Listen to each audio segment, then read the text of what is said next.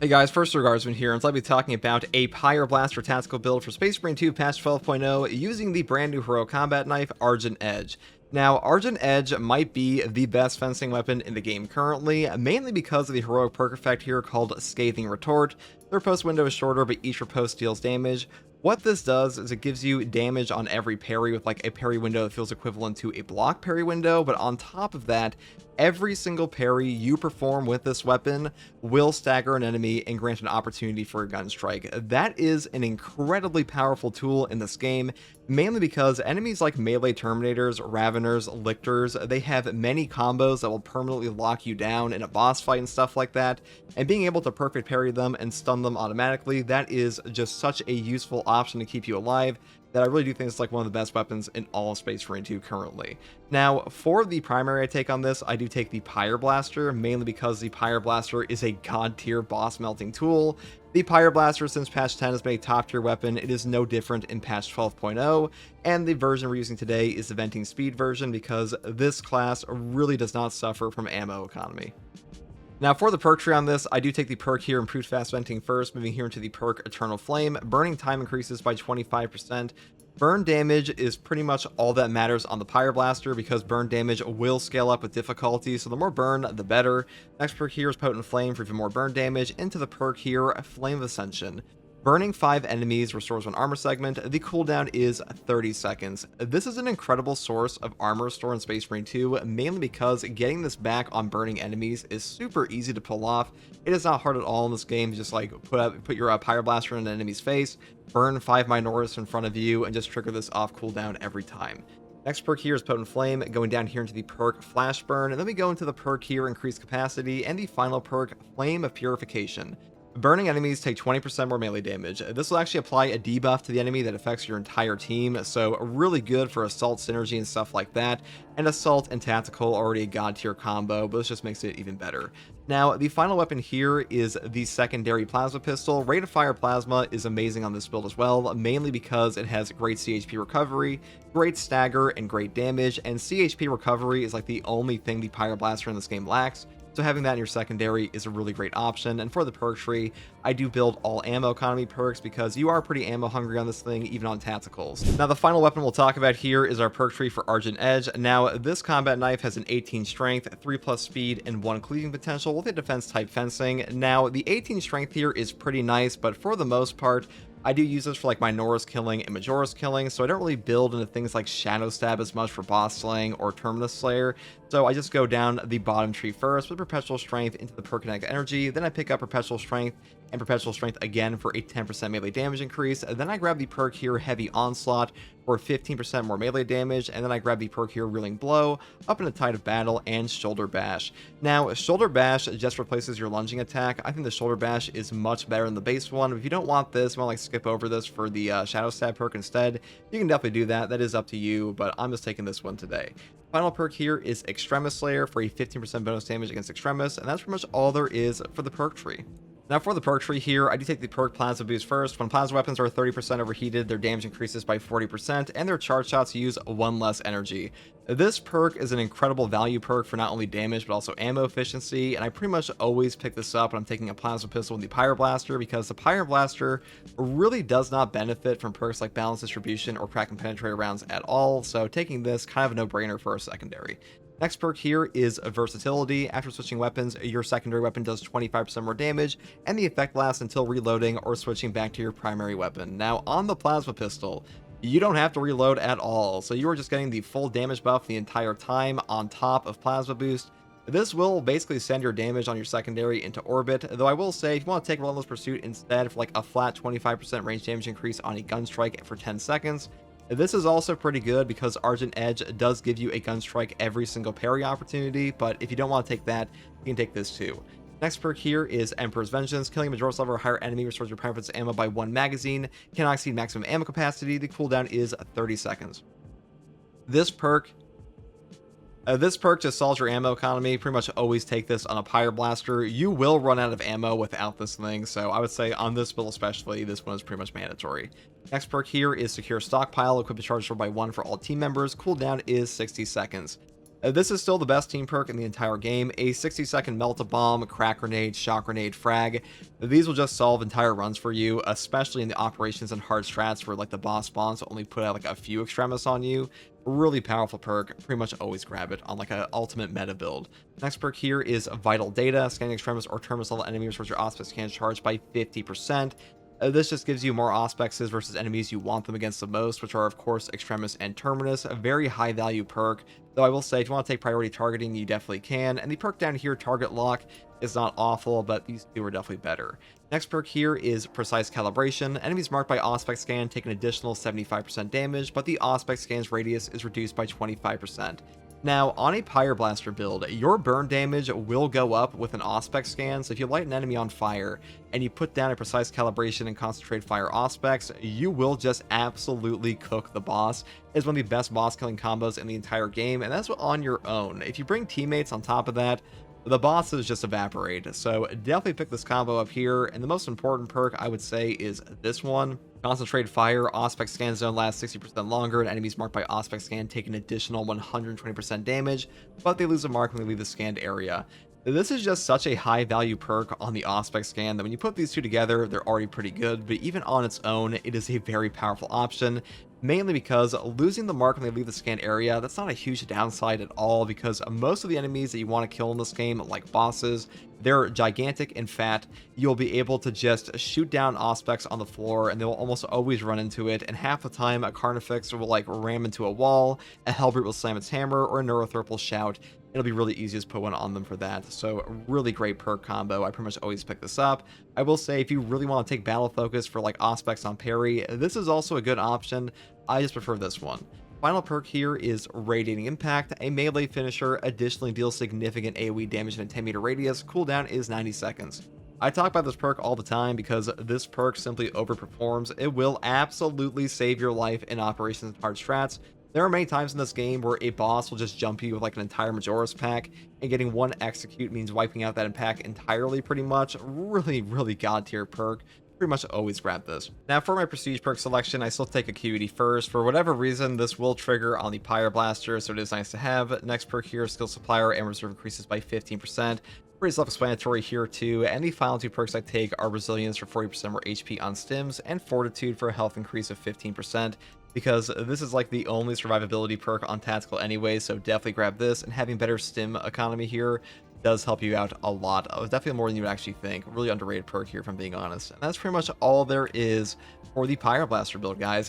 Hey guys, first Guardsman here. I'll be talking about a bolt rifle build for the tactical class in Space Marine 2 patch 12. Now, the bolt rifle is still one of my favorite bolter options in this game, and mainly because the ×2 headshot multiplier variant here has a tremendous amount of headshot damage. It feels a lot more like a mid-range DMR in this game, like a fully automatic weapon at some points. And the tactical, especially as a class, does make up for the major downsides of like ammo economy on this thing by having perks like Emperor's Vengeance, also just upping per shot damage with perks like Relentless Pursuit, Balanced Distribution, and Aligned Aim. Now, for the perk tree on this, I do take the perk Headhunter first. Headshots will deal 10% more damage. Moving here into the perk Adamant Hunter. When your health is below 30%, headshots will deal 25% more damage. This perk is incredible when it triggers. A 25% damage bonus to your headshot damage is very substantial in this game. The only problem here is that being below 30% HP on attack can like explode you at times, just keep that in mind. Next perk here is Fast Reload. Moving here into the perk Able Reload. After using a class ability, the equipped weapon instantaneously reloads.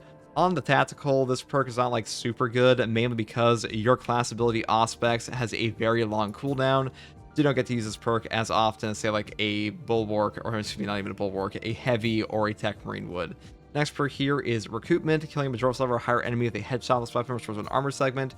The cooldown is 15 seconds. This perk is incredible. Armor restore built into your weapon is like top tier wherever you can find it. The ability to just pretty much get back one free armor against any Devourer or Sniper you're fighting will help you out tremendously. It really helps you avoid chip damage. That's why I really do like to take this one. Next perk here is Great Might. Up here into the perk Tactical Precision. Headshots will deal 20% more damage. Non-headshot damage decreases by 10%.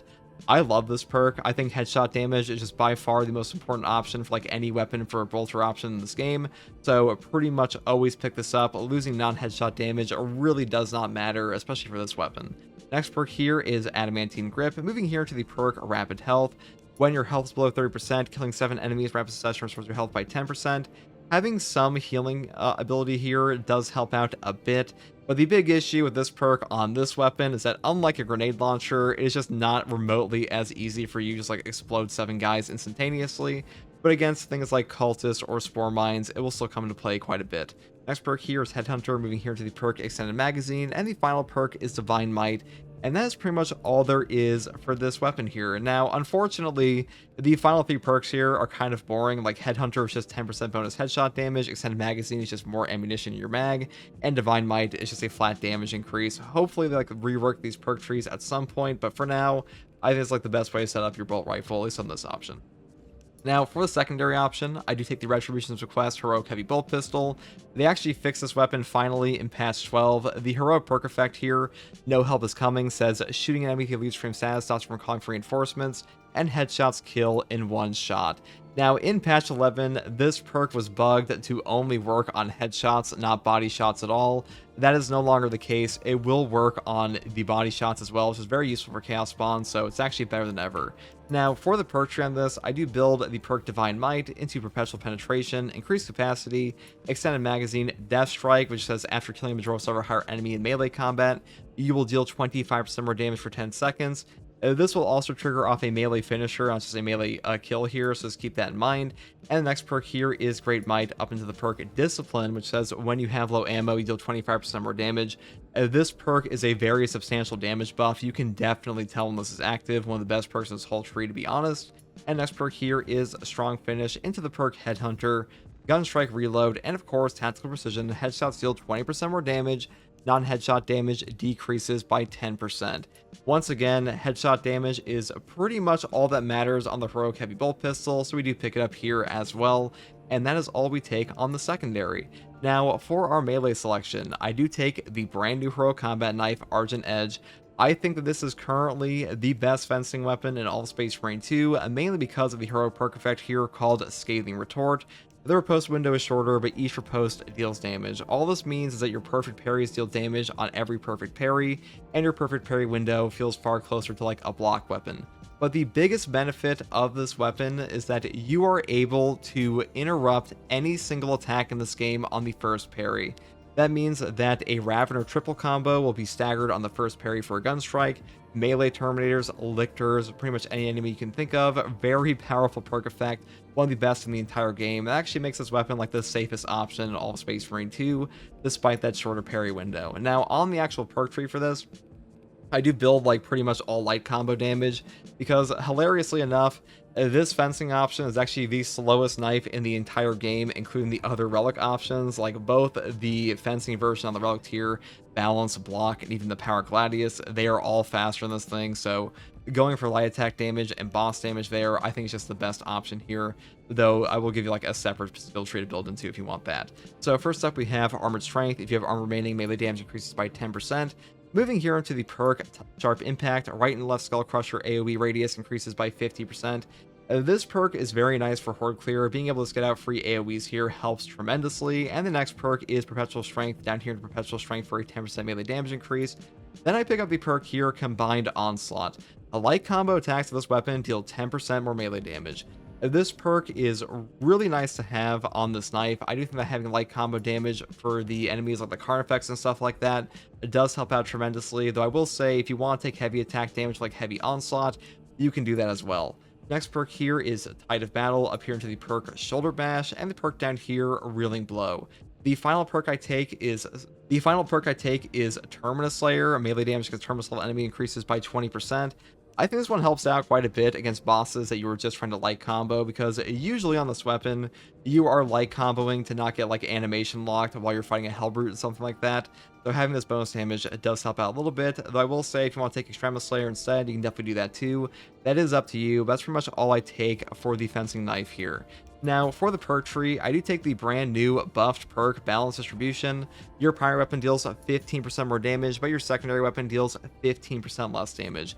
This is up 5% from patch 11.0. It does feel way better now. I think with the headshot here, it definitely helps out quite a bit. And a 15% damage bonus is pretty nice, and losing 15% damage on your secondary does kind of suck, but the heroic heavy bolt pistol one-shot effect with no help is coming will still take effect here, regardless of that damage loss, so it's really not as bad as it might seem initially. Next perk here is Relentless Pursuit. After a gun strike, range damage increases by 25% for 10 seconds. In patch 11.0, they buffed this up from a 5-second time period to a 10-second time period. Feels way better with that uptime, and on top of that, you will trigger gun strikes all the time because of Argent Edge, and Argent Edge really is just like the best weapon to combo with any gun strike build. Next perk here is Emperor's Vengeance. Killing a Majora's level or higher enemy restores your prime ammo by 1 magazine, cannot exceed maximum ammo capacity. The cooldown is 30 seconds. This perk will just completely solve your ammo economy on this weapon. Without this perk, the bolt rifle run out of ammunition all the damn time on this variant, so pretty much always pick this up. And the next perk here is Aligned Aim. Range damage increases by 15% for all team members. You know, I take this on pretty much every single bolt rifle build I ever take in the entire game. Really any bolter build I take. Mainly because having more range damage just feels really good in this game. Secure Stockpile is obviously better because a 60-second Melta bomb for your entire team is kind of on crack, but this perk just feels really fun to use. Next perk here is Vital Data, moving down here into the perk Precise Calibration, and of course Concentrated Fire, because these two perks combined will give you like the best boss nuking Auspex in the entire game. Is a 195% damage increase to your Auspex scan, which is very substantial. Final perk here is Radiating Impact. A melee finisher additionally deals significant AoE damage in a 10-meter radius. The cooldown is 90 seconds. This perk will save your life all the damn time. You pretty much always take Radiating Impact on this build and any tactical build, because without it, you will just be significantly less effective against hordes, because a free one-shot against Majora's on 90-second cooldown, that is incredible. It will save your life, and this one has bailed me out more times than I can count. Now for the Prestige perk tree, I do take Acuity first. Each consecutive headshot increases headshot damage by 3% up to 15%. The bonus lasts 5 seconds of that headshot. Pretty much, if you take a bolter weapon, you always take this perk because headshot damage is king. Next perk here is Skilled Supplier. Ammo reserve increases by 15%. Moving down here into the perk Resilience, Medicae stims restore 40% more HP, because having a better pickup economy on your stims does help out the survivability of tactical quite a bit.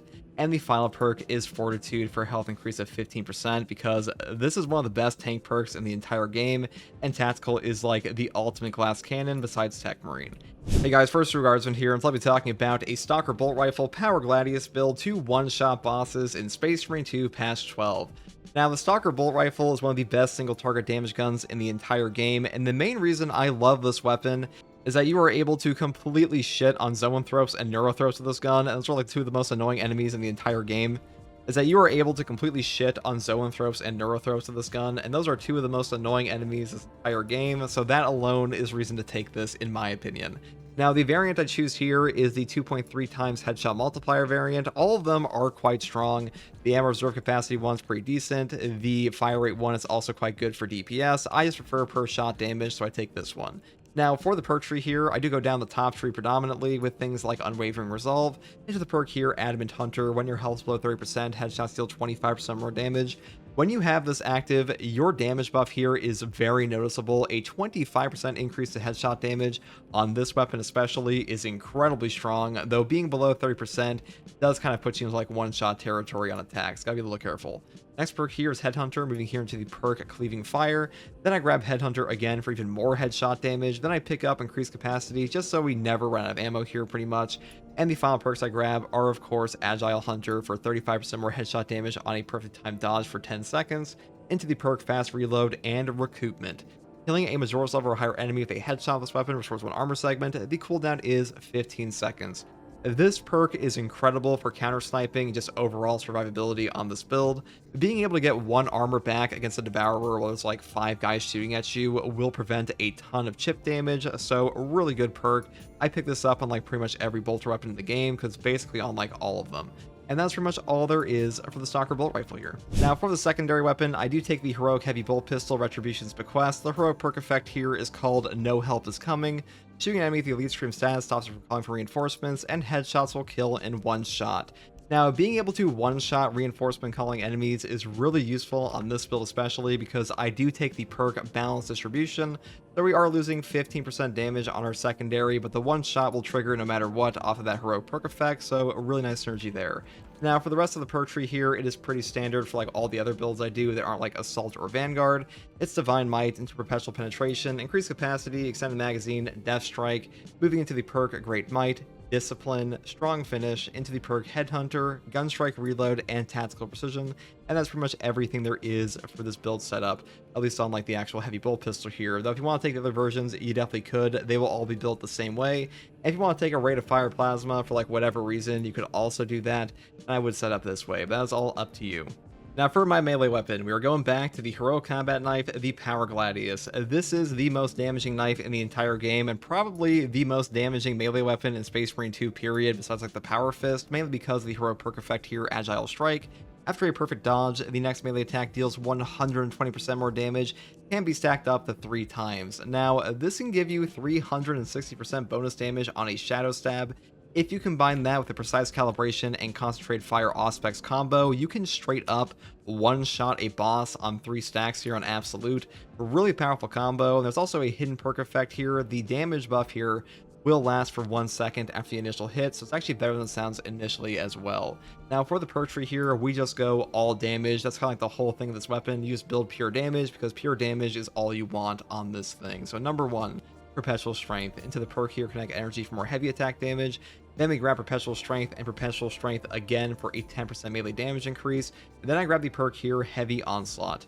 Heavy attacks with this weapon deal 15% more melee damage. This will also buff up your Shadow Stab, not just your base hits, so just keep that in mind. Next perk here is Reeling Blow, down to the perk Shadow Stab. This is the ultimate single target attack for the combat knife in Space Marine 2, so definitely pick this up on a Power Gladius. And the next perk here is Tide of Battle, finishing off with Terminus Slayer, so we can hit that breakpoint to one-shot a boss, and that is pretty much all there is for the melee weapon here.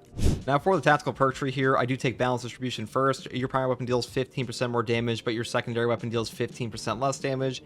They actually buffed this perk up this patch to have a 15% bonus instead of a 10% bonus on both the positive and negative effects here, which really does help out the Stalker bolt rifle a lot, and losing the secondary damage really isn't that bad. Next perk here is Relentless Pursuit. After a gun strike, range damage increases by 25% for 10 seconds. We do have a balanced weapon here, so getting gun strikes is quite easy, though I will say if you want to up your damage a little bit more for melee, you could take Heightened Vigor for no knockback and a 10% buff to your melee and gun strike damage on a parry, block, or dodge. Next perk here is Emperor's Vengeance. Killing a Majora's level or higher enemy restores your primary weapon's ammo by 1 magazine. Cannot exceed maximum ammo capacity. The cooldown is 30 seconds. Now, this perk just solves your ammo economy on this build. If you want to take Steady Aim or Emperor's Judgment, you could do that, but you do run the risk of running out, so just keep that in mind. Next perk here is Aligned Aim. Range damage increases by 15% for all team members. Building this on top of Balance Distribution, on top of Relentless Pursuit on a Stalker bolt rifle, means your damage goes through the roof on a Neurothrow boss with an Auspex on them, so a really good option there, though obviously secure stockpile for a 60-second Melta Bomb, Shock Grenade, Crack, or Frag is still a god tier option in the game, so if you want to pick this up, you definitely could. Next perk here is Vital Data. Scanning Extremis or Terminus level enemy restores Auspex scans charged by 50%. This just gives you more Auspexes against enemies you want to kill the most, which are Extremis and Terminus. And the next perk here is, of course, Precise Calibration for a 75% buff on our Auspex scan with a radius reduction of 25%, and Concentrated Fire for an Auspex scan zone lasting 60% longer, and enemies marked by the Auspex scan taking an additional 120% damage, but they lose the mark when they leave the scanned area. Now, when you combine these together for a 195% damage buff on your Auspex scan, you will just positively nuke bosses in this game. It's like the best combo on the tactical, in my opinion. I use it all the time, especially for siege mode. This one is a top tier option because damage is king, and this really does just enable your entire team kit to just nuke a boss. So really good here, and then losing the mark if they leave the scanned area, that really does not matter too much in this game, mainly because the bosses, like a Neurothrope, they will scream and stand still, a Hellbrute will slam a hammer, and a Carnifex will ram a wall, so there are a lot of opportunities just like put it on them. Next perk here is Radiating Impact. A melee finisher additionally deals significant AoE damage in a 10-meter radius. The cooldown is 90 seconds. This perk is also top tier. Being able to one-shot every Majoris in a pack during a boss fight may not seem like that much initially, but when you actually use it in practice, it will save your life all the time. It is far better than Signal Jammer and Mark for Death, though Mark for Death is not like a god-awful perk. This one just overperforms so much, you pretty much always take it. Now, for my prestige perk tree, I do take Acuity for headshot damage because we are using a Stalker bolt rifle, into Skill Supplier for more ammo, Resilience for more HP on stims, and Fortitude for a health increase of 15% because survivability is an issue for tactical, and HP increases in Space Marine 2 are very valuable. Hey guys, first Guardsman here, so I'll be talking about a double plasma build for the tactical class in Space Marine 2 past 12. Now, the Plasma Incinerator is a gun that probably needs a pretty fat buff in this game, but on the tactical class, you can kind of make up for the lack of damage this weapon has in base with perks like Plasma Boost, Relentless Pursuit, and of course, Aligned Aim. So I'll be building around that today. Now, the variant of this weapon I've chosen here is the rate of fire version because having a faster charge speed on this weapon, that's pretty much all you want. Like, without fast charge speed on the Plasma Incinerator, your gun feels like trash. Common shots are like garbage on this weapon, so just pick this one in my opinion. Now, for the perk tree on this, I do take Blast Radius first. A damage radius of charged shots increases by 10%. Moving here into the perk Rampage, after killing 7 enemies in rapid succession, you will deal 25% more damage for 10 seconds. The cooldown is 15 seconds. It's actually pretty easy to pull this perk off on a Plasma Incinerator, mainly because your charged shots do have a pretty decent radius of this perk, so nice synergy there.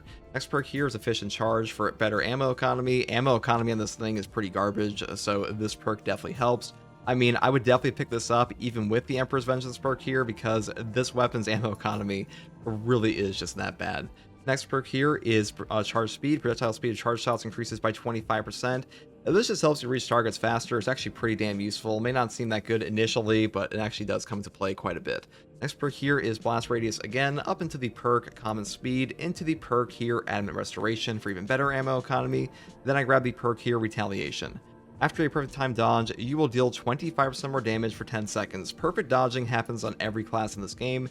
A 25% damage buff for 10 seconds is a substantial damage buff for a pretty long uptime. Really easy to trigger this. I think this one's actually far better than the perk down here, Perfect Radius. And even though you do skip over the perk Adamant Velocity here, when your health is below 30%, shots charge 25% faster. On this weapon and on this build, being below 30% HP on tack does kind of suck, so I do just prefer this one.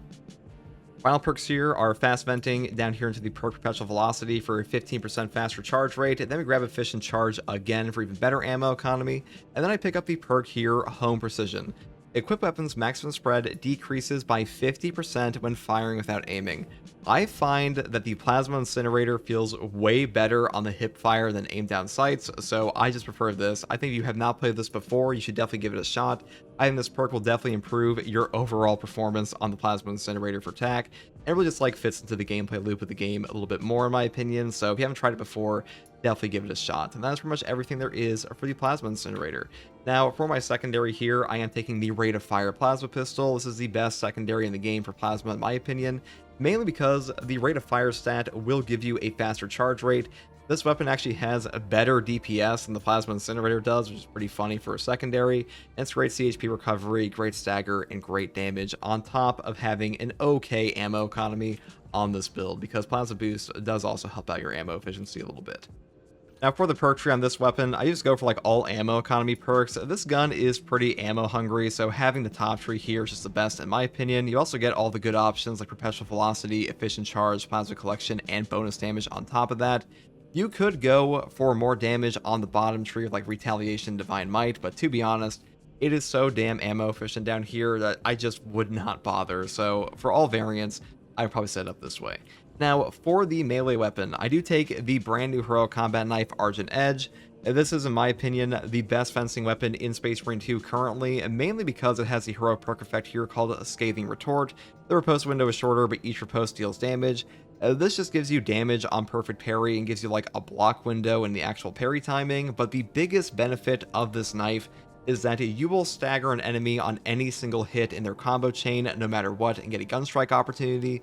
That means that the triple hit that will lock you down a Ravener will be stopped immediately. Melee Terminators, Lictors, Whip Warriors, this weapon is probably the best defensive weapon in the entire game at the moment, and I really would suggest it on like any build that you're trying to use fencing on at all, and like maybe any build with Relentless Pursuit perks in the first place. Now, for the perk tree on this, I just go for like all light combo damage. You don't have to do that, but the big thing about this weapon is it's very slow. You have a 3+ speed here, which is actually the slowest knife in the game currently, even among like the heroic and relic tier options. So going for light attack damage, I just prefer that. So the first perk I take here is Armored Strength, moving here into the perk Sharp Impact.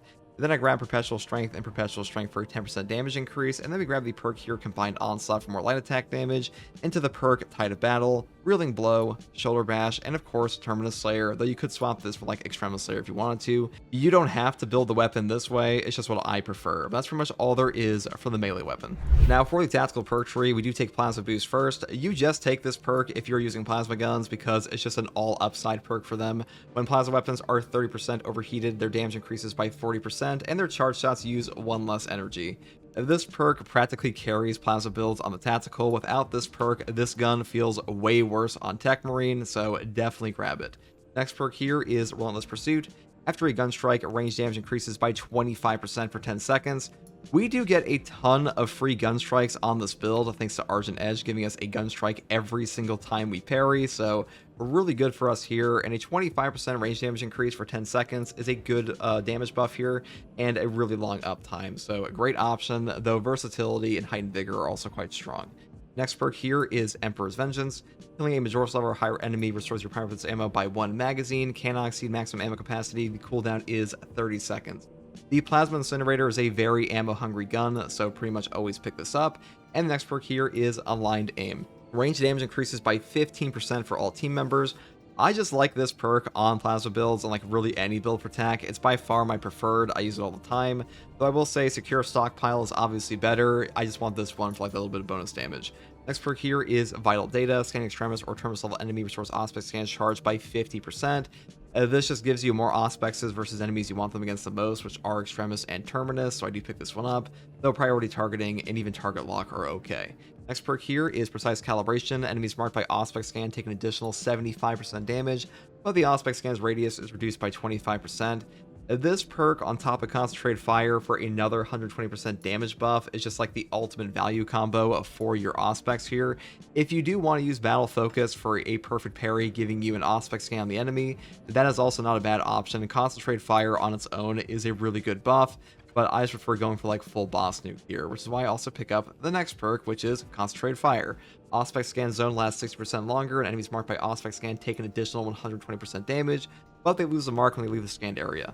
Them losing the mark does kind of suck sometimes, but usually enemies like bosses will scream, Hellbrute will put down its not Neurothrope hammer, its gigantic Hellbrute hammer and stagger itself to like have a free opportunity for that, and Carnifex is like to ram into a wall, so really easy to pull off. The final perk here is Radiating Impact. A melee finisher additionally deals significant AoE damage in a 10-meter radius. The cooldown is 90 seconds. This perk saves your life all the time. This is like one of the best signature perks in the entire game. It will straight up one-shot Majoris on Absolute and even hard strats at times, so really good perk. A 90-second cooldown is not that bad at all, and this one will pretty much bail you out of the worst situations in the game. Signal Jammer also sucks, and Marked for Death needs like a serious perk rework, so definitely pick this one up. Now, for our prestige perk options, I do skip over Acuity on this build. I know I have it like selected here, but I do skip it over for the actual build here by taking Skill Supplier instead, going down to Resilience, Fortitude, and Spare Power, because Second Look and Exigency Charge both suck, and Acuity does nothing for us on this build, so having these 4 perks is like the only proper setup in my opinion. And that's pretty much all there is for this build, guys. Hopefully this build guide helped you. Plasma may not be as strong as it was at like the launch of the game, just because other things have become far stronger, but still pretty good on TAC. TAC does have a lot of range damage perks that do kind of like carry the lower tier weapons in the game, and hopefully you have a better idea of what you want to build on this one. Hey guys, First Guardsman here, so I'll be talking about a Melee Kato build for the tactical class in Space Marine 2 patch 12.0. Now, this patch has brought us the ultimate balance buff. All the balance weapons now have a base damage buff and feel way better now. I actually prefer balance in a lot of cases over block, because currently in base, their base damage is superior to block without like adrenaline surge charges, which is pretty damn fun to use, and this whole build is kind of like a melee hybrid anyway, so it really fits our playstyle here. So for the perk tree on this, I do take Perpetual Strength first, moving here into the perk Swift Recovery. Heavy attacks restore 100% more contested health, applies to the following attacks: Quick Punch, Front Kick, Shoulder Bash, and Stomp. This is already one of the best perks on the blockchain sword, but on the balanced version where you have 7 speed, you get out a ton of heavy attacks on this weapon, and having double CHP recovery on that feels incredible. Next perk here is Perpetual Strength, up here into Perpetual Strength again for a 10% melee damage increase, and then I pick up the perk Reverberating Impact. Stomp AoE radius increases by 50%. Having better stomps will help out this build, even though we don't take the perk here, Trampling Stride. Next perk here is Combined Onslaught, down here into the perk Heavy Onslaught for more heavy attack damage and light attack damage. And the perk down here is Full Throttle. Now, Full Throttle's charge attack kind of sucks, but the main reason we take this is for the combo skip, and that's why I pretty much pick this up on any build that's not the heroic version. Next perk here is Hard Target, and the final perk is Majora's Slayer for 10% bonus damage against Majora's. This is a pretty standard setup here, though if you want to skip over these two perks, you could go down here for the perk Minora's Slayer and the perk Extremis Slayer, but that is up to you. Now, for my primary weapon here, I do take the ammo reserve option of the fully automatic Bolt Carbine. This is my preferred automatic variant, mainly because you kind of circumvent the 2 accuracy here with the perk Home Precision. This one says equip weapons maximum spread decreases by 50% when firing without aiming. This makes it so your hip fire is far more accurate than your aim down sights, which is really good for this weapon because usually you're very close anyways on this option, and this weapon also has an increased headshot multiplier while within like 10 meters of an enemy, so a really good synergy here. Now, next perk is Headhunter, over here into the perk Rapid Health. When your health is below 30%, killing 7 enemies rapid succession restores health by 10%. This is not too difficult to trigger. I will say it is easier to trigger on things like Cultists and Spore Mines, obviously, but like even against Hormagaunts and stuff like that, it will function. Now we go through here into Home Precision, like I said before, and then we go into the perk Divine Might for a 10% damage buff, and the rest of the perks are pretty self-explanatory with Headhunter for 10% bonus headshot damage, up into Headhunter again, Extended Magazine, Divine Might once again, increased capacity for more ammo, Magazine Restoration for even more ammo on low HP, and the final 2 perks are Adamantine Grip for recoil reduction, and then Divine Might again for a 10% damage buff. Now, if you do want to take the Emperor's Vengeance perk here instead of Emperor's Judgment like I'll be taking, you can pick up the perk Recoupment instead and like skip over these 4 bottom ones. I think the 4 bottom perks here are really good for like your ammo economy and like a little bit of bonus damage, but if you want to go for like a bit of a safer build, you can go up here with like Cleaving Fire, Adamant Hunter into Recoupment, because getting armor back on a headshot is really useful in this weapon even at point blank. So that is up to you. That's pretty much all there is for the Bolt Carbine. Now, for the secondary option, I do take the Retribution's Bequest Heroic Heavy Bolt Pistol. This is my favorite secondary in the game currently, besides the Inferno Pistol, but unfortunately the Inferno Pistol is not on the tactical at the moment, so we're taking this one. The heroic perk effect is called No Help Is Coming. Doing enemy with the stream status stops from calling for reinforcements, and headshots will kill in 1 shot. Now, on this build, I am taking Balanced Distribution to give us 15% bonus damage to our primary, but we do lose 15% damage on our secondary, and that's why this bolt pistol is so good to me, because we get free insta-kills no matter what. It doesn't matter if we lose 15% damage on this build. It is just a really powerful perk effect, and you actually don't realize how many enemies in Space Marine 2 just call for reinforcements randomly until you play with this and then take it off, so a really good option. Now, for the perk tree here, I do take Divine Might first into the perk Perpetual Penetration. I think the bottom tree here is far better than the top tree options, at least initially, mainly because things like Rapid Health on the secondary here, this kind of sucks. It's way better on a primary, and having more ammo and more damage is far better in my opinion. And we also get one of the best damage perks in the entire tree with Death Strike. After killing a Majora's level or higher enemy in melee combat, you will deal 25% more damage for 10 seconds. Now, this is a really nice damage buff for a pretty long uptime. Now, keep in mind, you do have to have your weapon equipped to actually trigger this, and if you swap off your weapon, you will lose the effect, but it will also trigger off a melee finisher on just a melee kill, so better than actually sounds initially. Next perk here is Great Might, up into the perk Discipline. When you have low ammo, you deal 25% more damage. This perk comes into play pretty much all the time on basically every variant of the heavy bolt pistol, as a matter of fact, it's like the ammo reserve, firepower, or whatever.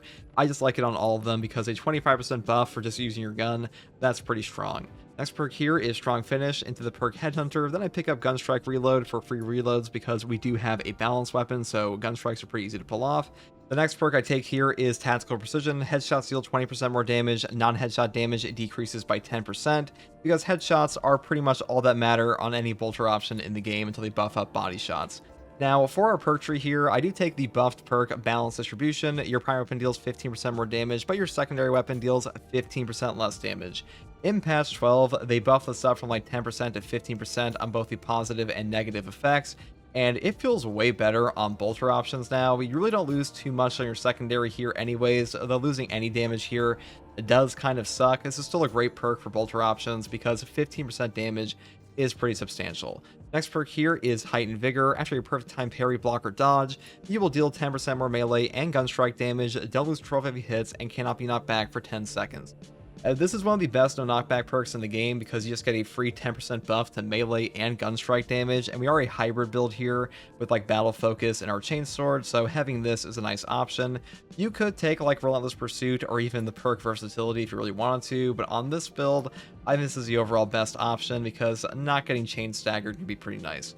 Next perk here is Emperor's Judgment. After a finisher, the equipped ranged weapon reloads automatically, and your ranged weapons deal 20% more damage for 10 seconds. I like this perk a lot when you take a bulk carbine with the ammo reserve option. This weapon is actually very ammo efficient on its own. We build down here into the ammo perks, so taking this is just a free reload and damage buff, and you really don't run out a lot even in solo, so in teams it is even better. Next perk here is Aligned Aim. Range damage increases by 15% for all team members. I talk about this perk all the time. I love range damage increases on bolter weapons. I think it makes them feel way better. So having this perk, I think is kind of a no-brainer for me, though I say it every time as well that contested health, or excuse me, not contested health recovery, that is good here, but Secure Stockpile is a god tier perk in this game. So if you want to go for like the ultimate meta build, this is better. I just prefer Aligned Aim because damage is fun. Next perk here is Priority Targeting. The mark from Auspex Scan lasts 8 seconds longer, base 8, but Auspex Scan ignores my Norris level enemies. You could take this or Vital Data, they're both pretty damn good. I just want to like switch it up a bit here today, so I'm taking this one. And next perk here is Battle Focus. A perfect time parry or block, it gives the parried enemy a mark from Auspex Scan. And this has pretty good synergy with the Bulk Carbine because let's say there's a Lictor in your face and you perfect parry them, you get an Auspex on them and you just shoot them in the head with your Bulk Carbine. So really good, just get like a free damage buff off on an enemy like 2 feet in front of you. Next perk here is Concentrated Fire. Auspex Scan Zone lasts 60% longer, and enemies marked by the Auspex Scan take an additional 120% damage, but they lose a mark when they leave the scanned area. This perk is pretty much mandatory for me in my opinion, mainly because having a 120% damage buff on your Auspex makes it way more effective, and a longer lasting Auspex also feels really good in this game, and having enemies lose the mark when they leave the scanned area, to be honest, that hardly matters at all to me. We're already applying like free Auspex scans like independent of this on the battle focus anyways, so I think this one's just like a pure value machine, and the other perks up here like Close Targeting and Expert Timing are not like god awful. I just think this one's a bit better. Next perk here is Radiant Impact. A melee finisher additionally deals significant AoE damage in a 10 meter radius. The cooldown is 90 seconds. This perk is godlike. On a lot of builds for tactical, you don't have like a straight up horde clear AoE explosion. This will one-shot Majoris around you, and that may not sound like it's that good initially on a 90-second cooldown, but it actually winds up saving your life all the time, because being able to blow up an entire Majoris pack in a boss fight when there's like a Carnifex and 5 Sword Warriors around you, that is definitely a good thing to have. So definitely pick this one up. It's by far the best signature perk currently. Now, for the prestige perks here, I do take Acuity for headshot damage because kind of a no-brainer for our Bulk Carbine, Steel Supplier for more ammo, Resilience for more HP from our stims, and the final perk is Fortitude for a health increase of 15%. And that's pretty much all there is for the Malum Kato build. I think this build is actually pretty damn fun. The Bulk Carbine in like pretty much every variant is a good option currently in patch 12, and hopefully this build guide helped you. And if you like content like this, subscribe for more, and as always, thank you for watching. Take it easy. Bye. Hey guys, first regardsman here, and I'll be talking about a Death Watch buffed Xenophase blade build for the Assault class in Space Marine 2 patch 12 using Furious Strikes, Wings of Flame, and Commitment. Now, Assault this patch, he is a top tier class for sure. He was already in like the S tier in my opinion, but these days it is just undeniable. This guy is kind of on crack now against both Chaos and Tyranids. The perk here, Commitment and Furious Strikes, is just such a ridiculously powerful combo, and on top of that, he also has a perfect animation cancel whenever he jump pack dashes. And what that means is if you are locked in animation and you use your jump pack dash to dodge at all, you will just cancel out of whatever you're doing. So it is super good in a clutch situation. It will save your life all the time, and it's also usually free because Furious Strike says hitting an enemy with an attack after a jump pack dash restores jump pack ability charged by 1, cooldown is 10 seconds.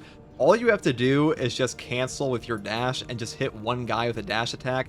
Doesn't matter if it's like a Majoris, a Minoris, or anything, you will just get back that jump pack. Really great for like a pinch, and a cooldown of 10 seconds is pretty much nothing, and really the skill cap in this class went way up this patch, and he is super fun to play, if like a bit harder on this build. Now, for the weapon here, the Xenophase blade also got buffed up and now has a slightly higher base strength. They upped it by 10%. They did this mainly because the other balanced weapons got buffed, and this one would have been left behind, and that would have kind of sucked, and now it feels way better as well. The heroic perk effect here is called Ancient Technology. Power rake waves are wider and deal 20% more damage. This is already a pretty good option for like an overcharge build because the 25% multiplicative damage increase of this perk will affect your power rake, which is a very strong damage increase on top of that. And now with this base damage increase, you will start to like two-shot a lot of enemies in the game. Now, for the perk tree, I do take Armor Strength first, moving here into the perk Master of Offense. After you switch a sword combat style, you will deal 20% more melee damage for 5 seconds. The cooldown is 10 seconds. This perk is really good for getting off like one free 20% boost on a power rake, because usually in Space Marine 2, when you're using the power sword, you will do a dash attack, or you do like a jump combat switch into a dash attack, and then immediately follow up with a power rake, and that is enough for a 5-second period of time to do like one power rake with this buff. Pretty good synergy there. Next perk here is Perpetual Strength for a 10% melee damage buff. Then I pick up Tranquility into the perk Melee Onslaught for a flat 10% melee damage buff. And then we grab Hard Target, the perk here Cutting Edge for 50% more damage on our power rake. And then I grab the perks Extremis Slayer, Majoris Slayer, and Terminus Slayer. And then I pick up Power Restoration, though you could pick up Speed Restoration. That is up to you. This is just like up to preference. Both of these just double your CHP recovery on the respective weapon type. So, you know, that is up to you. That's pretty much all there is for the Xenophase blade. Now for the secondary weapon here, I do take the Vanguard champion skin firepower standard bolt pistol. Why? Because this weapon has suppressed sound effect and it sounds really cool in this patch, which is why I want to use it. And we are building for a Vanguard Deathwatch after all. And for the perk tree here, I go down the bottom tree first for Great Might into the perk Retaliation. After a perfect time dodge, you will deal 25% more damage for 10 seconds. We are a Wings of Flame build here, so using this perk is just super useful for us. Though if you want to go up here for like better flat damage, you can. You can go all the way down into the perks like Divine Might, but I do think that this one's a little bit better for our build here. Next perk is Iron Grip, up here into the perk Gunstrike Reload, and then we take the perk Increased Capacity because our ammo reserves are not like super amazing on this option without this. And then I grab the perk here Headhunter into the most important perk Elite Hunter. After killing a Majoris level or higher enemy with a melee weapon, headshots will deal 50% more damage for 10 seconds. Now, all you have to do to actually trigger this is just get a melee finisher on an enemy. You don't have to actually melee kill them. It will work for both though, and also you have to have the secondary equipped to actually trigger this, but on the assault that doesn't really matter because you don't have a primary, so it's pretty much just up all the time after an execute. A really amazing perk. This perk kind of carries the bolt pistol in general, so definitely pick it up. Next perk is Headhunter, and the final perk is Extended Magazine. That's all there is for the secondary. Now for the Assault perk tree, I do start off with something a little bit more dangerous here than Armor Reinforcement, which is the perk Overcharge. Damage from held and charged melee attacks increases by 25%. This is one of the best melee perks in the entire game. It's a 25% multiplicative melee damage bonus to like some of the heaviest hitting attacks in the game, and especially with the Xenophase blade, you are all about the power rakes with Ancient Technology, so buffing those up is super damn useful and stacks very well. And at the moment, you can hit a ton of guys, even on Chaos and Tyranids, for a tremendous amount of damage with this perk. It is my preferred in the Xenophase, and it's really damn fun to use. Now, if you do take this perk instead of Armor Reinforcement, because this one is still totally viable, you can still use this versus Chaos and Tyranids and be just fine. But if you don't take this one, I would definitely pick up Defense Mechanism like I did, because having a slower CHP fade will just make it way easier to just stay alive and not lose HP, especially when you don't have any armor bonus on. Next perk here is Active Attrition. Enemies hit by damage from melee attacks executed while sprinting or dashing take 25% more damage for 5 seconds. This is just a free damage debuff on the enemy. So basically what happens is when you do your lunging attack on a jump pack dash or like a normal dash attack, you will then apply a 25% damage taken debuff on the enemy for 5 seconds. That will also affect gun strikes, so pretty good catch-all here. If you want to take like the perk here, Knowledge of the Enemy or Perseverance, you can. They're all decent options. Next perk here is Strategic Strikes. All teamers deal 20% more melee damage against extremists and terminal enemies. I would say it's really between this perk or Proven Efficiency still for a 30% increase in your gun strike damage. Both are quite good on this build. I just want to go for full melee on top of active attrition into my power rakes, which is why I picked this one up. Next perk here is pretty much mandatory in my opinion with Furious Strikes. This perk is brand new and it is godly. This is one of the best perks they've ever added to Assault. It may not be the easiest to use for some players. I do think the perks like Smiting Angel, Zealous Blow, and Pride and Duty are an easier combo for most. But if you are comfortable using Wings of Flame, if you know how to use the jump pack dash properly, this is by far the best option. It lets you go jump pack positive even, because basically if you use the perk here, Commitment, which says a perfect time dodge using a jump pack dash for jump pack's ability charged by 1, you will be able to then go into a jump pack dash attack immediately off the free jump pack here, which means you are now up effectively 1 jump pack for like 2 total charges, which is very, very strong. And that allows you to do things like go back into a ground pound and just kind of like cycle back into this. So really good for Wings of Flame builds. And now they are just a godly combo, and they're already pretty damn strong. Next perk here is Wings of Flame. A jump pack dash damages enemies' launch trajectory and always works as a perfect dodge when dodging an attack. This perk is just free damage against Majoris, Extremis, and even bosses. You don't have to take this perk if you don't want to, because Furious Strikes and the perk down here, Commitment, do work on their own, but this perk does just make it way more effective and far easier to pull off, so kind of a no-brainer for this build. Next perk here gives you 30% more damage for 10 seconds on a perfectly timed dodge using a jump pack dash. This is just a free damage catch-all. It is nice for your range damage and melee damage, and does help out against bosses and stuff like that. And Pride and Duty and Diligence still work on this build. I just think this one's a bit better. And that's pretty much all there is for the perk tree setup here. Now, for our Prestige perks, so number 1, Unyielding Oath. When charging a ground pound, you become invulnerable for 3 seconds. This perk will save your life all the time. It pretty much makes the entirety of your jump pack ground pound invulnerable, because you already have iframes on the landing. If you have iframes on the trajectory as well, it's pretty damn hard to die the moment you go up, so definitely pick this up. Now, in patch 11, we would take Adrenaline Boost, but in this patch, we're going to be taking Hammer of Wrath instead. Now, this perk got added to the Prestige perk tree this patch here, and this one says after using your jump pack, you will take 30% less range damage, and you don't lose control heavy hits, and you cannot be knocked back for 15 seconds. This one is up pretty much 24/7. It will trigger off a jump pack dash, not just like a ground pound, so you'll pretty much have this up all the time, and that makes Adrenaline Boost completely redundant, because you'll have no knockback active from this for even longer. And I pretty much always pick this up, because a 30% range damage reduction for free basically is incredible in this game, and this one will save your life, especially versus Chaos. Now, the next perk I take here is Fortitude. Health increases by 15%, because health increases in Space Marine 2 are very valuable. And the final perk is up to you. You could take Scramble Targeting or Practice Aim. Practice Aim is pretty good, that's what I took here, but Scramble Targeting will up you to like a potential 50% range damage reduction, which is incredible against Chaos. So if you want to do that, you definitely can, but that is up to you. That's pretty much all there is for this build, guys. Hey guys, first Guardsman here, and so I'll be talking about a Heroic Thunderhammer build for the Assault class in Space Marine 2 patch 12.1. Now, the Heroic Thunderhammer is actually the best fencing hammer in the game, mainly because the stat spread here is just a strict upgrade over the Relic tier, and because of our low base damage on fencing options, I do generally build around gun strike damage for these builds, so we'll be doing that today. Now, for the perk tree here, we do have the Heroic perk effect, Electrified Thunderclap. Fully charged attacks leave behind a shock grenade effect. Now, on the Assault class, this will actually leave a shock area on your ground pound as well, and it will also leave a shock area for any aftershock slam you do. This will not function for ground slam at all, ground slam being like the basic heavy attack of the Thunderhammer, and ground pound being the jump pack ability of your Assault. It can get a little bit confusing, but the big thing here is your ground pound, that will leave a shock area, and aftershock, which is the charge attack of this weapon, will also leave a shock area for every single smash. So Aftershock improved to give you 2 shock areas, and you also don't have to charge them up at all. It's like any amount of charge. So the description here is actually a little bit incorrect, but that's how the Heroic perk effect works. Now, for the main perk tree, I do take Perpetual Strength first for a 5% melee damage increase. Then I pick up the perk here, Fast Preparation.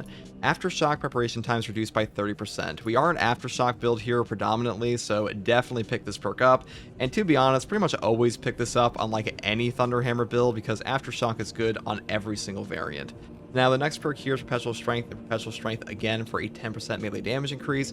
And then I pick up the combo Shattering Impact and Seismic Chain. Seismic Chain just gives you an additional Ground Slam after the initial one, and Ground Slam is the base heavy attack of this weapon. Like you go light attack into a charge attack, and you immediately get this out. You can do another charge attack after that.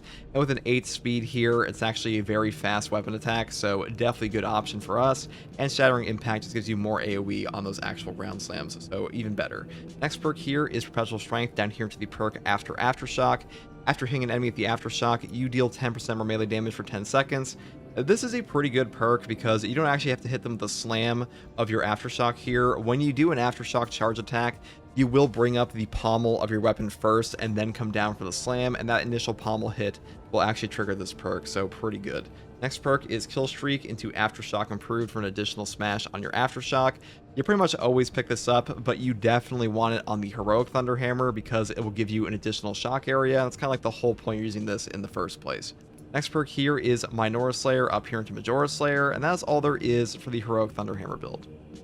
Now for the secondary, I do take the Heroic Heavy Bolt Pistol, mainly because this weapon has the highest gunstrike damage in the entire game, and I am building around gunstrikes on this build today.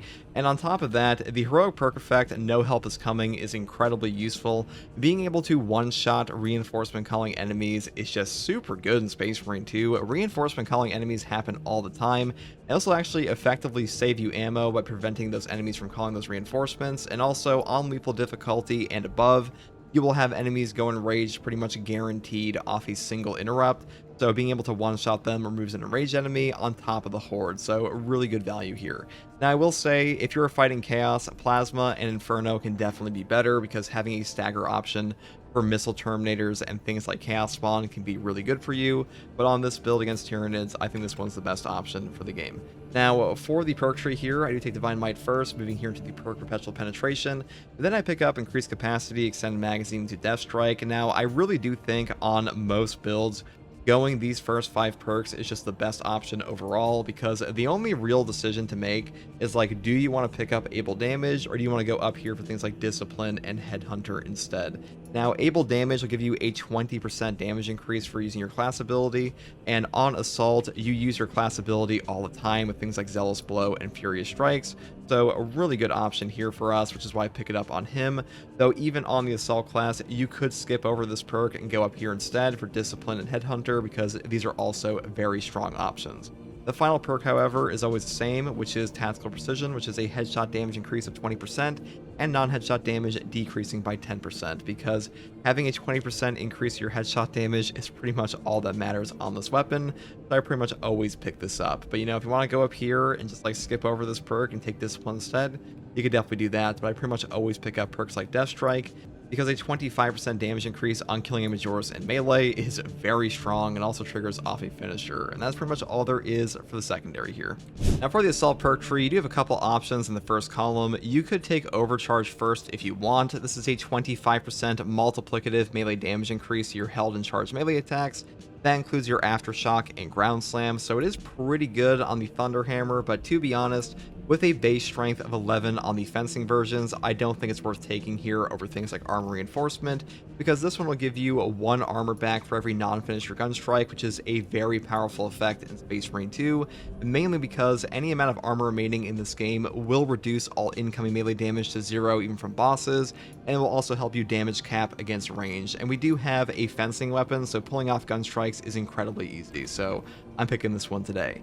Next perk is Auxiliary Arsenal. Secondary weapons damage increases by 20%. You can really take whatever you want in this column. They are all top tier effects. Defense Mechanism is amazing for survivability, and Consecutive Execution can give you 90-second Melta Bombs, which are incredible in this game as well. And mainly because a Melta Bomb will just remove a Lictor, Ravener, Melee Terminator, and stuff like that from the game for you, so a really powerful effect. Next perk here is Active Attrition. Enemies hit by damage from melee attacks, executable, sprinting, or dashing take 25% more damage for 5 seconds. This applies a debuff to the enemy hit that will affect them for your entire team, and on top of that, it will also buff up your gun strike damage dealt to them, so pretty great for us all around. And we are taking things like Furious Strikes and Commitment on this build later, so really good synergy there on top of that. Next perk here is Proven Efficiency for 30% more gun strike damage because we are a gun strike build, and the next perk here is Furious Strikes. Hitting an enemy with the dash attack after a jump pack dash restores jump pack's ability charge by 1. The cooldown is 10 seconds. This perk is just god tier in patch 12 and patch 12.1. If you have this with Commitment, you can go jetpack positive. That means the jump pack dash you get for free off of this perk can then lead into a jump pack dash attack, and that will give you an extra jump pack on top of it.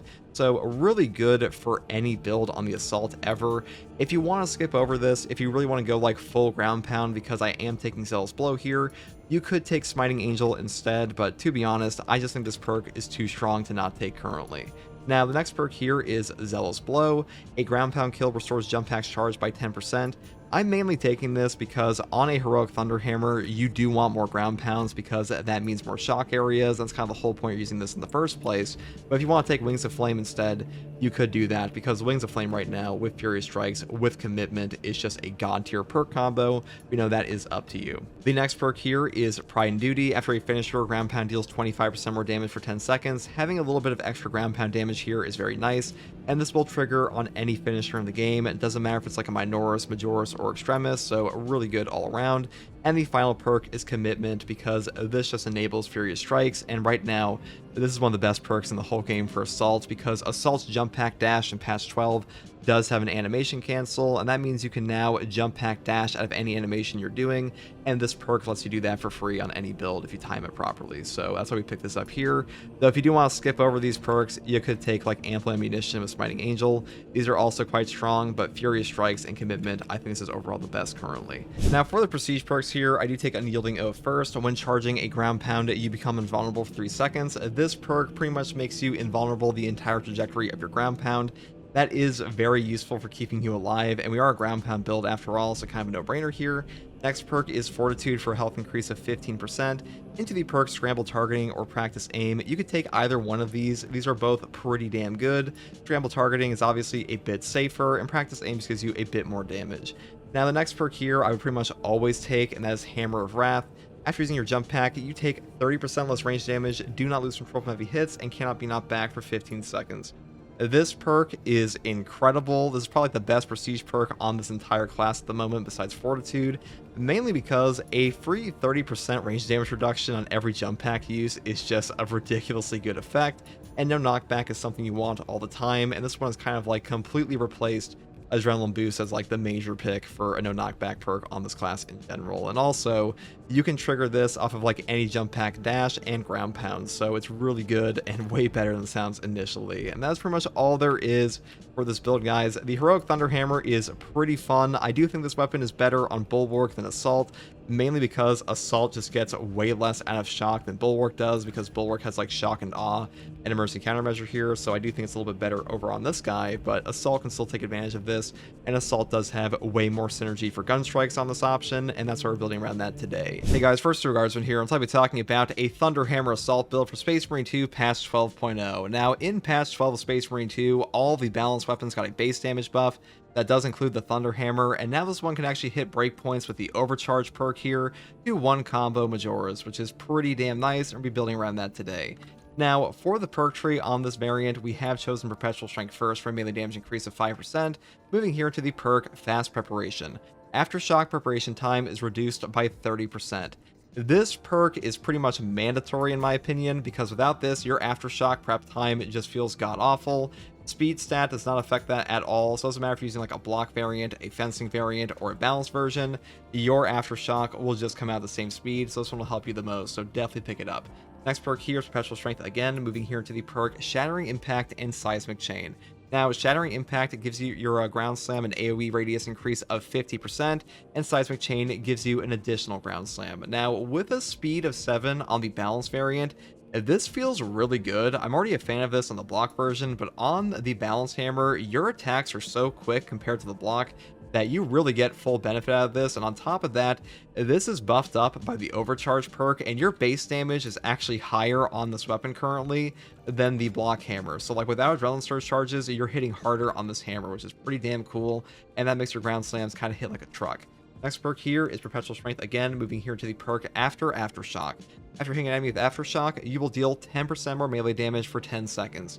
Now, the way Aftershock works in this game is that the first attack of your Aftershock is actually you bringing up your hammer, and because of that, if that hammer hit actually hits, or like the pommel I should say, if the pommel hit of your hammer hits when you're bringing it up for the Aftershock slam, you will get the 10% damage bonus off of that. So just keep that in mind, way better than it sounds initially.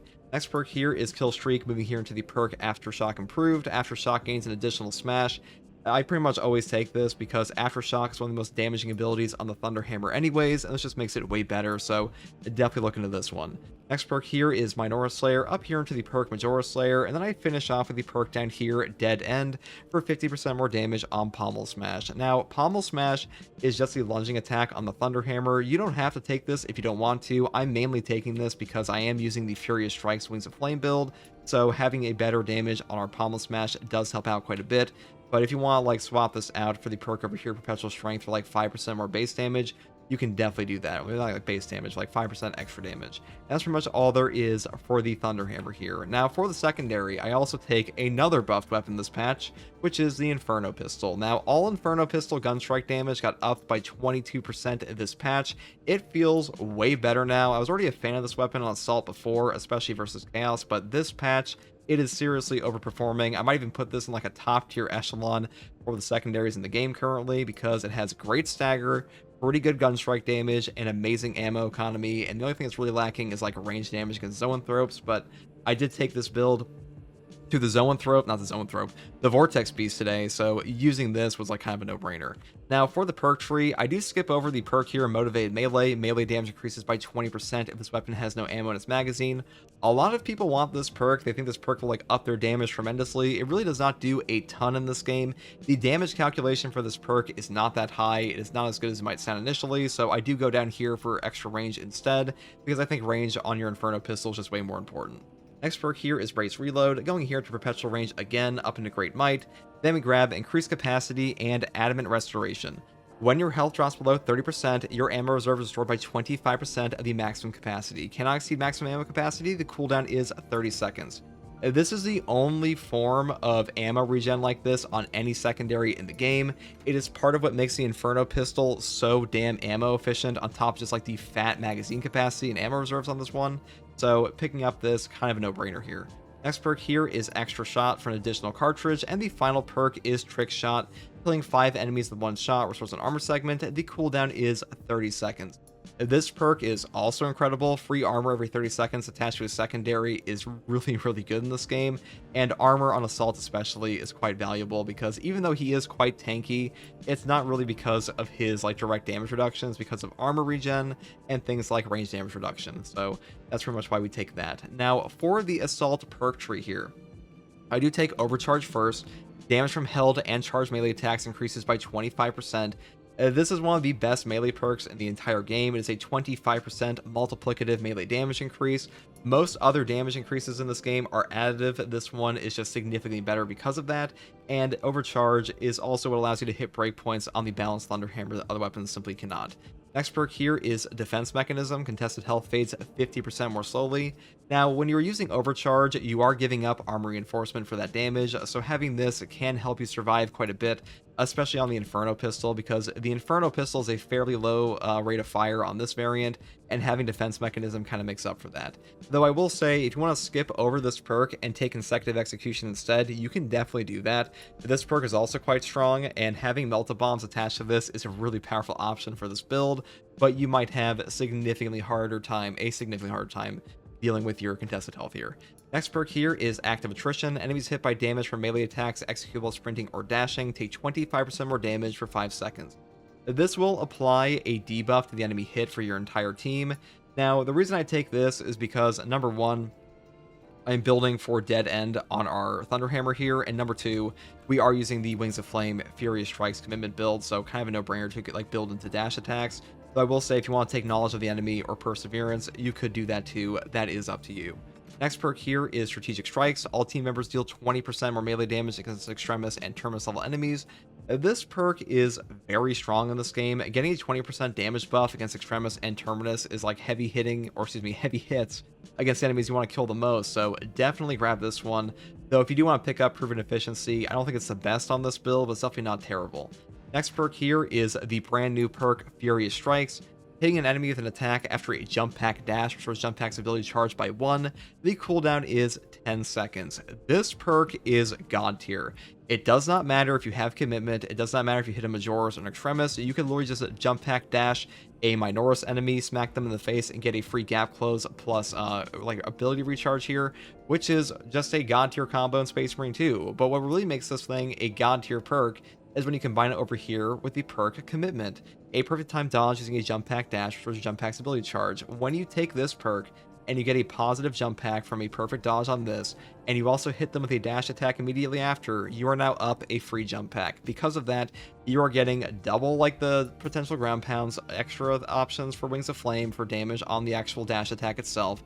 And Wings of Flame is already a really good perk in this game. When you go jetpack positive with Furious Strikes on top of that, it is just so much free damage that you will melt bosses like Carnifexes, you will melt bosses like Hellbrutes, you will melt the Vortex Beast, which I do in this video, so hopefully this gives you a better idea of how you want to actually play this. Now, the next perk here is, of course, Wings of Flame. A jump pack dash damages enemies along trajectory and always works as a perfect dodge when dodging an attack. Right now, this perk gives you so much free damage because of how many extra jump packs you're getting off of Furious Strikes and Commitment that not taking it is kind of insane. You could take Zealous Blow with this build. I would probably only take Zealous Blow on Siege mode, but in like operations, Wings of Flame is just way better right now. You get so much free damage off of this, it's just kind of a no-brainer. Next perk here is Aerial Grace. After a perfect time dodge using a jump pack dash, you will deal 30% more damage for 10 seconds. We are a jump pack dash build, so 30% damage buff here, pretty nice. And the final perk is Commitment for the reasons I previously mentioned, and that's pretty much all there is for the main perk tree. Now, for the prestige perks, I do take Unyielding Oath first. When charging a ground pound, you become invulnerable for 3 seconds. This is just nice for like the occasions you do actually use a normal ground pound. All you have to do is hold your ground pound button for like a split second here, and you will just immediately start charging up your Thunderhammer, and because of that, you'll be basically invulnerable the entire trajectory of your landing, which is really nice in this game, and I do think it's better like Adrenaline Boost right now and Duelist, though if you want to take Duelist, you definitely could. Next perk here is Fortitude for health increase of 15%. Then I pick up the perk Practice Aim for range damage increase of 15%. And the final perk I grab is Hammer of Wrath. After using your jump pack, you take 30% less range damage and don't lose control from heavy hits and cannot be knocked back for 15 seconds. This is just the new God perk on the Prestige perk list for Assault. This has practically just replaced Adrenaline Boost for me and like most players, because this will trigger off of every single jump pack use, and that includes jump pack dash. So every free jump pack you get, you are getting a 30% range damage reduction, and you are also getting no knockback for 15 seconds. That is just such a value combo. That makes you so damn tanky against so many enemies in this game.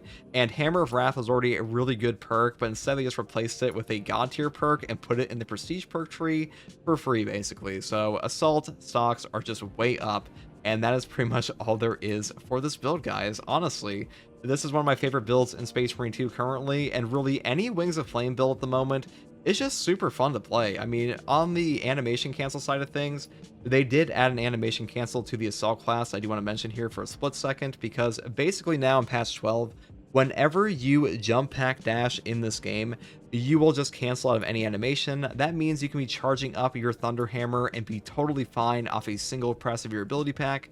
That is really powerful. Hopefully this build guide helped you. Hey guys, first Guardsman here, and I'll be talking about the best Power Fist Assault build for Space Marine 2 patch 12.1. Now, the Power Fist got even stronger this patch on its balance variant. All the balanced weapons in Space Marine 2 patch 12 got like a 15% buff to their base damage. That is tremendous in this game. This one now has a 19 strength versus the block version 17 plus base strength. These ones actually hit harder in base now without Adrenaline Surge stacks than the block versions do, which is pretty insane to say the least. And on top of that, you get a 7 plus speed and a 12 plus cleaving potential. So when it comes to horde clear with power waves, this one's just the best. Now, for the perk tree here, I do take the perk Perpetual Strength first, moving here into the perk Heavy Preparation. Heavy attack preparation time is reduced by 30%. Heavy attacks are pretty much all you do on this weapon still, even with a 7+ speed, so definitely pick this up. And the next perk here is Perpetual Strength, and Perpetual Strength again for a 10% melee damage increase. And then I pick up the perk here, Focused Intention. When your health is below 30%, you take 50% less health damage while preparing heavy attacks. The way you usually use a Power Fist in this game is that you will charge up your Power Fist while you are taking damage. This will help you trade with enemies and get executes very easily, so being able to have a free damage reduction on that is very strong in this game. One of the best perks, actually. Next perk here is Tide of Battle. Power Wave forward distance increases from 4 to 8 meters. Now, the Power Wave is just the attack that goes out when you do a charge attack with this weapon, and the description here is actually wrong. It goes from 10 to 20 meters, so your thrust jab, your charge attacks with the Power Fist basically hit like a ranged weapon with this perk, and like really in base with like 10 meters, they already hit like a ranged weapon. It really is one of the strongest attacks in the game, because you can basically just charge up an attack, punch one enemy, and punch like 17 enemies behind them because of your massive fat cleaving potential, and one-shot practically all of them. So really god tier perk. Next perk here is Strength of Will. While performing a heavy attack, you take 20% less range damage. This is just a free range damage reduction on top of Focus Intention, so really nice to have these two together.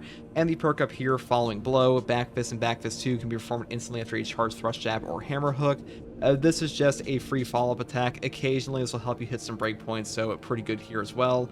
And the final two perks are Combo, which really does nothing for us, with Majora Slayer, which is a 10% buff against Majoras and, you know, enemies like that. So really good option here for us as well, because this will help you pick up a couple breakpoints, at least on the block version.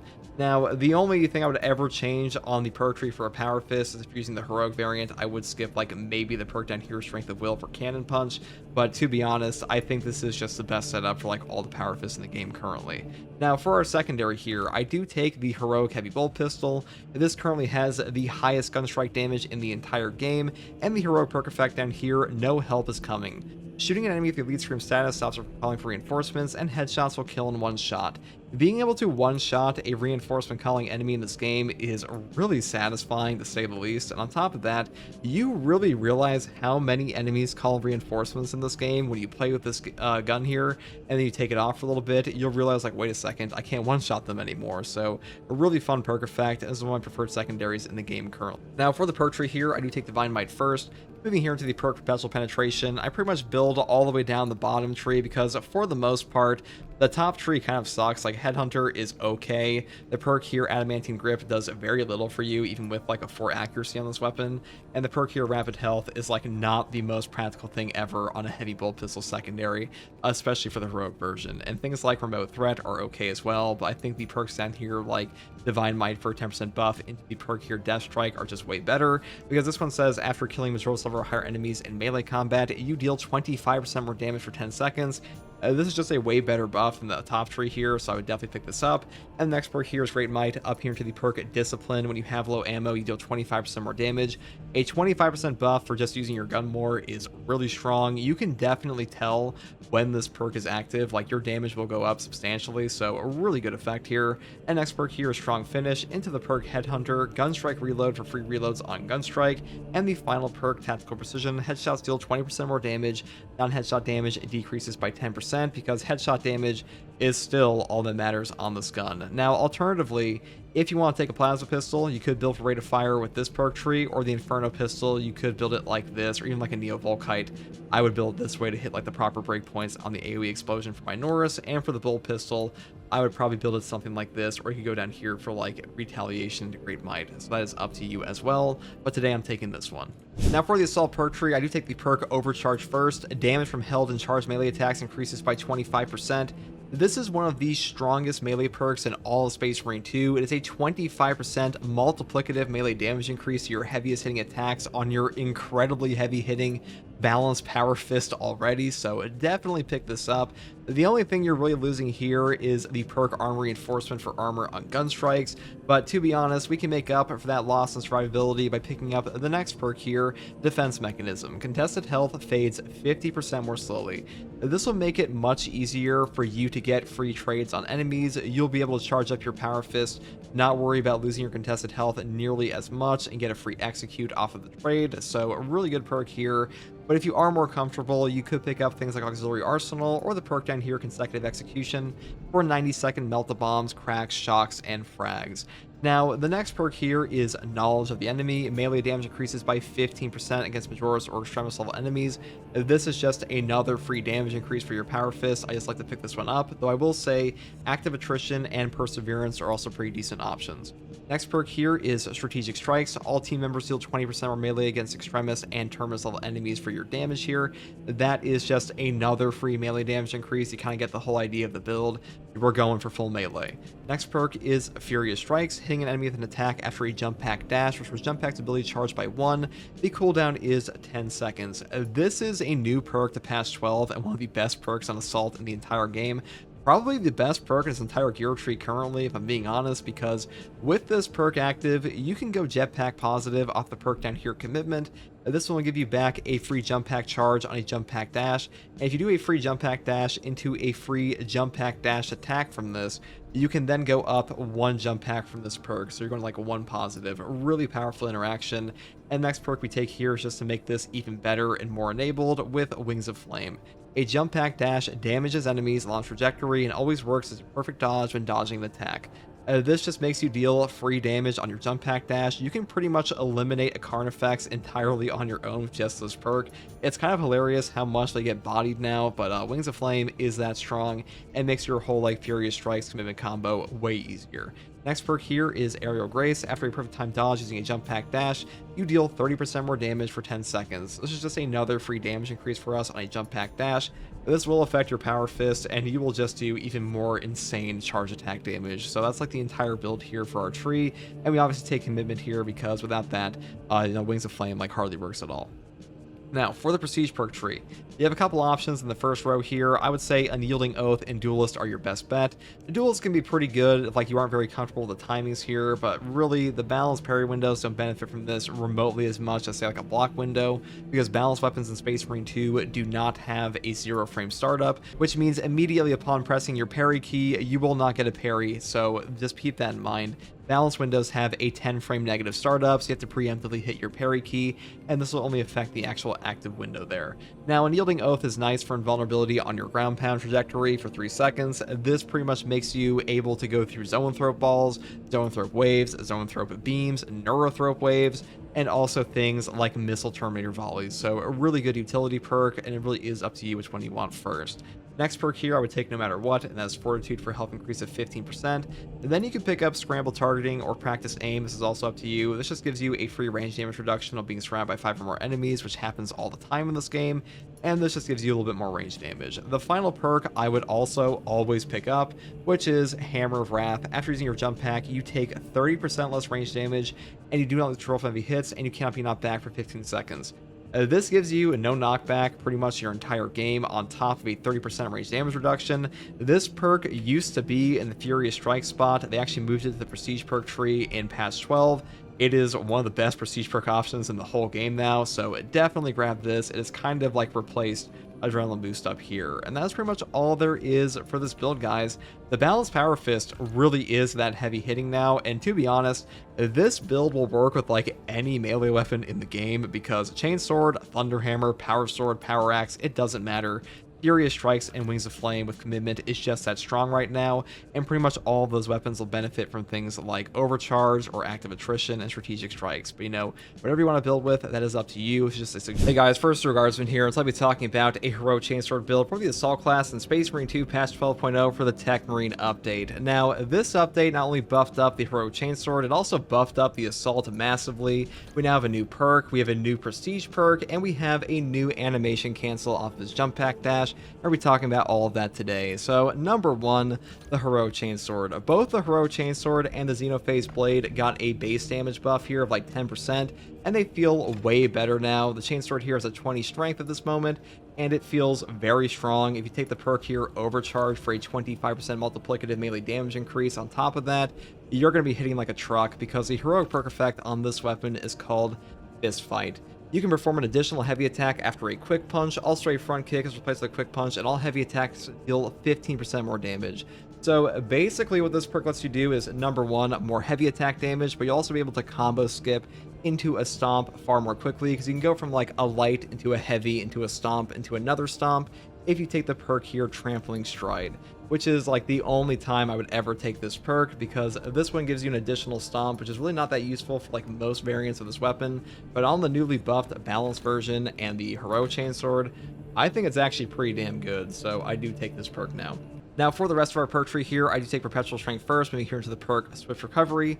Heavy attacks restore 100% more contested health, applies to the following attacks: Quick Punch, Front Kick, Shoulder Bash, and Stomp. This is just double CHP regen on your heavy attacks, and pretty much all you do on this weapon is heavy attacks, so kind of a no-brainer. It's also just one of the best CHP perks in the entire game anyways. And the next perk here is Perpetual Strength, and Perpetual Strength again for a 10% melee damage buff. Then I pick up the perk Reverberating Impact. Stomp AoE radius increases by 50%. I mean, we are going for a stomp build. The stomps are very powerful on this weapon, so having this is kind of a no-brainer as well, because more radius means you can even like stomp things like Zoanthropes and Neurothropes out of the sky, which is pretty funny. Next perk here is Combined Onslaught, up here into the perk Trampling Stride for the reasons I previously mentioned. And then I go down to the perk Heavy Onslaught for even more heavy attack damage. Then we go through here into Minoris Slayer and Extremis Slayer. If you want to skip over these, you could go up here for things like Hard Target and the perk Majora's Slayer, but that is up to you. And that's pretty much all there is for the Heroic Chainsword. Now, for the secondary, I did take a Heroic Heavy Bolt Pistol. This is still the highest gun strike damage in the entire game, and for the perk tree, we are pretty much just going all the way down the bottom tree now, because we're going to take Able damage and the perk Death Strike, because Death Strike reads, after killing a Majora's level or higher enemy in melee combat, you will deal 25% more damage for 10 seconds. This perk will trigger on not just a melee kill, but also a melee finisher, so keep that in mind. But to actually trigger this, you do have to have the weapon equipped, but on the Assault, we don't have a primary, so it's not really an issue anyways, so a really good option for him. Next perk is Great Might, going into the most important perk, Able Damage. After using a class ability, damage increases by 20% for 10 seconds. I just take this because, number 1, we are a Wings of Flame build, and you will be using your jump pack dash all the damn time on Assault these days. Furious Strikes gives you so many free charges, and this perk on top of that with Aerial Grace, that'll give you like a 50% buff every single time you perfect dodge or just use your jump pack at all for the 20% buff on this. I mean, it's just a great perk, great synergy. I pretty much always go this way for like Wings of Flame builds. Next perk here is Home Precision, up here into the perk Gunstrike Reload. Then I pick up the perk Tactical Precision for headshots dealing 20% more damage and non-headshot damage decreasing by 10%, which really does not matter at all, because headshot damage is all that matters on this weapon. Also, one final thing about the Heroic Heavy Bolt Pistol here is that the perk effect No Help Is Coming is fixed this patch. They used to not work on the body shots in patch 11. They did actually fix that. Now it works on headshots and body shots, but only headshots we know one-shot the guys, but still a pretty good option. Now, for the perk tree, this is where Assault kind of gets nuts. Number 1, we take Overcharge. Damage from held and charged melee attacks increases by 25%. If you're playing the Heroic Chainsword, just take this perk. There's not really much reason not to. It's kind of like the fundamental synergy of the whole build. This is one of the best melee perks in the entire game, because Space Marine 2 separates melee damage into like 2 categories of multiplicative or additive. I mean, that's not like exclusive to Space Marine 2. Obviously, a lot of games do that, but in this game, some perks are multiplicative, and this is one of the rare few that are, so definitely pick this one up. Next perk here is Defense Mechanism. Contested health fades 50% more slowly. I would definitely pick this up if you're taking Overcharge, because you are pretty squishy, or I should say less safe on this build, because Overcharge does make you give up armor reinforcement, which is a much safer way to play the game, but Defense Mechanism can kind of make up for that. Next perk here is Active Attrition. Enemies hit by damage from melee attacks, execute while sprinting or dashing, take 25% more damage for 5 seconds. This perk just applies a free debuff to the enemy for 5 seconds. On a dash attack, it'll just give them a 25% damage taken from all sources, your teammates, and your gun strikes. So a really great catch-all. If you want to take knowledge of the enemy, you definitely can. Next perk here, Strategic Strikes for even more melee damage against Extremis and Terminus, and then we move into the god tier perk combo of Furious Strikes and Commitment. This perk is new to patch 12. Hitting an enemy with the attack after a jump pack dash restores jump pack ability charge by 1. The cooldown is 10 seconds. This perk is on crack. It is so damn valuable for so many goddamn reasons. And we're going to go through all of them today. So number 1, you can go jetpack positive with this perk. If you get a perfect dodge off of Commitment and get your jetpack refunded off of this one, you can then do a free dash attack off of that free jump pack to trigger this perk as well. And now you are effectively up a jump pack. So really useful for that. And on top of that, we also have the brand new Hammer of Wrath perk. I mean, not like brand new, but the new prestige perk, Hammer of Wrath, that gives you a 30% range damage reduction on every single jump pack use, including your Wings of Flame jump pack dash, and you also get a no knockback effect for 15 seconds. So you'll be constantly triggering that over and over for free, and this is just such a powerful perk at the moment. In fact, it's so powerful, I have to wonder if they shouldn't have made this a base feature of the class, because playing without it kind of sucks at this point. Because really, in the worst case scenario, this is a gap close for free where you just hit your jump pack, you dash into the enemy, you hit a guy in the face. It doesn't matter if it's a Majoris or Minoris, you'll just get a free jump pack back every 10 seconds. So really good for triggering perk effects and dealing free damage off of Wings of Flame, because Wings of Flame says a jump pack dash damages enemies along its trajectory and always works as a perfect dodge when dodging an attack. This is just free damage and a free damage enabler for this entire build. It makes everything function more smoothly. You do not have to take this perk to use the Furious Strikes and Commitment combo, though I do think it's best with it, because Wings of Flame against bosses like the Hellbrute and the Carnifex, it's just free damage, and free damage is just free damage, and on top of that, it makes triggering your free jump packs far easier. Next perk here is a 30% damage buff for 10 seconds on jump pack use, and the final one is Commitment to get a free jump pack on a perfect dodge or jump pack dash. I mean, if you don't have this perk, your jump pack dash just kind of sucks, or you're going to be relying on this entirely, so definitely pick it up. Now, for our Prestige perk list, I do take Unyielding Oath first, moving here into the perk Fortitude. Then you can pick up Scramble Targeting or Practice Aim, and the perk I would always pick up is Hammer of Wrath, because Hammer of Wrath is just the best no knockback option on Assault now, because Adrenaline Boost has been kind of power crept by this one, in my opinion. That's pretty much all there is for this build, guys. The Heroic Chainsword kind of hits like a truck. It feels really good, or at least way better than it did in patch 11. It may not be like the #1 option on the Assault, but it is quite strong, and in a Wings of Flame build, really anything works at the moment. So hopefully this build guide helped you, and if you like content like this, subscribe for more, and as always, thank you for watching. Take it easy.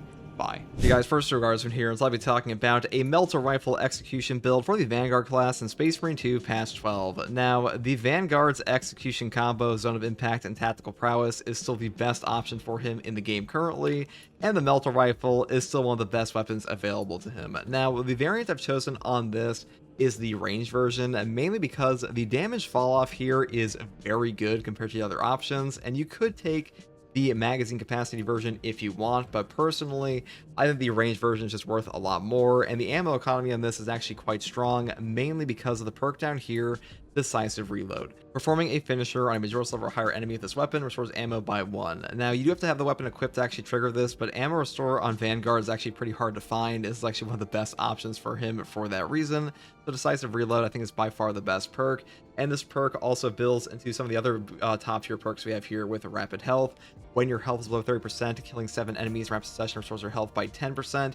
We do not take healing on this build. I mean, you will be able to potentially build into that if you want, but on this one, I'm taking Inner Fire, so having an option to stay like above 30% HP here is pretty damn good.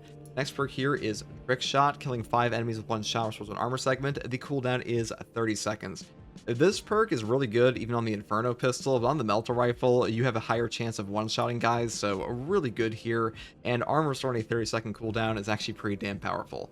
Next perk is Great Might, up here into the perk Divine Might, and then I grab the perk here, Extended Magazine, into First Shot, and then of course Retaliation, and the final one is Perpetual Fire for a better fire rate. I do think the top tree here is much better than the bottom, because the bottom just gives you like a little bit more range, but the range variant is already pretty strong for that, and that's pretty much all there is for the Melta Rifle. Now for our secondary weapon here, I do take the Heroic Heavy Bolt Pistol, mainly because this one has the highest gunstrike damage in the entire game. They actually fixed the Heroic perk effect here, No Help Is Coming. Shooting at me with the lead stream stats stops from calling for reinforcements, and headshots will kill in 1 shot.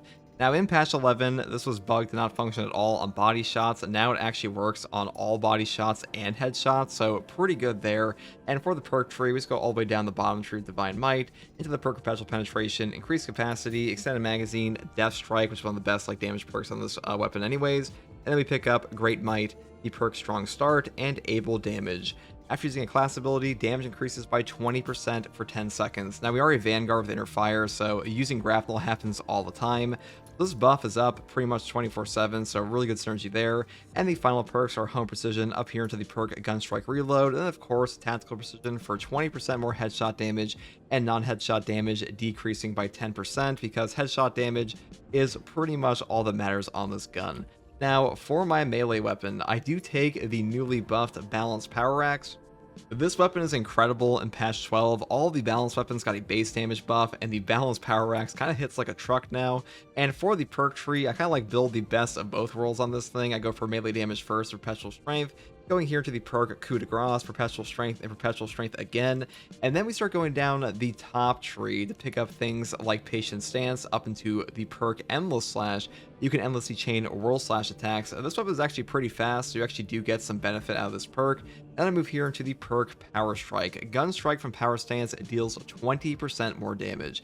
This is the main reason I want to go up here, because we do have an actual parry, and if you are able to use your power backstep, it will move you out of the way of an enemy, and that will be giving you enough room to grapple back to them to trigger Tactical Prowess and Zone of Impact. So a really good synergy on this build, and for the most part, I think you're not missing out too much by going up here instead of going down here first, because you're really only missing Counterattack and Riposte, which are good perks, but so is the perk Power Strike, which is why we're taking it today. Next perk here is Power Wave. Power Backstep Wave damages more enemies. Moving down here into the perk Tactical Retreat, Power Backstep deals 25% more damage, because Power Backstep is like one of the best reasons to use a Power Axe on any variant. And the final perk I take is Cleaver. Damage increases by 10% against Majora's Level and higher enemies. Now, if you want to, you could like skip this perk and this perk here and just go here for like Minora Slayer and Restoration instead for Armor Restore, or alternatively you could pick up like the perk here, Rebound instead, but I just prefer this because damage is what I'm going for, and this also like helps us out with Horde Clear, and that's pretty much all there is for the Power Axe. Now for the Vanguard perk tree, I do take the perk here Upper Hand first. After a perfect time parry, block, or dodge, you do not lose control from heavy hits, and you cannot be knocked back for 10 seconds. No knockback is one of the strongest effects in this game, so I pretty much always pick this up. And the perk up here, Melee Mastery, is just not very strong, and the perk up here, Moving Target, did get reworked in like patch 11, and it still sucks, so I just go for this one. Next perk here is Conviction. When your armor is fully depleted, you will take 25% less health damage for 10 seconds. A 25% health damage reduction on Armor Break is incredible in this game. Conviction is one of the top tier damage reduction perks in all of Space Marine 2, and by far the best option in this column in my opinion. Next perk here is Consecutive Execution. Killing 7 enemies in rapid succession restores equipment charged by 1. The cooldown is 90 seconds. Now, 90-second Melta bombs are kind of cracked, but even crack grenades, shock grenades, and frags are tremendous value, so this perk is a top tier option. The next perk here is Inner Fire. All team members can restore ability charge by 15% by performing finishers on Majora's Level or higher enemies. This perk is an amazing cooldown effect. A 15% CDR reduction on a Techmarine, on a Bulwark, heavy even, or especially the tactical with Auspex. This is just amazing for your whole team. It's also amazing for you because more of your grapnels means more armor from launch restoration, and also means more potential triggers of things like Restless Fortitude, the perk here Zone of Impact, and of course Tactical Prowess. So a really good synergy here, though I will say if you want some healing on this build, you could take this perk instead. Next perk is Restless Fortitude. After a diving kick, you take 40% less range damage for 10 seconds. A 40% range damage reduction in this game is tremendous. When you stack that on top of Conviction, you will pretty much not die to range fire at all if your armor breaks. A really good option here. And they also buff this back in like patch 11 to properly trigger off a Tactical Prowess Execute, so it's even better than ever. The next perk here is Zone of Impact. Performing a finisher with the grapple launcher deals damage to nearby enemies. This perk puts out so much damn damage. It's like your main source of horde control in this build anyways. And it's also like the obvious combo with the perk over here, Tactical Prowess, that says grapple launcher can activate a finisher not only on incapacitated enemies, but also on those who have less than 33% HP, and a grapple finisher will restore its charge. So you see the obvious combo here. You take these two, you have a flowchart build now, and you just go from like one enemy to the next and just wipe out the whole horde. A really good option, and the only thing actually holding back this perk combo is bugs and the god-awful grapple targeting. If the grapple targeting was better in this game, this would be like a top tier option, like period, but it's still the best on Vanguard, even with that being said. Next perk here is Combat Readiness for even more grapple launchers. So if you want to take Thrill of the Fight instead for like health damage reduction, you can definitely do that. That is up to you. And of course, the final perk is Tactical Prowess, and that's all there is for the main perk tree. Now, for the Prestige perk list, it's pretty much the same as always. We take Battlefield Awareness for 10% more range damage within 8 meters because we are a Vanguard with Grapple Launcher, and we also have a Melta Rifle, so perfect synergy there. And next perk here is Fortitude because health increases are super valuable, and the final 2 perks are Launch Restoration and Restoration, because Launch Restoration gives you an armor back on every single grapnel, and that means every trigger of Inner Fire is going to be even more valuable, and things like Combat Readiness, the triggers off of Tactical Prowess, you get so much free armor off of this perk.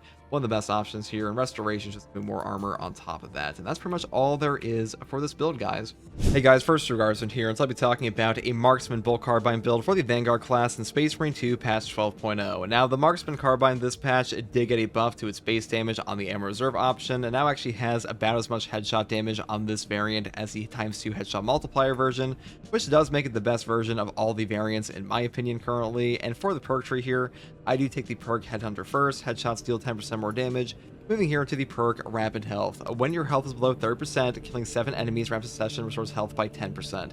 This is just a very strong perk to have on like pretty much any build, even though the Vanguard does make this a little bit redundant because we have healing like Adrenaline Rush and the perk here Unmatched Zeal. I'm only taking one of those options today, so sometimes having like a burst HP heal can still help. Next perk here is Home Precision. Equipped weapons maximum spread decreases by 50% when firing without aiming. This just makes your gun a laser beam on the hip fire. Now this is definitely a more useful perk on the automatic variant because this one's accuracy is just way worse, but still sometimes you will barrel stuff and just hip fire, especially on Vanguard, so it's pretty good there as well. Next perk here is Divine Might for a damage increase of 10%, into the perk Headhunter and Headhunter again for a 20% headshot damage increase, and down here into the perk Extended Magazine, Divine Might, Increased Capacity, and of course, Magazine Restoration. When your health drops below 30%, your ammo reserve is restored by full magazine, cannot exceed maximum ammo capacity, the cooldown is 30 seconds. Now, this perk on top of increased capacity pretty much solve any ammo economy problems you would ever have on this gun, even on the Vanguard class, so a really good combo here.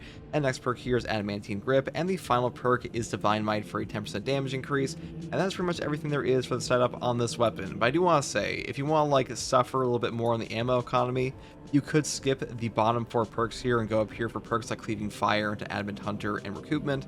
Recoupment does give you armor back every 15 seconds on a Majora's Kill or higher, and that is a really good option for headshot damage against like Rubric Marines and stuff like that to get armor back. So if you want to take this, it is a bit safer, but overall, I think this one's a bit better for this build. Now, for the secondary here, I do take the Inferno Pistol. The Inferno Pistol also got buffed up this patch, now has a 22% damage increase to its gun strike damage. That feels way better now. I think that the big issue with the Inferno Pistol for a long time was that god-awful confetti gun strike damage. That is no longer the case. It is a lot better now, and I actually probably prefer it over things like the Neo Volkite. Now, for the perk tree here, I do take Perpetual Range first, moving here into the perk Brace Reload. Then I grab the perk Perpetual Range again, up here into the perk Great Might, Increased Capacity, and Adamant Restoration, because we actually get ammo regen built into this gun, which is like one of the best reasons to use the Inferno Pistol in the first place. And the final 2 perks here are Extra Shot and Trick Shot. Killing 5 enemies with 1 shot restores an armor segment. The cooldown is 30 seconds. Now, getting armor back on a 30-second cooldown may not seem like much, but armor restore really built into your weapon is top tier anywhere, because any amount of armor remaining in Space Marine 2 will reduce all incoming melee damage to 0 even from bosses, so a perk like this can save your life. And that's pretty much all there is for the secondary here. Now, for my melee weapon, I do take a Block Power Axe. Now, I did take this build to Chaos, and I think the Block Power Axe is overall better than the other options against the Hellbrutes and stuff like that, which is why I took it here. I also think it's a very strong option in general for the Vanguard, because block charges do fit his overall playstyle when you're not building the things like Tactical Prowess or Zone of Impact. Now, for the perk tree on this, I do just build all damage, and starting off here with the perk Perpetual Strength, moving here into the perk Coup de Grace. The last strike by light combo deals 25% more damage. Then I pick up Perpetual Strength and Perpetual Strength again for a 10% melee damage increase, and then we go down here into the perk Counterattack and Riposte. Overhead strike damage after performing a power backstep is doubled. Now, power backstep is the attack you do immediately after a parry when you hold down your attack button on the power axe. If you hold down your attack button again after that, you will do a free overhead strike, and that's what this is actually buffing up, so it's really good to like one combo enemies, and one of the best perks in the entire tree for damage. Next perk here is Hard Target, moving here into the perk Tactical Retreat for 25% more damage on your Power Backstep.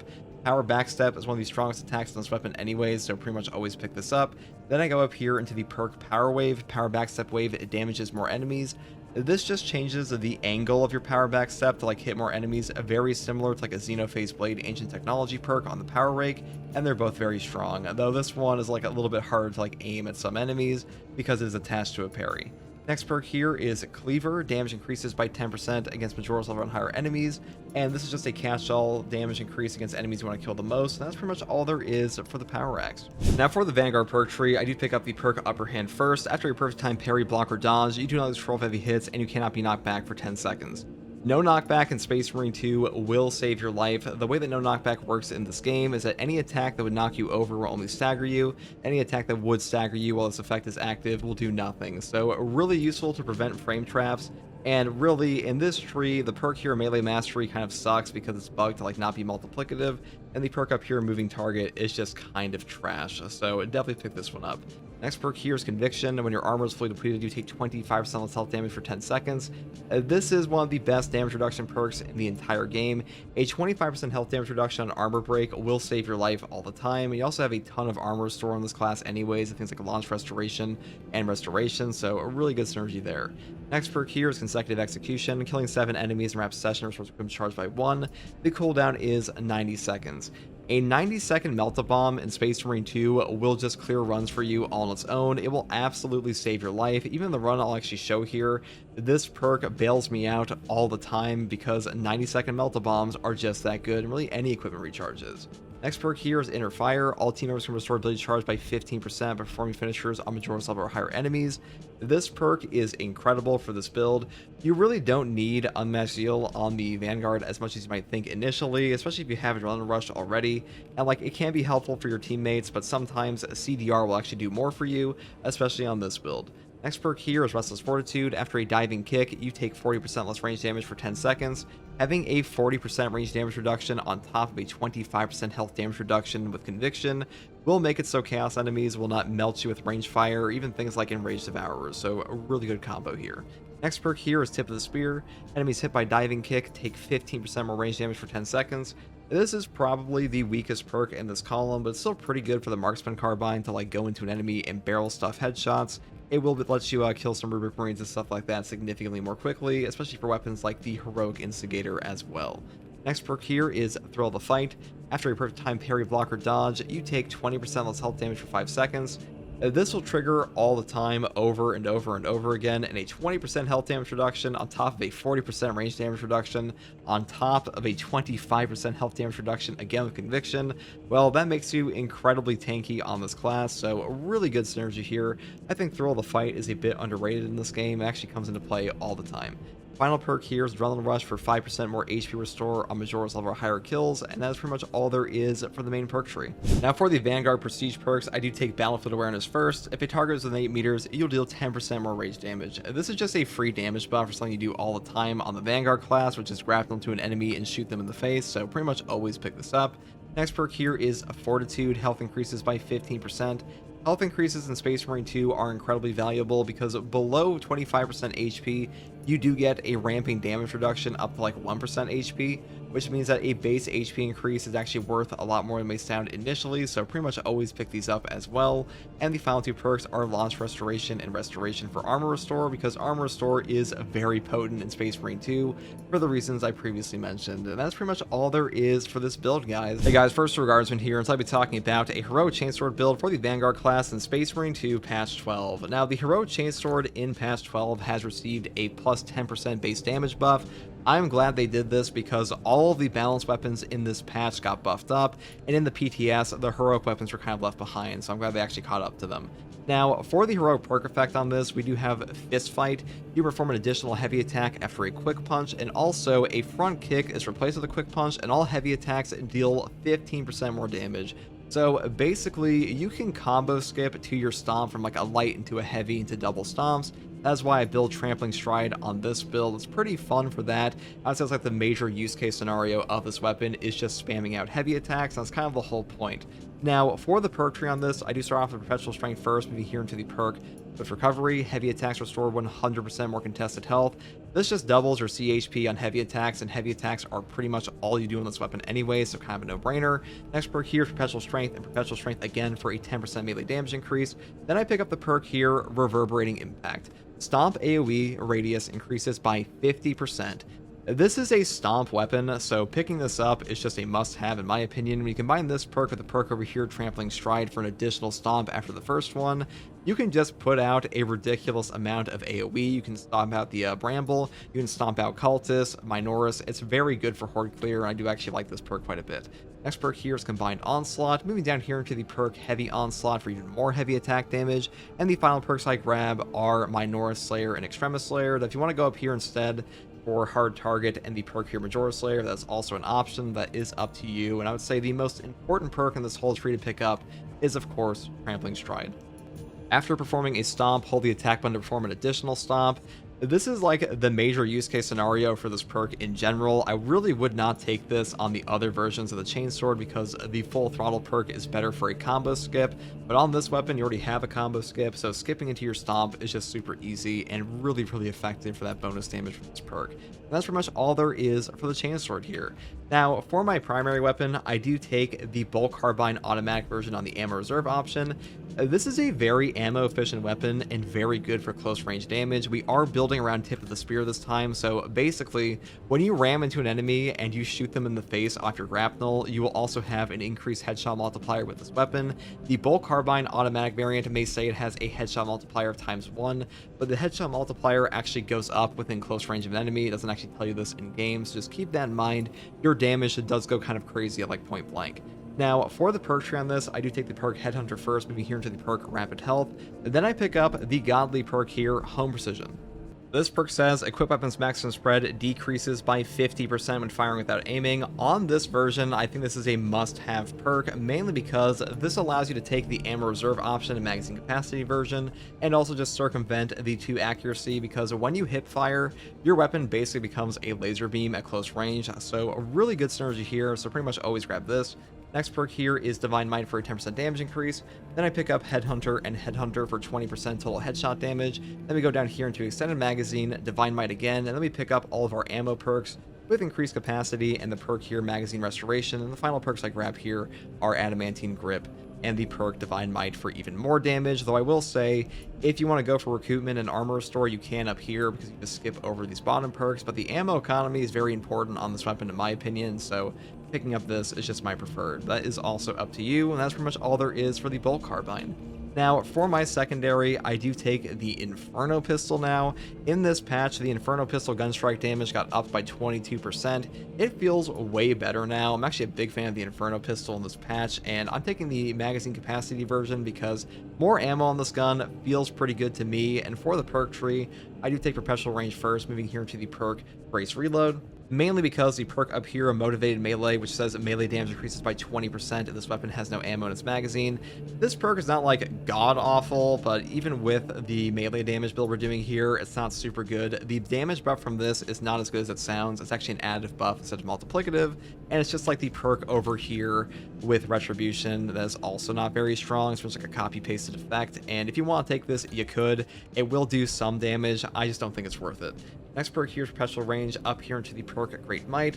Then I pick up Increased Capacity and the perk here Adamant Restoration, and the final 2 perks are Extra Shot and the perk Trick Shot for killing 5 enemies with 1 shot versus an armor segment. Cooldown is 30 seconds. Being able to get armor back off your secondary is incredible, and also just horde clear on this is pretty good in general, so a really nice option. I actually prefer the bottom tree overall far more than the top tree, though having Rapid Health built into your secondary is pretty nice. We already have that built into our primary here with Rapid Health on our Bolt Carbine, so kind of redundant. Now for the Vanguard perk tree, I do take the perk Upper Hand first. After a perfect time parry, block, or dodge, you do not lose control from heavy hits, and you cannot be knocked back for 10 seconds. This perk will save your life, and no knockback is incredibly valuable in this game because stun locks are super dangerous, and you are a melee class, so kind of a no-brainer here. Next perk here gives you a 25% health damage reduction for 10 seconds on armor break. This is also the best perk in this column in my opinion. Duelist doesn't really help you out too much once you actually learn the parry windows in this game, and the perk here, Close Combat Focus, has kind of fallen off as Chaos Spawn got added, so I think Conviction is overall better. Next perk here is Consecutive Execution, killing 7 enemies in rapid succession, which was charged by 1. The cooldown is 90 seconds. Now, the funny thing about this perk is that, yeah, you could take Retribution up here for a melee damage increase, or you could get like a 90-second Sanctified Wrath Reliquary. I'll give you a way better melee damage buff. So just pick this one up. This is also like the best horde clear on this build, the Melta Bomb anyways, so it is overall the best option. Next perk here is Inner Fire. All team members can restore ability charge by 15% by performing finishers on Majora's level or higher enemies. This perk is great for cooldown. Now, in patch 11 and beyond, it did actually nerf this perk to only function on finishers. Previously, it was working on like gunshots as well. That's no longer the case, but hey, it's still pretty good. And you also don't need the healing perk here because we do have Adrenaline Rush down our tree later. Next perk here is Shockwave. Diving Kick additionally deals damage in a 5-meter radius. You know, you can really take whatever you want in this column. You can take Restless Fortitude if you want to. You can take collateral damage for more diving kick damage. The big thing here is that we want Tip of the Spear for our Bolt Carbine. This is probably the weakest option in this column technically because Zone of Impact is better with Tactical Prowess, but on this build, having a 15% range damage increase on diving kick for 10 seconds is quite strong for a Bolt Carbine. Next perk here is Combat Readiness. Grapnel Launcher recharges 20% faster. More grapnels means more diving kick damage on your Shockwave or collateral damage here, and also means more Tip of the Spears, and also just means more triggers on your launch restoration, so great perk. Final perk here is Adrenaline Rush. Melee kills Majora's level or higher enemies restore health by 5%. This is just healing on Majora's kills with your melee weapon, and melee is like 90% of your class. It also functions on Execute, and that's pretty much all there is for the perk tree here. Now, for my prestige perks here, I do take Battlefield Awareness first, into the perk Fortitude, Launch Restoration, and Restoration, because having armor restore like this is super damn valuable on this build, and also, now for my prestige perks here, I do take Battlefield Awareness first. If a target is within 8 meters, you'll deal 10% more range damage. We do have a Bolt Carbine and a Grapnel Launcher, so this will trigger all the time pretty much. Next perk is Fortitude for a health increase of 15%. Moving here into the perk Launch Restoration, gives us armor on every grapnel, and then we pick up the perk Restoration. Killing 7 enemies, rapid succession restores an armor segment. The cooldown is 15 seconds. Having multiple sources of armor restore in this game is incredible, and Launch Restoration especially is so damn powerful with the grapple regen like Combat Readiness and Inner Fire, because armor regen will save your life, because any amount of armor remaining in Space Marine 2 will reduce all incoming melee damage to 0 even from bosses, and we are a melee class, so we're in like point blank all the time and more likely to be hit by that, so a really good option. Also just makes you very tanky. And that's pretty much all there is for this build, guys. Hey guys, first Regardsman here, and so I'll be talking about an Occulus Bolt Carbine moving target build for the Vanguard class in Space Marine 2 patch 12.2. Now, in this hotfix, it did buff up the perk Moving Target, and now says killing an enemy from a distance of more than 30 meters restores ability charge by 10%. This was previously a 5% ability charge restore, and to be honest, this perk is okay right now. I would primarily use this with an Occulus Bolt Carbine like I'll be using today, or something like an Instigator Carbine, but for the most part, I would just stick to this version, because the main reason the Occulus is so strong in this game for this build is because the ×2 headshot multiplier damage is quite substantial, on top of the fact you have a scope, and the ammo economy and perk synergy is just far better than like a base Instigator. Though if you want to use like a heroic version, you could do that as well, but today I'm taking this. Now, for the perk tree setup, I do take the perk here, Great Might first. The damage increases by 10% against terminus level enemies, and the perk over here, Retaliation.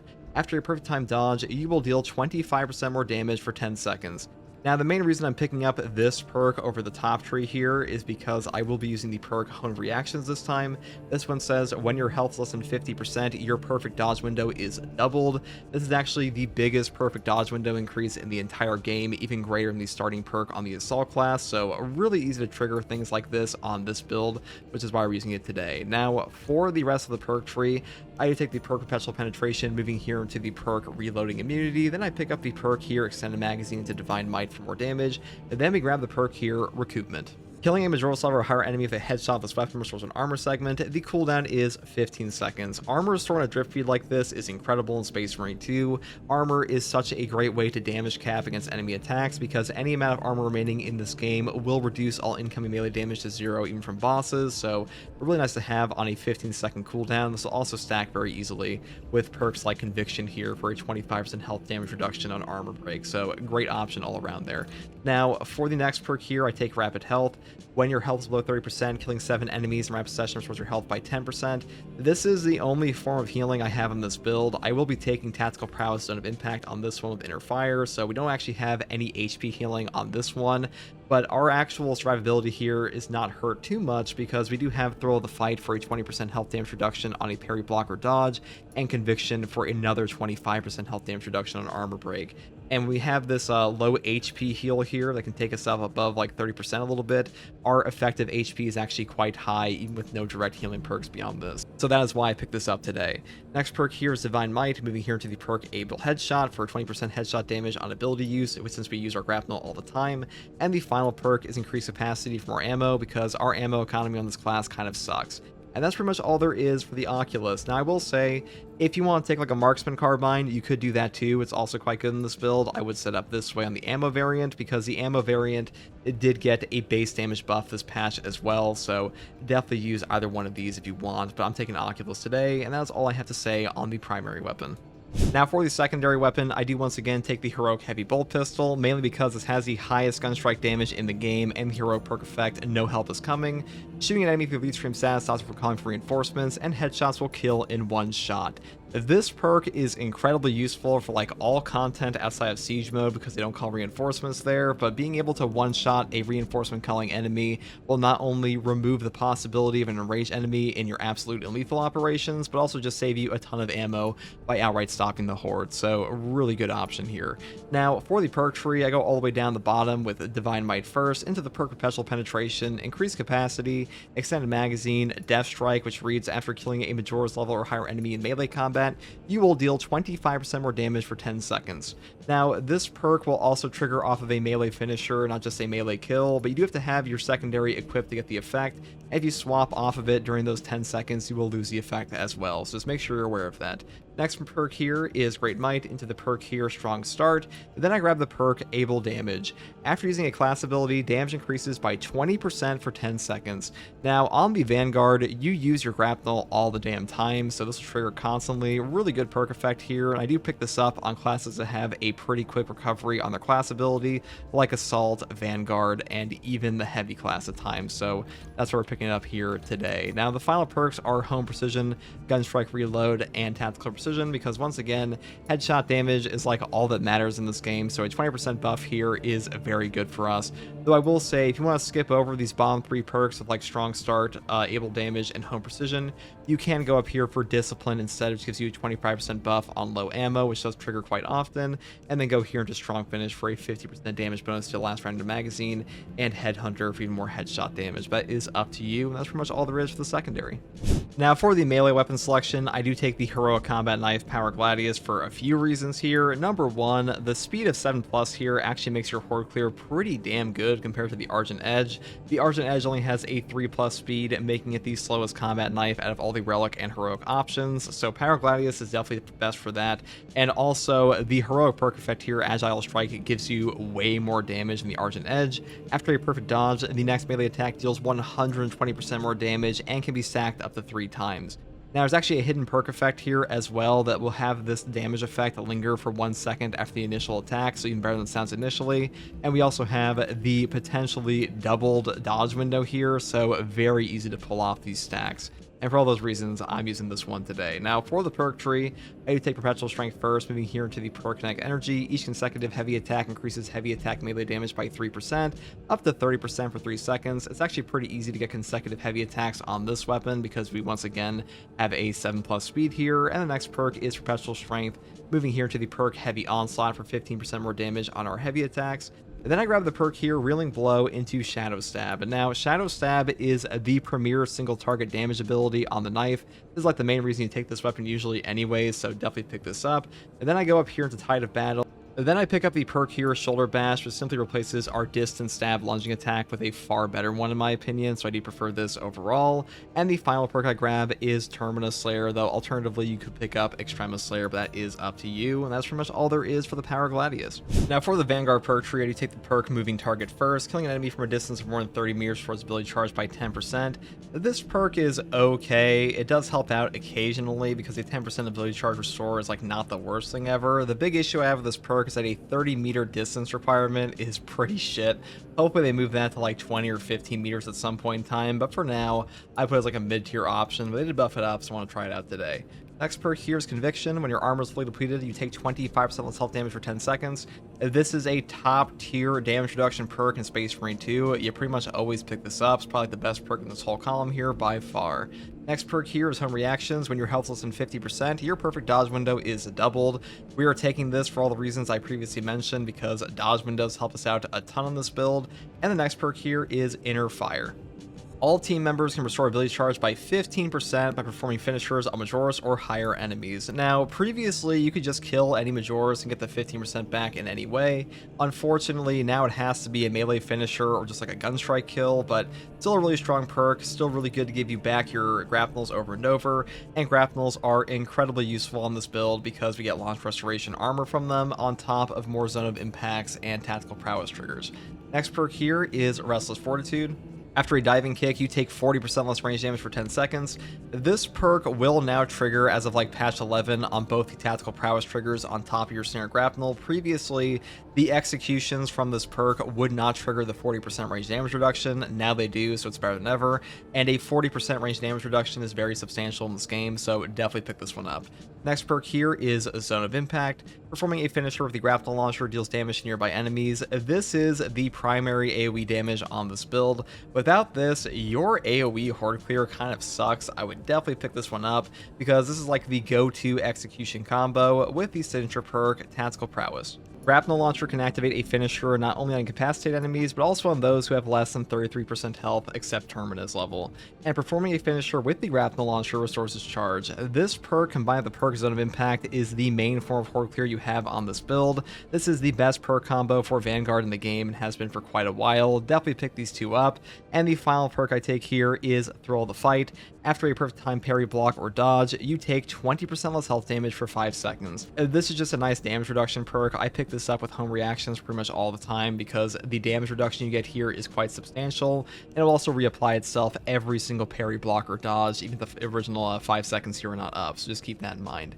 And that's pretty much all there is for the main perk tree here. Now for the prestige perk list, I do take the perk of Battlefield Awareness first. If a target is within 8 meters, you will deal 10% more range damage. This perk is incredible for Vanguard because you do have a grapnel launcher, so being within 8 meters of an enemy happens all the time, so definitely grab this one. The next perk I take is Fortitude. Health increases by 15% because health increases are very valuable in Space Marine 2, and the final two perks are Launch Restoration and Restoration for Armor Restore, and that's pretty much all there is for the prestige perk list.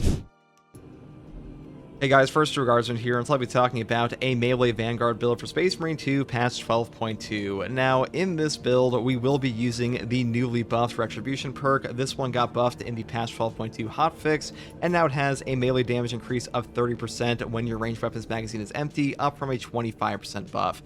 Now, I'll be honest, this perk is not very strong at all for multiple reasons I'm going to explain here. First of all, the 30% melee damage buff here is not taking your Relic Tears weapon into account. It is talking about a 30% buff based on the damage of your standard issue weapon. This is the same way the perk here on Inferno Pistol functions with Motivated Melee, but they do stack together, and even though the damage increase is not as substantial as 50% total might imply, you know, some damage is better than no damage, and it's kind of like a little neat perk interaction, so I will be building around that today. Now, for the primary melee weapon here, I do take the Balanced Chainsword today, mainly because in patch 12, all of the balanced weapons got like a 15% base damage buff for the most part. This one now has a 20 strength, 7 speed, and 10 cleaving potential, which is a really strong option. And on the Vanguard especially, the perk down here in our perk tree, Swift Recovery, that gives us double CHP recovery on heavy attacks, That stacks very well with our starting perk here because we also get 50% bonus CHP recovery on like all melee attacks anyways on this class. So really good at like surviving hordes on this option. Now for the rest of the perk tree, I do take Perpetual Strength first, moving here into Perpetual Strength and Perpetual Strength again for a 10% melee damage buff. And then I grab the perk here, Reverberating Impact. Stomp AoE radius increases by 50%.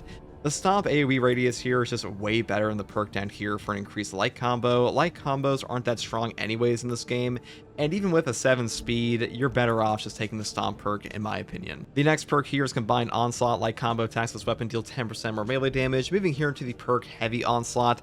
Heavy attacks with this weapon deal 15% more melee damage, and the final perk I take down here is Full Throttle. Not for the actual charge attack, but mainly because there is a combo skip with this perk. It did get nerfed a little bit a while back. There's like a bit of a delay after the combo skip. It does let you like skip over one step into your stomp and stuff like that. Next perk here is Hard Target, and the final perk in the overall tree is Majora Slayer, though alternatively you could go down here for Extremis Slayer and Menorah Slayer. That is up to you, but Hard Target I think is actually pretty good in the 7 speed weapon, and Majoras are everywhere in this game, so hopefully that gives you an idea of how to build your Chainsword. Now for the primary ranged weapon, I do take the Heroic Instigator Carbine. This is a pretty damn strong weapon in the game, especially for Vanguard, mainly because the base firepower here is way better than every other Instigator option, and the heroic perk effect gives you a 5-round burst rather than a 3-round burst, and overall, this is just the best Instigator in the game currently. There's like no reason to use the relic tier options at the moment, so hopefully they buff these someday, but for now, I would just pick this one up. Now, for the perk tree here, we just go for ammo economy first with things like Extended Magazine into the perk here, Reloaded Restoration. After reloading, your ammo reserve is restored by 50% of the number of enemies hit, cannot exceed maximum ammo capacity. The Vanguard class is actually pretty ammo inefficient, so having this perk helps you out a ton. It is a very noticeable ammo economy increase, so I'd definitely pick this up. Next perk here is Divine Might into the perk Increased Capacity for even more ammo. And then I grab the perks here with Great Might, the perk down here Home Precision for better hip fire, and one of the best perks in the game with Recoupment. Killing a Majora's level or higher enemy with a headshot with this weapon restores an armor segment. The cooldown is 15 seconds. The drip-fed armor restore in this game is incredible. This perk will prevent so much damage for you, especially on classes like Sniper, but even here on Vanguard. Being able to get back armor on a 15-second cooldown just helps prevent chip damage and melee attacks, so a really good option. And the next perk I take is, of course, Tactical Precision. Headshots deal 20% more damage, and non-headshot damage decreases by 10%. Headshot damage is all that matters on this weapon still. Pretty much every bolt weapon in the game requires headshots to do like any notable damage. They did say they'll buff up the body shot damage one day, but for now, definitely pick this up because headshots are all that matter. Next perk is Headhunter for even more headshot damage, and the final perk is Rapid Health. When your health is below 30%, killing 7 enemies in rapid succession restores health by 10%. This is just a free HP restore and actually pretty easy to pull off on this weapon. Even though we are taking Adrenaline Rush on this build, more healing is always pretty good, and this one also helps you out in a bit of a pinch because the healing here is a little bit faster at times. Now, you may be wondering why I didn't go all the way down the tree for things like Inspired Aim or the perk down here, Death Strike. These can give you like situationally more damage than this build would, but for the most part, the base damage here is actually better than if you were like go all the way down the tree. And also the perk investment here is just way too much in my opinion to go all the way down to these perks here, and you're better off just taking things like Tactical Precision and Recoupment anyways. And that's why we set it up this way, and that's all there is for the Heroic Instigator. Now for my secondary weapon, I do take the Inferno Pistol on the ranged rate of fire variant, mainly because all we really want from this gun is like one super long range shot, because we will be building into the perk here Motivated Melee, just like our Retribution perk on our actual perk tree. And for this to actually function, we do have to have our magazine empty, and using the perk down here, one shot that increases your damage by 50%, it makes it so the weapon only holds one cartridge. It makes that much easier, so we're going to be building around that today. So number one here, I take Divine Might into the perk here Motivated Melee, into the perk Great Might, Perpetual Range for even more range. Then move here into the perk Fast Reload, No Fear, and then we grab, of course, a one shot, and the final perk is Rapid Health, which is actually pretty easy to trigger here. This gives us multiple sources of HP healing on this build from Adrenaline Rush, and then 2 Rapid Health perks on both of our ranged weapons, so pretty good option there. And that's pretty much all there is for the secondary weapon. Now for the Vanguard perk tree, I do take the perk here, Melee Mastery first. Melee damage increases by 10% against Majora's level and higher enemies. This is a nice little melee damage buff, though unfortunately the damage calculation of this is actually bugged to not be multiplicative like Sniper's is, which does kind of suck, so hopefully they fix that one day. But they also buffed up the perk Moving Target this patch, and this one still sucks. It says killing an enemy from a distance of more than 30 meters restores ability charge by 10%. 30 meters is just way too far, especially for a Vanguard class. Like, usually Vanguard is grappling in anyways, so being 30 meters away from an enemy, this happens like very rarely in this game, and like the 10% back on that, it's just not a very strong perk. So I would pick from like one of these two options. I think Upper Hand is the overall best, because no knockback will just save your life in this game and make meleeing like easier in general. So if you want to pick this one up, you definitely could. I'm just going for full melee today, so I'm picking up Melee Mastery. Next perk here is Conviction. When your armor is fully depleted, you will take 25% less health damage for 10 seconds. A 25% health damage reduction in Space Marine 2 is very substantial. This will save your life, especially when stacked with perks down here like Launch Restoration and Restoration for armor restored back on a drip feed, which makes it very easy to continuously trigger this perk. So a really great perk here. Next perk here is, of course, Retribution. When your ranged weapons magazine is empty, melee damage increases by 30%. This will stack with your Inferno pistol for a 50% melee damage buff here, which is pretty nice. Obviously, it's not as good for the reasons I previously mentioned as it could be, but it's still a pretty decent perk option, though probably the weakest in this column by far. Next perk here is Inner Fire. All team members can restore ability charge by 15% by performing finishers on Majora's and higher enemies. Now, I'm not picking up the team healing perk here, mainly because I'm building around tenacity and collateral damage here, which means we get more diving kick damage, and Inner Fire means more diving kicks, and more diving kicks means more damage, so pretty obvious synergy there. Next perk here is Collateral Damage. Diving Kick deals 50% more damage and additionally damages enemies on the way to the grapple launcher's target. When you combine this perk with the perk over here, Tenacity, after a range kill of a Majora's level or higher enemy, Diving Kick's damage increases by 130% with a 15-second cooldown. You can put out a ridiculous amount of damage sometimes. You will like one-kick Majora's, one-kick Zoanthropes. Really fun build option to use. Obviously, Tactical Prowess and Zone of Impact are a better combo, but as far as just like fun is concerned, I think this one's just way more entertaining for like a melee build on this one. Next perk here is Combat Readiness. Grapple launcher recharges 20% faster. For the same reason as Inner Fire, more grapples means more damage, so I pick both of these up. Final perk here is Adrenaline Rush. The melee kills on Majora's level and higher enemies restore health by 5%. Most players who play Vanguard want him for his heals, so at least having one of these two perks I think is like a good option for that. If you want to skip over this for like Tactical Prowess even and still pick up Zone of Impact, I guess you could. Or you can take like an Emperor's Blessing here if you really wanted to, but I'm picking this one up today just to like have a little bit of healing on this build. Now, as far as the prestige perks are concerned, I still take Battlefield Awareness first. If a target is within 8 meters, you will deal 10% more range damage. Being able to just one burst an enemy off a diving kick with your heroic Instigator is really nice with this perk. And also, being within 8 meters of an enemy happens all the time on Vanguard because Vanguard has a grapnel launcher, so a really good synergy. Next perk here is Fortitude. Health increases by 15%. Moving here to the perk Launch Restoration. Using the grapnel launcher restores an armor segment. When you have perks like Inner Fire and Combat Readiness on top of this one, you are going to be getting so much free armor back. More grapnels not only gives you more iframes because grapnel launcher has iframes across the entire trajectory, but also just means more armor and just more opportunities to move yourself out of bad positions. So I think for the most part, a Launch Restoration and Inner Fire on top of perks like this can be safer if you were playing better, which is why I overall prefer them on the Vanguard class. Next perk here is Restoration. Killing 7 enemies in rapid succession restores an armor segment. The cooldown is 15 seconds.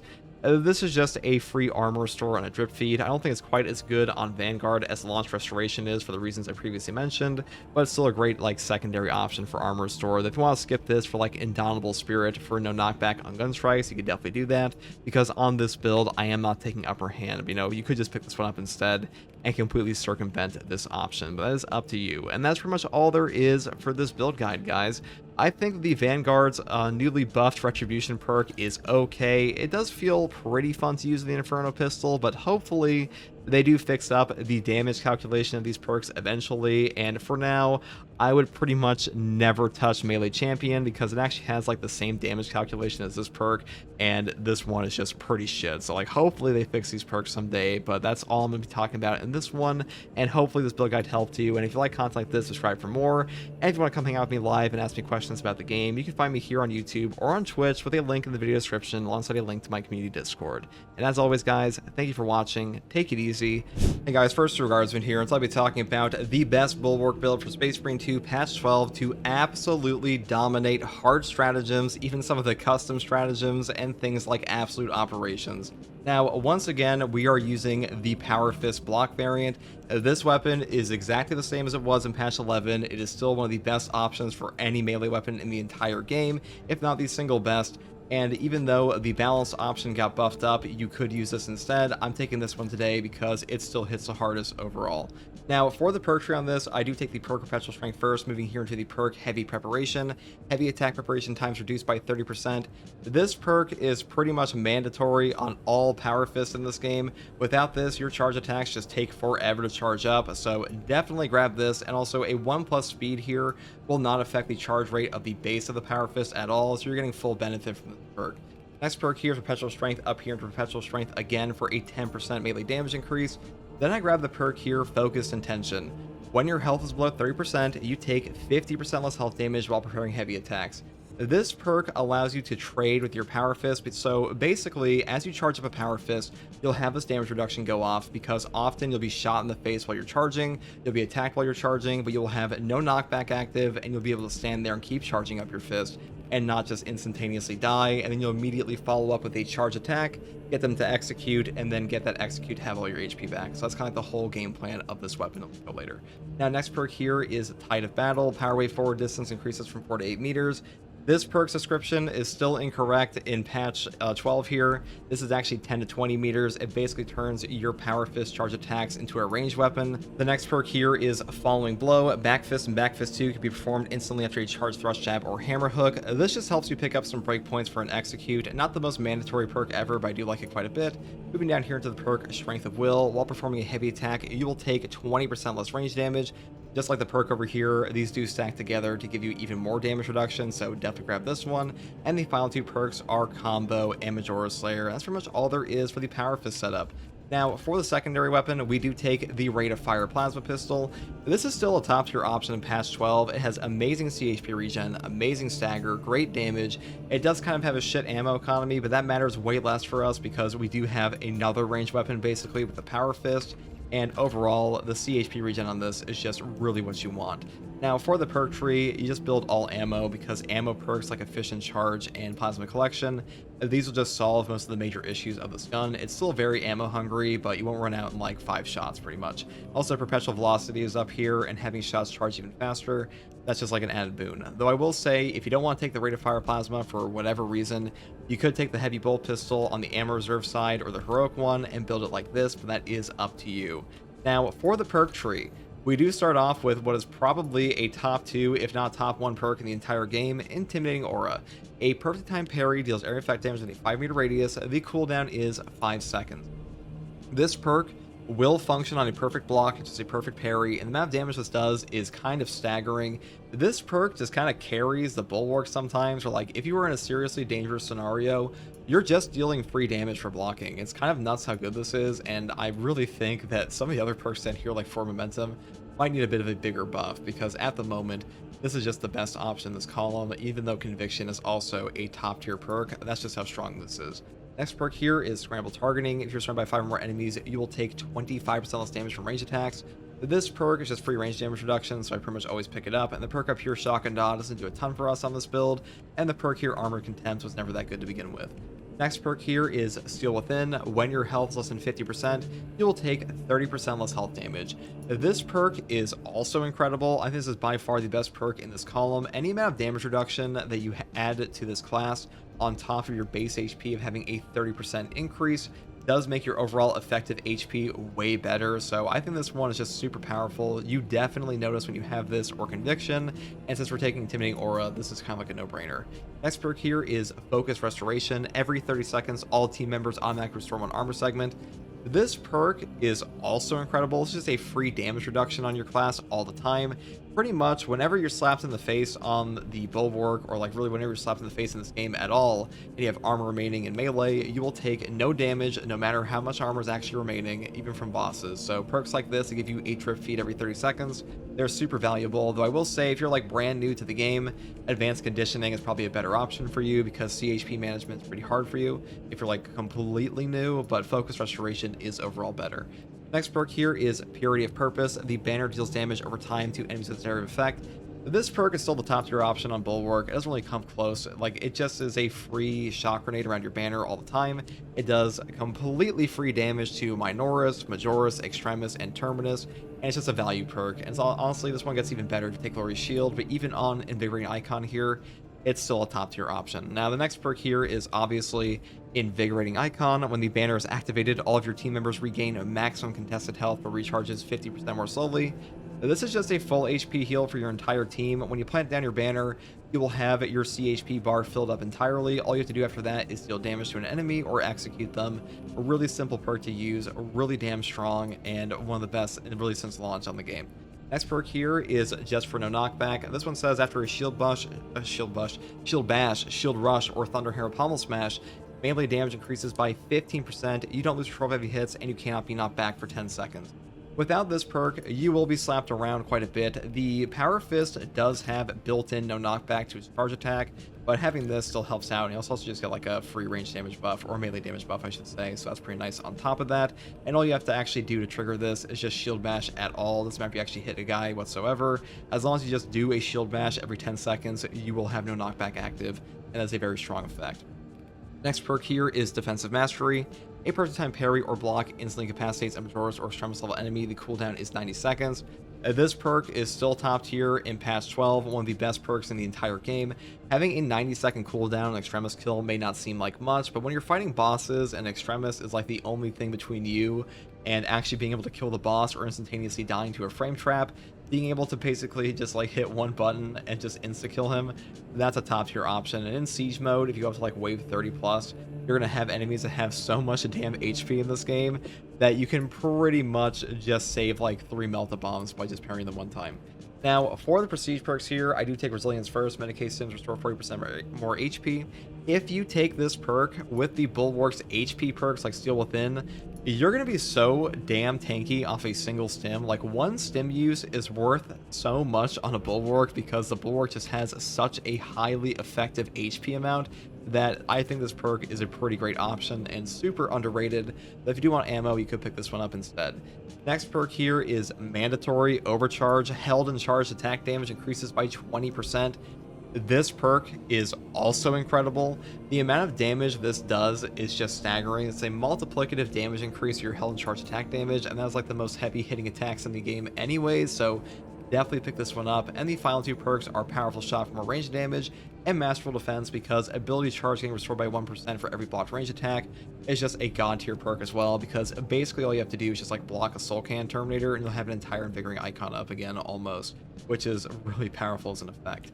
And that's pretty much all there is for this build, guys. Hey guys, first regards in here, I'll be talking about a Sergeant Matoris Bulwark build for Space Marine 2 patch 12.0 using the brand new buffed Balanced Power Axe. Now, all the balanced weapons in Space Marine 2 patch 12 got a base damage buff. The Balanced Power Axe feels really good for both Horde Clear and Majoris killing now, as we're going to be using it today. So for the perk tree here, I do start off with Perpetual Strength first, moving here to the perk Coup de Grace. The last strike of a light combo deals 25% more damage. This helps out a little bit, but you do actually get way more benefit out of this than like the block version, in my opinion, mainly because you have a speed of 6 here versus a speed of 2. And the next perk here is Perpetual Strength again, up here in Perpetual Strength for a 10% melee damage buff. And then I grab the perk here, Patient Stance, into the perk Endless Slash. You can endlessly chain World Slash attacks. Now, normally on a block version, I would go down here for counterattack and riposte. You could still do that on this version, but I actually like taking advantage of the added Horde Clear here with the 6 speed, and having endlessly slashing World Slashes here is pretty nice for the Horde Clear, so I do actually like building into it up here. Next perk here is Power Strike. Gun Strike from Power Stance deals 20% more damage. Now, once again, unlike the block version, the balanced one does give you opportunities to parry, so more Gun Strike damage can definitely help you kill some Extremis enemies. Now, unfortunately, the counterintuitive thing here is that your intimidating aura is so strong that you will usually just one combo them anyways, but it does help out with extremists, just maybe not so much Majors. Next perk here is Power Wave. Power Backstep Wave damages more enemies. Moving down here into the perk Tactical Retreat. Power Backstep deals 25% more damage. Both of these perks are very strong. This perk actually changes the angle of your power backstep to be very similar to a Xenophase blade, the ancient technology perk. It'll actually allow you to catch things like Zoanthropes out of the sky sometimes. That is pretty hard to pull off because you do require a parry. That's why I make sure people are aware of that. And the perk down here, I mean 25% more damage on your power backstep. That is just a very strong effect to have. And the final perk is Cleaver for a 10% damage buff against Majors and higher enemies, which is kind of a catch-all against the enemies you want to kill the most. And that's pretty much all there is for the power racks here. Now for the secondary weapon, I do take the Rate of Fire Plasma once again, mainly because we are a Sergeant Matoris RP build here, so this is non-negotiable. You must take this gun or you are not Sergeant Matoris. And the Rate of Fire variant is the best in my opinion, mainly because it ups your shot charge speed, which really is the most important stat in this gun anyways. That'll give you better CHP recovery, better stagger, better damage, and overall, I think this is just the best variant in the entire game for Plasma since like patch 9. Now for the perk tree here, we do once again build all ammo economy, because even with all like the efficient charge and plasma collection perks, this gun will still chew through ammo, so definitely pick these up. It is a very ammo hungry gun. You also get perpetual velocity up here for even faster charge rate. There really is all upside, and I would build this way on like really any variant. And that's pretty much all there is for the secondary. Now for the Bulwark perk tree, I do start off with the perk Intimidating Aura once again. A perfect time parry deals AoE damage within a 5-meter radius. The cooldown is 5 seconds. This is one of the best core perks in the entire game, and really just one of the best perks, period. The amount of free damage this gives you is tremendous. It also allows you to one combo breakpoint any Majoris in the game for a gunstrike parry, which is really powerful on its own, and a 5-second cooldown is nothing, so definitely pick this up. Next perk here is Shock and Awe. Enemies in a shock area take 25% more damage. The main reason I'm using this perk is because I'm taking emergency countermeasures here. You could take Scramble Targeting instead, or even Armor of Contempt. That is also up to you. I just want to go for something like a little bit different today. Next perk here is Steel Within. When your health's less than 50%, you take 30% less health damage. I talk about this perk all the time as well. A 30% health damage reduction on the Bulwark class is incredibly substantial, mainly because you have a 30% base HP increase on this class for your starting perk, and any HP damage reduction on top of that is going to be really, really effective because of this. So definitely grab this, though you could take Armor Reinforcement if you really wanted to. But I get my armor on this build from the next perk, which is Focus Restoration. Every 30 seconds, all team members automatically restore one armor segment. This perk is incredible. Drip-fed armor restore in Space Marine 2 will save your life, and also just helps out teammates like your Tactical or Techmarine that do really benefit from not getting damage nuked, because the way that armor works in Space Marine 2 is that any amount of armor remaining will reduce all incoming melee damage to 0, even from bosses. So in a class like the Techmarine or the Tactical that is like the potential territory of getting one shot will really benefit from a damage cap like that, so definitely pick this up. Next perk here is Purity of Purpose. The banner deals damage over time to enemies in its area of effect. This is just a free value perk for your banner. You put this down, you will wipe out Minoris. It is basically another shock grenade. Really good option. Next perk here is Glory Shield. All team members in the banner's area of effect take 20% less damage, and the banner lasts 20% longer. I love this perk. I talk about this one all the time as well. I think more banners is way more fun than having fewer banners like heals attached to them.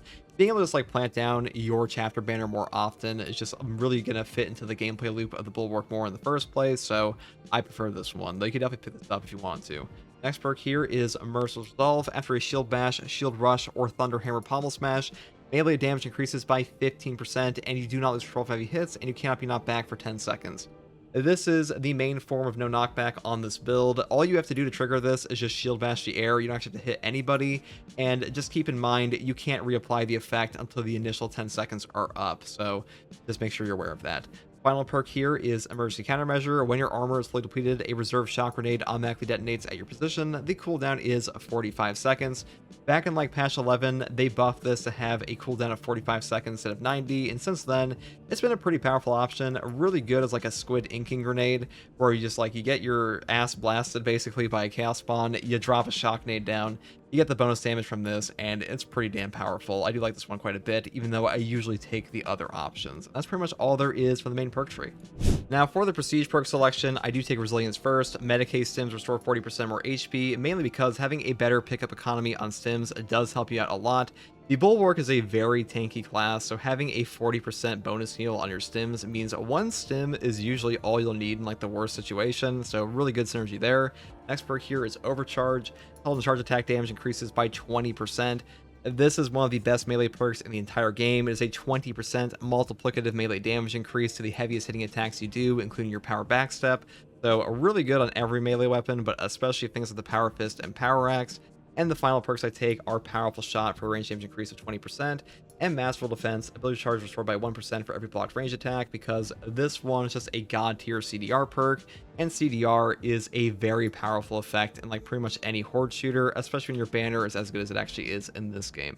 And that is pretty much all there is for the Sergeant Matoris RP build, guys. You know, Sergeant Matoris is a pretty damn cool character in 40k.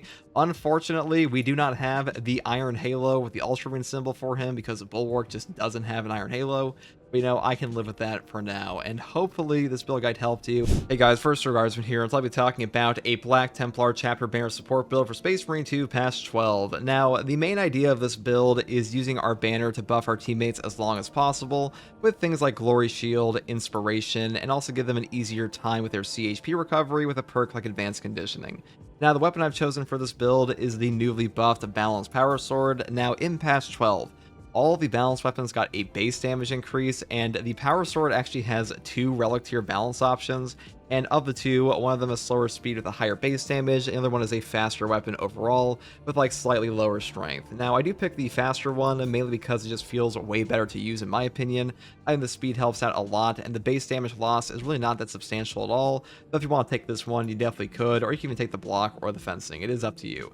Now, for the perk tree here, I do take Armored Strength first, moving here into the perk Master of Offense.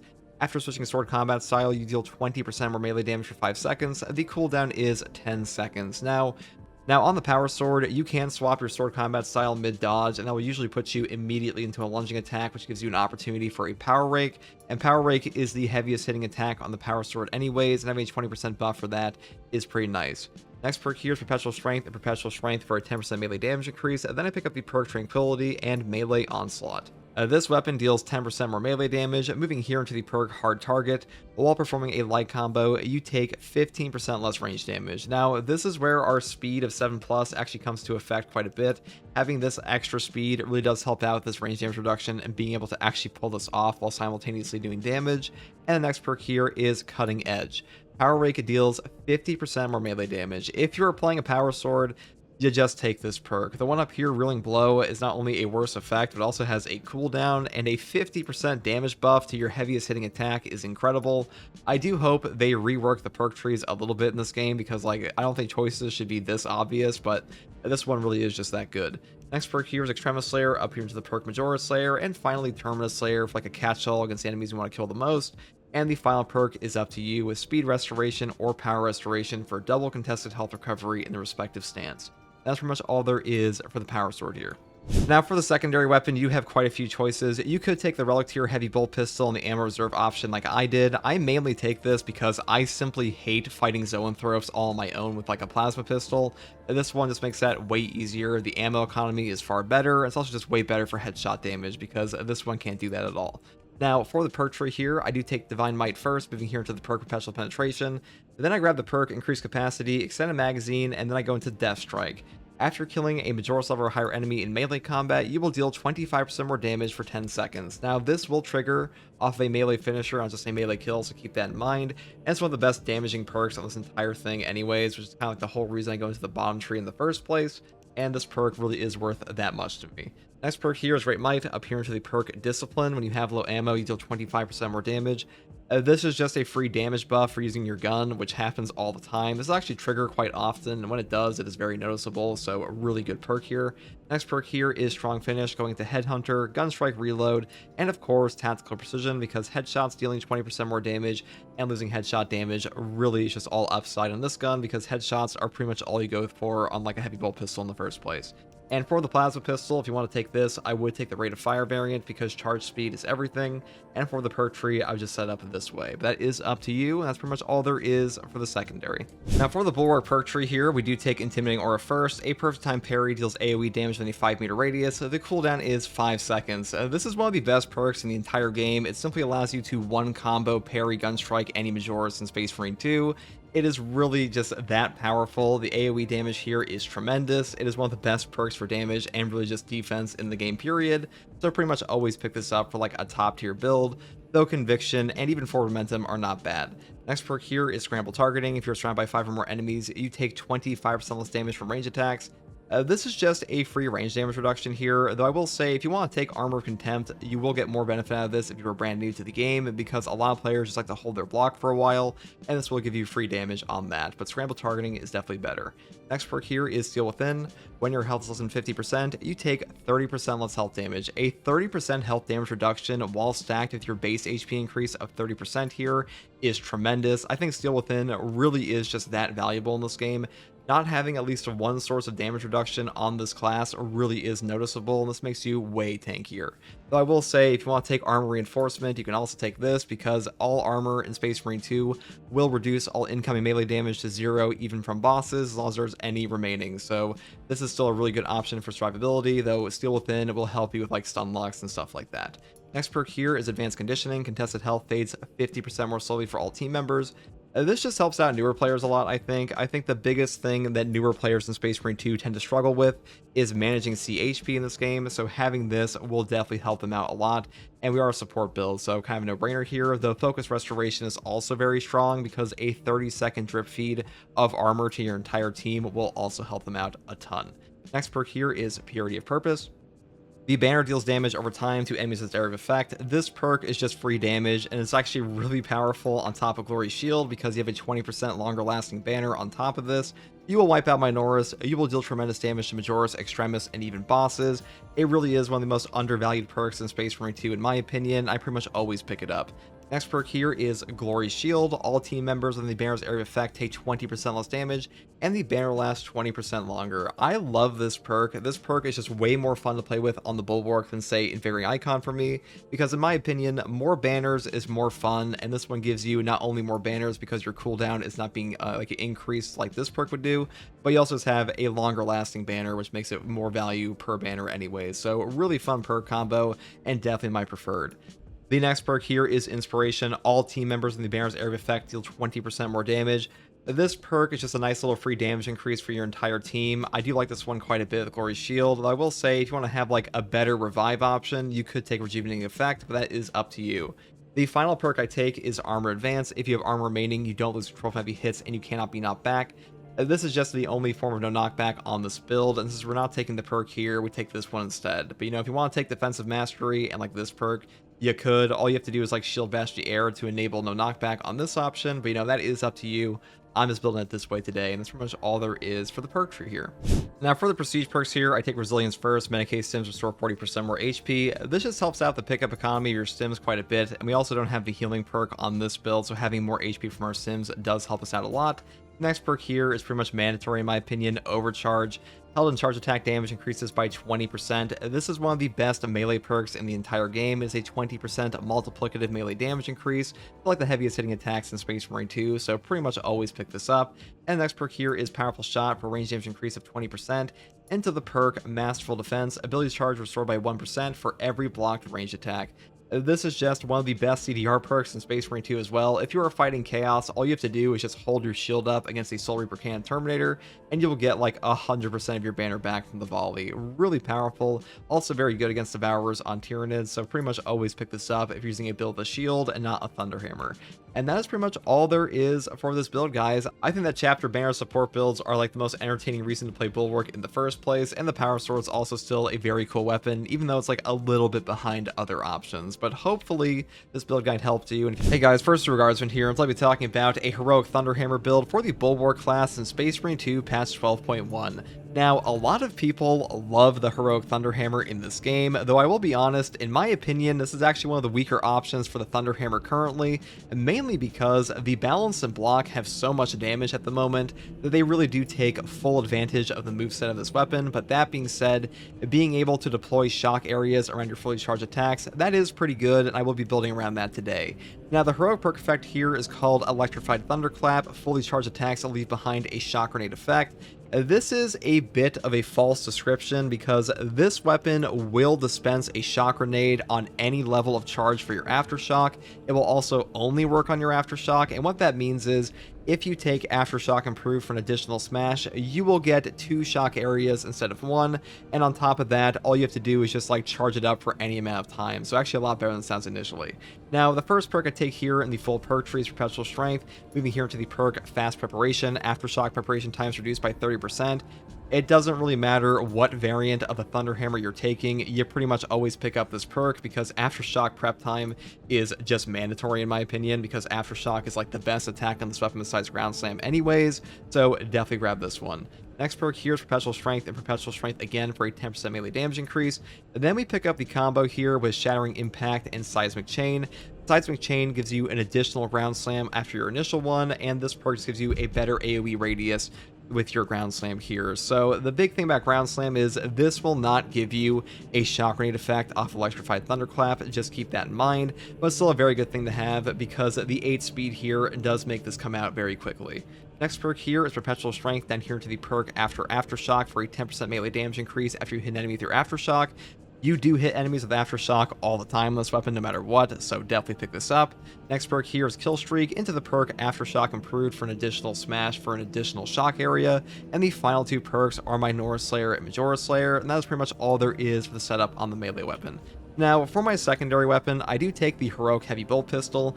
I think this is currently the best bolt secondary in the game, mainly because of the heroic perk effect here, No Help is Coming. Shooting an enemy with the Elite Scream status stops from calling for reinforcements, and headshots will kill in 1 shot.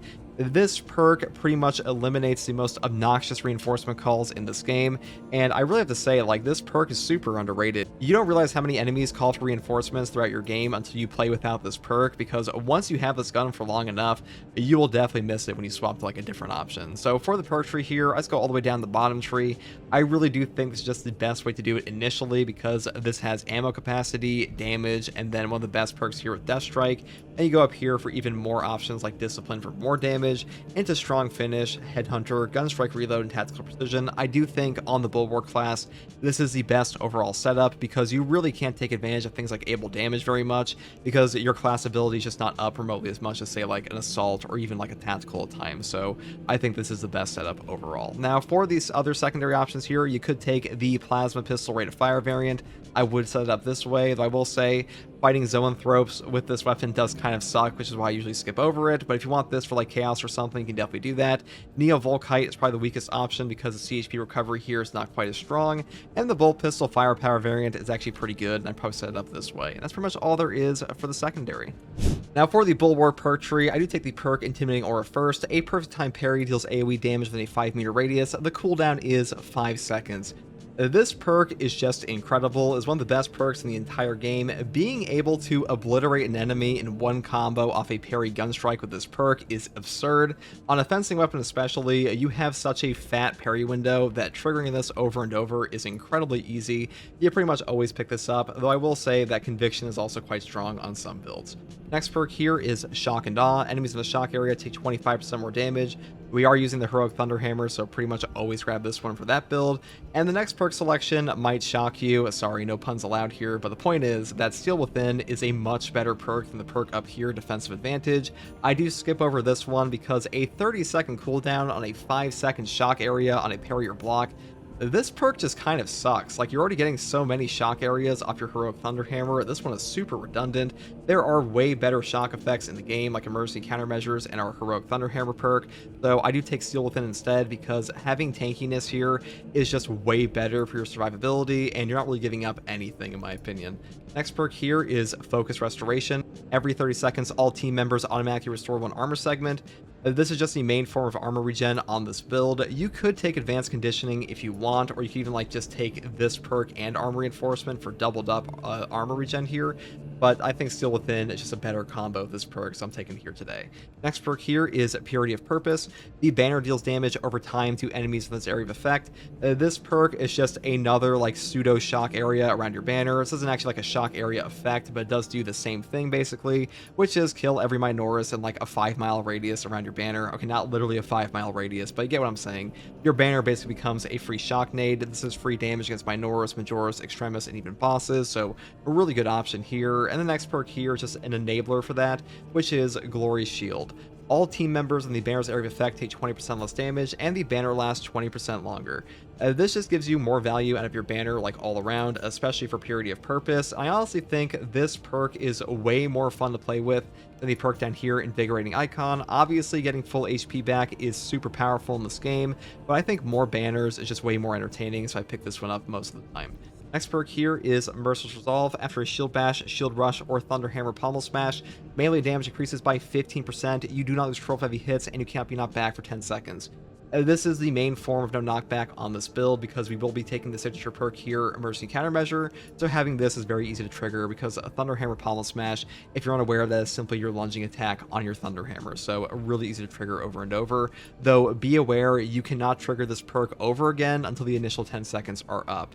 So like there's like a little bit of downtime, but just be careful with that. Next perk here is Emergency Countermeasure. When your armor is fully depleted, a reserve shock grenade automatically detonates at your position. The cooldown is 45 seconds. Now in patch 11, this got a like buff to its cooldown here where it used to be 90 seconds on the cooldown, now it is 45. It is way better now, and honestly like perfectly synergizes with the Thunderhammer shock builds we're picking up here today. Now for our prestige perks, I do take the perk Resilience first, Medicaid Sims for 40% more HP, into the perk here Overcharge. Held and charge attack damage increases by 20%. This is a 20% multiplicative melee damage increase, and even though the base damage of our fencing hammer here is not that high, this perk is just so damn good that we pick it up pretty much all the time. Final two perks here are Powerful Shot and Standard Bearer because Masterful Defense does nothing with a Thunderhammer because you don't have a shield, and Powerful Shot is a free range damage increase, and Standard Bearer gives you invulnerability for 2 seconds on a banner, and that's actually enough time to like charge up an Aftershock and not get knocked over, so a really good synergy here as well. And that's pretty much all there is for this build, guys. I think the Heroic Thunderhammer is pretty fun. I do hope they buff up the damage a little bit because right now the balanced Thunderhammer is kind of nuts and the Block Hammer's been good for quite a while, but hopefully this build guide helped you. Hey guys, first regards here, and I'll be talking about a Power Axe Shield Bash build for the Bulwark class in Space Marine 2 patch 12.1. Now, the Power Axe is one of the strongest weapons in Space Marine 2 currently, maybe not as strong as the Power Fist, but still a top tier option, and the Bulwark Shield Bash build with perks like Concussive Force, Merciless Resolve, and Forward Momentum. These have been incredible options since they got buffed way back when. We'll be building around that today. Now, for my melee weapon, I did take the Block Power Axe, mainly because block charges do affect your Shield Bash on this build, and Shield Bashing is like a 99% of what we'll be doing anyways, so a really good synergy there. Now for the perk tree here, we pretty much go all melee perks like any balanced or block version usually would go, but we start off with Perpetual Strength for 5% melee damage increase, moving into the perk Coup de Grace. The last strike of a light combo deals 25% more damage. Now on this build, you really don't use your light combos like at all, but we do pick this up because we do want Perpetual Strength first. It also helps us go into other perk options like Perpetual Strength and Perpetual Strength again for a 10% melee damage increase. Moving here to the perk Counterattack, down into the perk Riposte. Overhead strike damage after performing a power backstep is doubled. Now, this one is a very strong perk effect. Even on this build where we are usually shield bashing, it still helps us out a ton, so we do pick this up. And next perk here is Hard Target. While performing a light combo, you take 15% less range damage. Moving into the perk Tactical Retreat for more power backstep damage, because power backstep damage is just free damage in a lot of cases. And up here, Power Wave, it just makes it so our power backstep wave has a wider angle, which allows us to hit more enemies for full damage. So definitely pick this one up as well whenever you pick up the perk Tactical Retreat. The final perk here is Cleaver for a 10% melee damage buff against Majoris and higher enemies, because this is just kind of a catch-all against the enemies you want to damage the most, so definitely grab this one as well. That's pretty much all there is for the Power Axe tree. Now for the secondary weapon, I do take a heavy bolt pistol, mainly because I despise fighting Zoanthropes and Neurothropes with a plasma pistol, Neovolkite, or standard bolt pistol. The standard bolt pistol isn't like the worst option ever for this, but the heavy bolt pistol on the ammo reserve option, I think this one just makes my life 10 times easier, so I do prefer this. Though if you want to pick up a heroic variant of this, or even the plasma pistol up here, you can do that. That is up to you. Now for the perk tree on this, I do build it this way with Divine Might into Perpetual Penetration, increased capacity, extended magazine, Death Strike, which gives you a 25% buff for 10 seconds on a Majora's Execute or melee kill, so a really good option here. Into the perk Great Might, Discipline for 25% more damage on low ammo, which is actually very substantial. And the next perk is Strong Finish, Headhunter, Gunstrike Reload, and of course Tactical Precision. Headshots deal 20% more damage, and non-headshot damage it decreases by 10%, because headshot damage is still pretty much all that matters on any bolt pistol in the game, so definitely pick this up. And the main reason I skip over perks like Able Damage on this build is because the chapter banner does not come out remotely enough to take like full advantage of this perk, unlike things like Vanguard on the Grapnel or the Jump Pack on the Assault class. So that's pretty much the only reason I build it this way, and that's all there is for the secondary option. Now for the Bulwark perk tree, we just go for all the Shield Bash perks. Number 1, Forward Momentum. After a Shield Bash, Shield Rush, or Thunder Hammer Pommel Smash, melee damage increases by 30% for 10 seconds. Now, this perk is a 30% additive melee damage buff, so not quite as good as like an Overcharge perk that's a 20% multiplicative damage buff, but still pretty damn strong here because you can reapply it over and over. And this one will apply simultaneously with the perk over here for another 15% buff on top of 10 seconds of no knockback. So a really good option here for us because we are using the Shield Bash. And if you're unaware, the Bulwark can animation cancel into a Shield Bash over and over again, because every single time you block with your shield, you will be able to just animation cancel whatever you're doing and immediately go back into another Shield Bash that you will see in the gameplay. The next perk here is Scramble Targeting for a 25% range damage reduction while surrounded by 5 or more enemies. This is just a free range damage reduction and by far the best option in this column. And the next perk here is Steel Within. When your health is less than 50%, you take 30% less health damage. DR in this game, or damage reduction, is incredibly potent in Space Marine 2, so definitely grab this one. I think this one's definitely better than the perk down here, Armor Reinforcement even, because with a base HP increase of 30% that the Bulwark has on his starting perk, your effective HP goes through the roof with this perk active as well. Next perk here is Focus Restoration. Every 30 seconds, all team members automatically restore 1 armor segment. This is just a God tier damage cap perk. The way that armor works in Space Marine 2 is that any incoming melee attack will do no damage no matter what, even from bosses, as long as you have any amount of armor remaining. And on top of that, even range attacks do have a bit of a damage cap from armor. So having a drip feed of this is very valuable and helps out a ton for teammates like the Tactical that don't have any base armor regen. Now, the next perk we take here is Purity of Purpose. The banner deals damage over time to enemies with its area of effect. This is just a value perk for your banner. The fact that this will pretty much wipe out Minoris, deal significant damage to Majoris, Extremis, and even bosses makes it the most valuable perk in this column. Rapid Regeneration would be really good in this game if it didn't have like a reduction in your time on your banner. Hopefully they buff this one day, and the Concussive Force perk, or should be Focus Strength perk here, is just not very strong at all, even on a Shield Bash build, so I would definitely pick this up. Next perk here is Concussive Force. Shield Bash deals 200% more damage, Shield Rush deals 100% more damage, and your Thunder Hammer Pommel Smash does some extra stuff. It doesn't really matter for this build. Now, the Shield Bash dealing 200% more damage, that is the main takeaway of this perk. We are going for a Shield Bash build, so kind of a no-brainer to pick this one up, and the damage you put out with your Shield Bash with this perk active is tremendous. Next perk here is Merciless Resolve. After a Shield Bash, Shield Rush, or Thunder Hammer Pommel Smash, melee damage increases by 15%. You do not lose control for heavy hits, and you can't be knocked back for 10 seconds. This is a Shield Bash buff perk, like I said before, so we obviously take this. And on top of that, this is the main form of no knockback on this build, so definitely grab it for that reason alone. Final perk here is Defensive Mastery. A perfect time parry or block instantly incapacitates a Majoris or Extremis level enemy. The cooldown is 90 seconds. Now, since we do not have Intimidating Aura, having a parry insta-kill perk here is very nice for this build. And even though you have a 90-second cooldown on this, being able to auto-remove like a Lictor, Ravener, or Melee Terminator, that is top tier in this game and a very powerful option overall, so definitely pick this one up. Now, for the Prestige perk list, I do take Resilience first. Medicae Sims restore 40% more HP.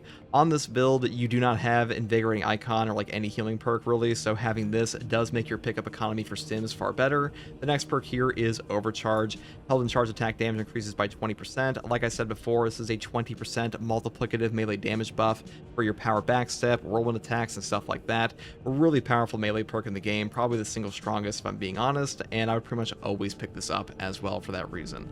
The final two perks I grab are Powerful Shot for 20% bonus range damage and Masterful Defense, which says ability charge restored by 1% for every blocked range attack. This is one of the best CDR perks in the entire game, and pretty much any build that requires a shield or uses a shield in any way, you will pick this up on. And that is pretty much all there is for this build, guys. Now, I was rocking a Deathwing outfit here. I know it's not quite entirely accurate because we are not a Terminator, and maybe the color is like not tan enough, but I tried my best, okay? And that's pretty much all I have to say in this one. And if you want to ask me questions about the game or just come hang out, you can find me live here on YouTube or on Twitch with a link in the video description alongside a link to my community Discord. And as always, guys, thank you for watching. Take it easy. Bye. Hey guys, first Guardsman here, and so I'll be talking about a last Fusil sniper build using the brand new heroic combat knife in Space Marine 2 Patch 12 for the Techmarine update.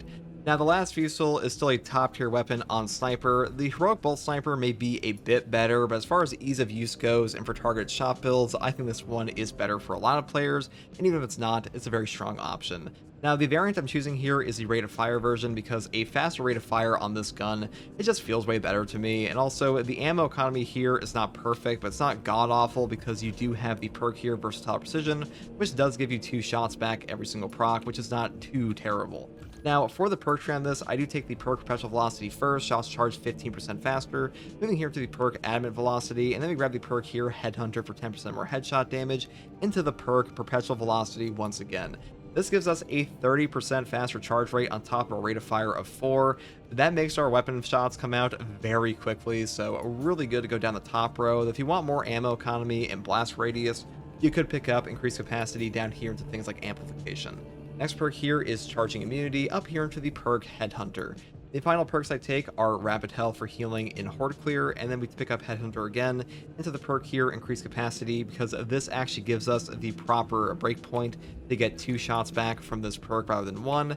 And the final perk I take is probably one of the most important perks of this entire tree, which is Recoupment. Killing a Major's level or higher enemy with a headshot of this weapon restores an armor segment. The cooldown is 15 seconds. This perk is incredible on like every gun it's on. The ability to get armor back from range is really valuable when you're being chip damaged, and this also helps out a ton if you're taking things like Marksmanship and Squad Renewal, or the Renewal perk here instead of Purification. So that's why I pick it up here, and really I would pick it up on any build for this because this perk just generates so much value. Now for the secondary weapon, I do take a Heroic Standard Bolt Pistol, mainly because this weapon has a 3-round burst mechanic, and that will help us trigger our perk over here, Pattern of Excellence. This one reads, performing 3 consecutive headshots restores equipment charged by 1. The cooldown is 30 seconds. On this build, 99% of your horde clear will come from this perk here and Melta Bomb spam, so having an option just auto get that back is very nice. And also, you can just shoot this into like a sword warrior that's blocking, and even if they block every single shot, you will still trigger the Pattern of Excellence perk, so a great option. Now, for the perk tree here, I do take Perpetual Precision first, moving here into the perk Headhunter and Gunstrike Reload. Then we pick up Increased Capacity, the perk here Headhunter, into the perk here Elite Hunter, which is by far the most important. This one says, after killing a Major's level or higher enemy with a melee weapon, headshots deal 50% more damage for 10 seconds. This perk is incredible. Just keep in mind that to trigger this, you do have to have the weapon equipped, and if you swap off the weapon for any reason, you will lose the effect. Next perk here is Headhunter, down here into the perk Extended Magazine. Then I pick up Divine Might, and that's pretty much everything for the tree here. Now, if you want to take the Firepower variant because you really don't care about the heroic option that much, you definitely can. This one is way more damage and better gun strike damage, but this one will help you trigger that Pattern of Excellence perk more. And the main reason I want to take this in general is because we have a Raven Guard champion skin here that makes the weapon suppressed, and that is a pretty damn cool effect. That's pretty much all there is for the secondary weapon on this build. Now for my melee weapon, I do take the Argent Edge Heroic Combat Knife. This is a brand new heroic weapon to patch 12, and the heroic perk effect here is called Scathing Retort. The riposte window is shorter, but each riposte deals damage. All this perk effect does is give you damage on your perfect parry, and the riposte window basically feels like a block parry window where like you have to parry on the actual enemy hit. So if you're used to using block weapons, this one will feel right at home with that, and the fencing effect is still very strong for Minor's killing, even with that shorter parry window. Now, on the perk tree for this, I would set it up this way. Starting off with Perpetual Strength for melee damage increase of 5%, moving here to the perk Kinetic Energy, which says each consecutive heavy attack increases heavy attack melee damage by 3% up to 30% for 3 seconds. This is a pretty good option here. This is actually like one of the slowest knives in the entire game, but the Skull Crushers here are still quite powerful. The next perk I take here is Perpetual Strength again, moving here to the perk Heavy Onslaught for 15% bonus melee damage on our heavy attacks. This will affect Shadow Stab, but on this weapon, I actually don't take this perk because I don't think it's really worth taking on this version of the weapon. I think it's much better for the Power Gladius, and I'm also not taking the perk over here, Tactical Ambush. So we are losing a lot of damage on charge attacks and target attacks on our melee, and for that reason, I do prefer to skip over it, though if you want to take it, you definitely could. So instead I build it this way with Reeling Blow, up in the Tide of Battle, and Shoulder Bash, and I grab the perk here, Extremis Slayer, and I finish off the perk here, Perpetual Strength. If you want to grab the Shadow Stab, I would swap out the Perpetual Strength perk here, but that is up to you, and that's pretty much all there is for my Heroic Combat Knife build. Now for the Sniper perk tree, I do take the perk Melee Mastery first. Melee damage increases by 20% against Major's level or higher enemies. This is actually one of the best melee perks in the entire game. It is a 20% multiplicative melee damage increase, which is pretty hilarious. It's on Sniper. So I pretty much always grab this because even on a weapon we're not building for like pure melee on, having a 20% multiplicative damage increase on that is just pretty damn powerful, especially on the Power Gladius being like one-shot bosses. Next perk here is a Vantage Point. Remaining stationary for 2 seconds increases your ranged weapons damage by 20%. This can be a little awkward to use at times because standing around is kind of like a weird thing to do in this game if like you're used to movement speed. Though I will say, if you want to just take this and Lingering Concealment, it is still a pretty good option. You could swap it out for like high capacity or adaptability if you want to.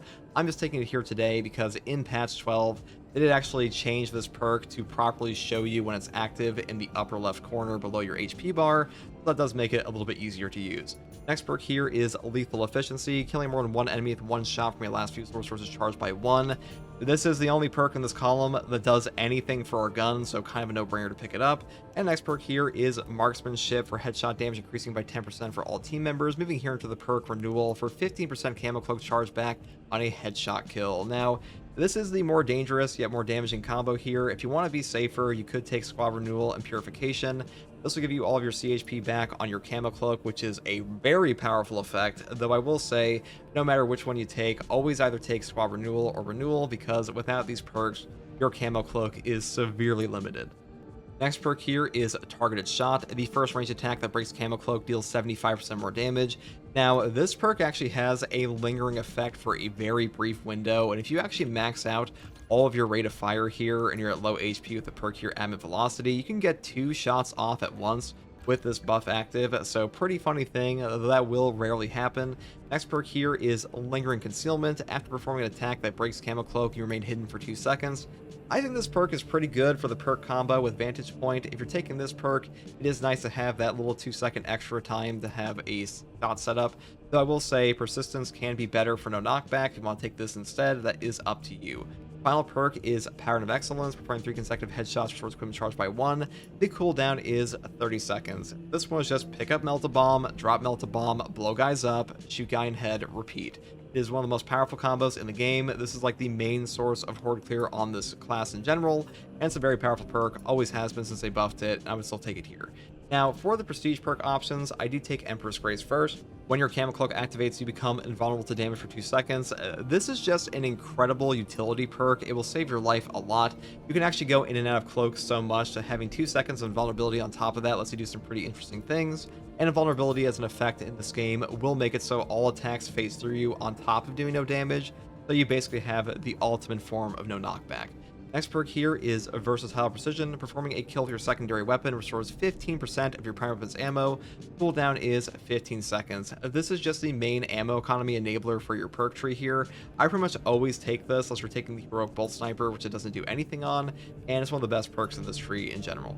Now, the final 2 perks I take are Conviction here for a 25% health damage reduction and Exacting Focus for 20% more range damage on Gunstrike, because we do have a fencing weapon, and even without that, it is very easy to set up Gunstrikes on this class, so it's just like a free range damage buff.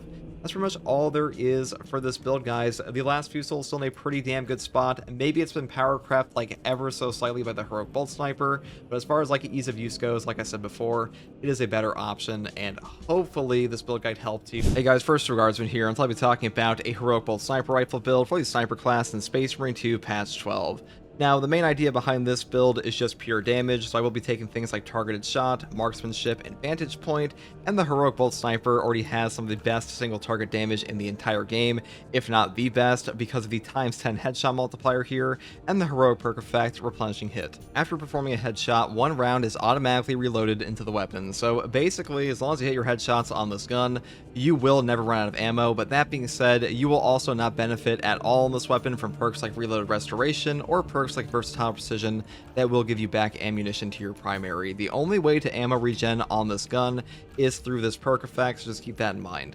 Now, for the perk tree here, I do start off with the perk Remote Threat. Enemies at a distance of more than 25 meters take 20% more damage. Being 25 meters away from an enemy on a bolt sniper rifle actually happens quite a bit in this game, so it's actually a very strong perk.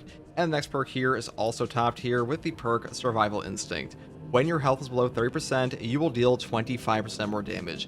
Being below 30% HP on a sniper is not the worst thing in the entire game, mainly because you do have perk effects like Persistence or Conviction if you want to use them, and they will give you a huge damage reduction, or even stuff like Purification lets you get back all of your CHP, so a very strong option here as well. The next perk here is Adamantine Grip, up here into the perk Finisher Reload, and then we pick up the perk here Unwavering Resolve. After reloading while having low ammo, damage increases by 25% for 5 seconds. This will trigger sometimes, doesn't trigger like too often to be honest, as long as you're actually hitting your headshots, but it's not the worst perk ever, and I do think it's better than the perk down here, Fast Reload. Next perk here is Headhunter for 10% more headshot damage, into the perk Increased Capacity to give us one more round in our ammo reserve, and the final perks here are Strong Start, first round of magazine deals 25% more damage, into the perk Cleaving Fire and Recoupment. Killing a Majora's level or higher enemy with a headshot with this weapon restores an armor segment, the cooldown is 15 seconds. Getting armor back instantaneously off of a single shot with this gun, because you will one-shot Majoras with this weapon pretty much every time, is incredible. It's one of the best perks in the entire game. It's even better here. Now, the perk over here, Strong Start, this damage bonus will be up like 24/7 if you hit your shots, because as long as you keep hitting your headshots, you will have the first round of your magazine the entire time, so it's like basically a 25% damage buff that's permanent, so really good there. And that's pretty much all there is for the bolt sniper rifle.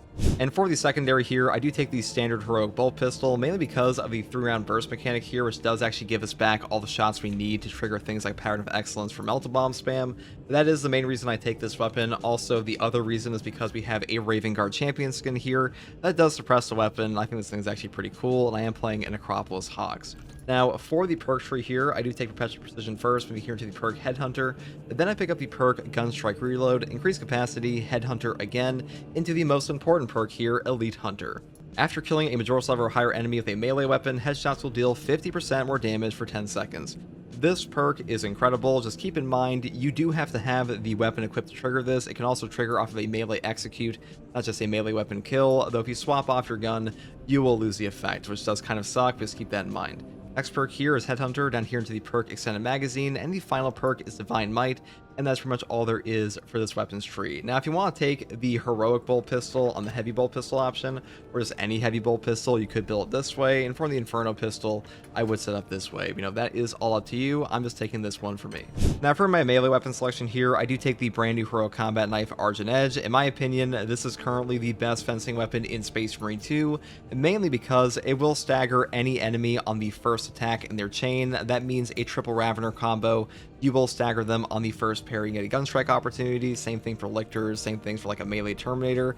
That is incredibly helpful because the number one way you die in this game usually is that you get frame trapped into like a triple melee Terminator hit or a triple Ravener hit. So really good option there. And the heroic perk effect is called Scathing Retort. The riposte window is shorter, but each riposte deals damage. All this does is give you damage on your perfect parry, and the parry window here feels more like a block weapon with a fencing effect. So really not too bad at all. And for the perk tree, I do take Armored Strength first. If you have armor remaining, melee damage increases by 10%. Moving here to the perk Sharp Impact, right and left Skull Crusher AoE radius increases by 50%. I think this does help you quite a bit on like fighting the Minora Swarms and stuff like that. Down here, I don't think this perk is worth taking a ton on this option, mainly because this knife is not very fast, so like stacking up multiple heavy attacks doesn't really happen that much, so I do pick up this one instead. Next perk here is Perpetual Strength and Perpetual Strength for a 10% melee damage increase. Then I grab the perk here, Combined Onslaught for more light attack damage, into the perk Tide of Battle, Shoulder Bash, into the perk here, Reeling Blow, and the final perk I take is Terminus Slayer for like a little bit more boss damage, mainly for my light combos. And that's pretty much all there is for the melee weapon. Now for the sniper perk tree, I do start off with the perk here, melee. Now for the sniper's perk tree, I do start off with the perk melee mastery first. Melee damage increases by 20% against Majora's level and higher enemies. This is one of the best melee perks in the entire game. It is a 20% multiplicative melee damage buff to anything Majora's and higher. That is a lot of value for a single perk, especially in this column where Block Break and Medicae Adept are not very strong at all, so I do prefer it here for sure. Next perk is Vantage Point. Remaining stationary for 2 seconds increases your ranged weapons damage by 20%. This is a nice little damage buff and also quite easy to pull off with the perk over here, Lingering Concealment. After performing an attack that breaks Camo Cloak, you remain hidden for 2 seconds. These two work together pretty well because basically you go into your cloak, you just immediately get out of it and use those 2 seconds to set a Vantage Point and shoot them in the head.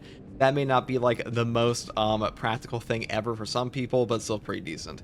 Next perk here is Iron Grip. Weapon spread and recoil reduced by 20%, and range damage against terminus level enemies is increased by 15% for both sniper rifles and stalker bolt rifles. Well, both sniper rifles are us, and this column has no other option for this build anyway, so definitely grab this. Next perk here is Marksmanship. Headshot damage increases by 10% for all team members. Into the perk down here, Renewal. A headshot kill restores Camo Cloak's charge by 15%. You know, the only two like top combos here are Marksmanship and Renewal, or Squad Renewal and Purification, and like maybe even Renewal on top of that. But if you want to go Purification for like a little bit more survivability, you can do that. I would just make sure to pick up Squad Renewal because otherwise your Camo Cloak is very limited by comparison. But I'm going here for max damage today on Marksmanship and Renewal. Next perk is Targeted Shot. The first range attack that breaks Camo Cloak deals 75% more damage. Moving here to the perk Lingering Concealment for the reasons I previously mentioned. And to the final perk here, Pattern of Excellence. Performing 3 consecutive headshots restores equipment charge by 1. The cooldown is 30 seconds. This is the main source of horde clear on this build. When you find a Melta Bomb and you're able to spam it every 30 seconds, that will solve like most warrior and chaos spawn issues for you, so really good for that, which is why I pick it up here. And that's pretty much all there is for the main perk tree. For my prestige perks, I take Emperor's Grace first. When Camo Cloak activates, you become invulnerable to damage for 2 seconds. This is one of the best utility perks in the entire game. Invulnerability in Space Marine 2 makes it so you phase through enemy attacks on top of taking no damage from them. So if you hit your Q button or like whatever your class ability button is on your console, you get this like 2 seconds of invulnerability here, you'll be able to just like phase through a card effects hit, be able to like charge up a Shadow Stab and a Power Gladius or something like that. Really good option and pretty much good on any build. Next perk here is Indomitable Spirit. While performing a gun strike, you don't lose control of heavy hits and cannot be knocked back. Into the perk here, Conviction for damage reduction, and the final perk, Exacting Focus. After a gun strike, you deal 20% more range damage for 10 seconds. This is already an incredible perk, but with the Argent Edge, it is even better because you get gun strikes even more on this weapon, so really good synergy there, and that is pretty much all there is for this build, guys. Hey guys, first Guardsman here, and so I'll be talking about a Marksman Bolt Carbine build for the Sniper class in Space Marine 2 Patch 12. Now, in this patch, the Ammo Reserve variant of the Marksman Carbine got buffed. Its base damage is now far better, to the point it now actually out-damages the Headshot Multiplier version occasionally. I don't know if it's going to stay that way, like maybe they'll buff this one up again in the future, but for now, this is the best option, so we're building around that today. Now, for the perk tree, I do take the perk Great Might first, moving here into the perk Retaliation. After a perfect time dodge, you will deal 25% more damage for 10 seconds. The reason I take this perk is because I am building around the perk Vantage Point, which gives us a 20% range damage buff for being stationary for 2 seconds, and on top of that, I will also be building around Evasion, so on a perfect time dodge, our Camo Cloak will automatically activate for 5 seconds. That's enough time for us to stand completely still for Vantage Point, and on top of that, we will get the 25% damage buff here, so pretty great synergy all around. Next perk here is Adamantine Grip. Into the perk here, Unwavering Resolve. After reloading while having low ammo, damage increases by 25% for 5 seconds. This perk and the perk over here, Retaliation, while active, will give you more damage than the perk tree up here for Headhunter and Divine Might. But if you want to go up top instead, you can definitely do that because hipfire perks and healing are still pretty good. Now, next perk here is Extended Magazine, up here into the perk Headhunter and Headhunter for a 20% damage bonus. Then I go down here for Divine Might, into the perk Increased Capacity, Magazine Restoration, and then we take Adamantine Grip again and finish off with Divine Might. These 4 perks can be swapped out for the perks up here instead, like Adamant Hunter and Recoupment. Recoupment is way safer on this build overall because I am not taking Purification, so if you want to pick up the Armor Restore instead of like pure damage on like this bottom row, you can do that. I decided to go down here today because I really don't think this build is that unsafe anyways, because with just a perk down here on the Prestige perk option, Emperor's Grace for invulnerability for 2 seconds on Camo Cloak, you're pretty safe on this build. Like, I'll be honest, at least against Tyranids, you're not really gonna have that much trouble, especially when we combine the next two weapons we have, which are of course the Inferno Pistol and brand new Heroic Combat Knife Argent Edge. Now, the Inferno Pistol is the one we're going to cover first, mainly because in this patch, it got a 22% gun strike damage buff. It feels way better now. I actually love this weapon. I was kind of a fan of it before, but like these days, I would say it's like an A tier gun. It's quite good. It's definitely like, it feels way better with that extra gun strike damage. Now, for the perk tree, I do take the perpetual range first. Effective range increases by 1 meter, just because range on this thing is just way better in my opinion than going for the perk up here, motivated melee, especially since we're using a fencing combat knife instead. And the next perk I take after this is of course brace reload into the perk here, perpetual range again, up into great might, increased capacity, adamant restoration, and then we finish off with extra shot and trick shot for some armor restore and hordes, which is actually pretty damn good. Having armor restore in the middle of a horde clear option is pretty strong. This one's also on the Melta rifle and it's pretty good there. Now, for the melee weapon, we do use the brand new Heroic Combat Knife Argent Edge. This is just the best fencing weapon in Space Marine 2 right now, in my opinion, mainly because of the heroic perk effect here. Scathing Retort. The riposte window is shorter, but each riposte deals damage. What this weapon does, basically, is you have a damage on your perfect parry, and the block window, or I should say the parry window, feels like a block weapon instead of like a normal fencing weapon. But the greatest benefit of this weapon is that every single parry you do on Argent Edge will stagger an enemy and give you an opportunity to gun strike. That means you can cancel out of Ravener combos, you can cancel Lictor combos, or normally unblockable Sword Warriors. Everything that would ever pretty much lock you down in this game will be stopped by this weapon, which is just god tier in my opinion. It's like one of the best weapons in the entire game currently, and by far an S tier weapon alongside the Power Gladius. Now, for the perk tree on this, I do pick some stuff a little bit differently. Number 1, I take Perpetual Strength. Melee damage increases by 5%, moving here to kinetic energy. The main change here is that I do skip over Shadow Stab on this build because I don't think the single target damage on this option matters that much. So I just prefer to go for like other options like Shoulder Bash instead. But if you want to take this perk, you definitely can. It's pretty standard here, like Perpetual Strength and Heavy Onslaught. Extremis Slayer or Terminus Slayer is up to you. And I do prefer Shoulder Bash mainly because the the animation of this feels like ever so slightly shorter than Distance Stab, and it locks you down less, and it's pretty useful for that. That's pretty much all there is for the weapon selection. Now, for my perk tree on this, I do start off with Melee Mastery. Melee damage increases by 20% against majority level and higher enemies. This is still just the best perk in this tree in my opinion, mainly because Block Break is just not that good, and the perk down here, Medicate Adept, is just not that useful at all in Sniper. This is also a 20% multiplicative damage buff, which is like one of the best melee damage buffs in the entire game, so definitely grab this one. Next perk here is Vantage Point. Remaining stationary for 2 seconds increases your ranged weapons damage by 20%. This perk is pretty good. You know, I'm not a big fan of this usually, but on this build, there is quite a good synergy with this option, and you really do not need adaptability or high capacity, because high capacity is just kind of redundant because this weapon is so damn ammo efficient, and adaptability is just not as good of a melee damage buff as the perk over here, Melee Mastery. Next perk here is Dexterous Hands. Bolt Carbines reload 20% faster, and the weapon spread and recoil reduced by 15%. This perk is the only perk in this column that does anything for a Bolt Carbine, so you just grab it. I mean, I wish there was a different option, but this is the only one. Next perk here is Marksmanship. Headshot damage increases by 10% for all team members. This is a nice little damage buff. If you want to take the other two options, you could. Like, you could skip over for Precision Targeting or Squad Renewal even. That is also up to you. I'm just taking this because I'm building to Renewal down here, though I will say, if you want to play Purification for CHP regen, you just take Squad Renewal, because without that, your Camo Cloak kind of sucks. Now, the next perk here is Targeted Shot.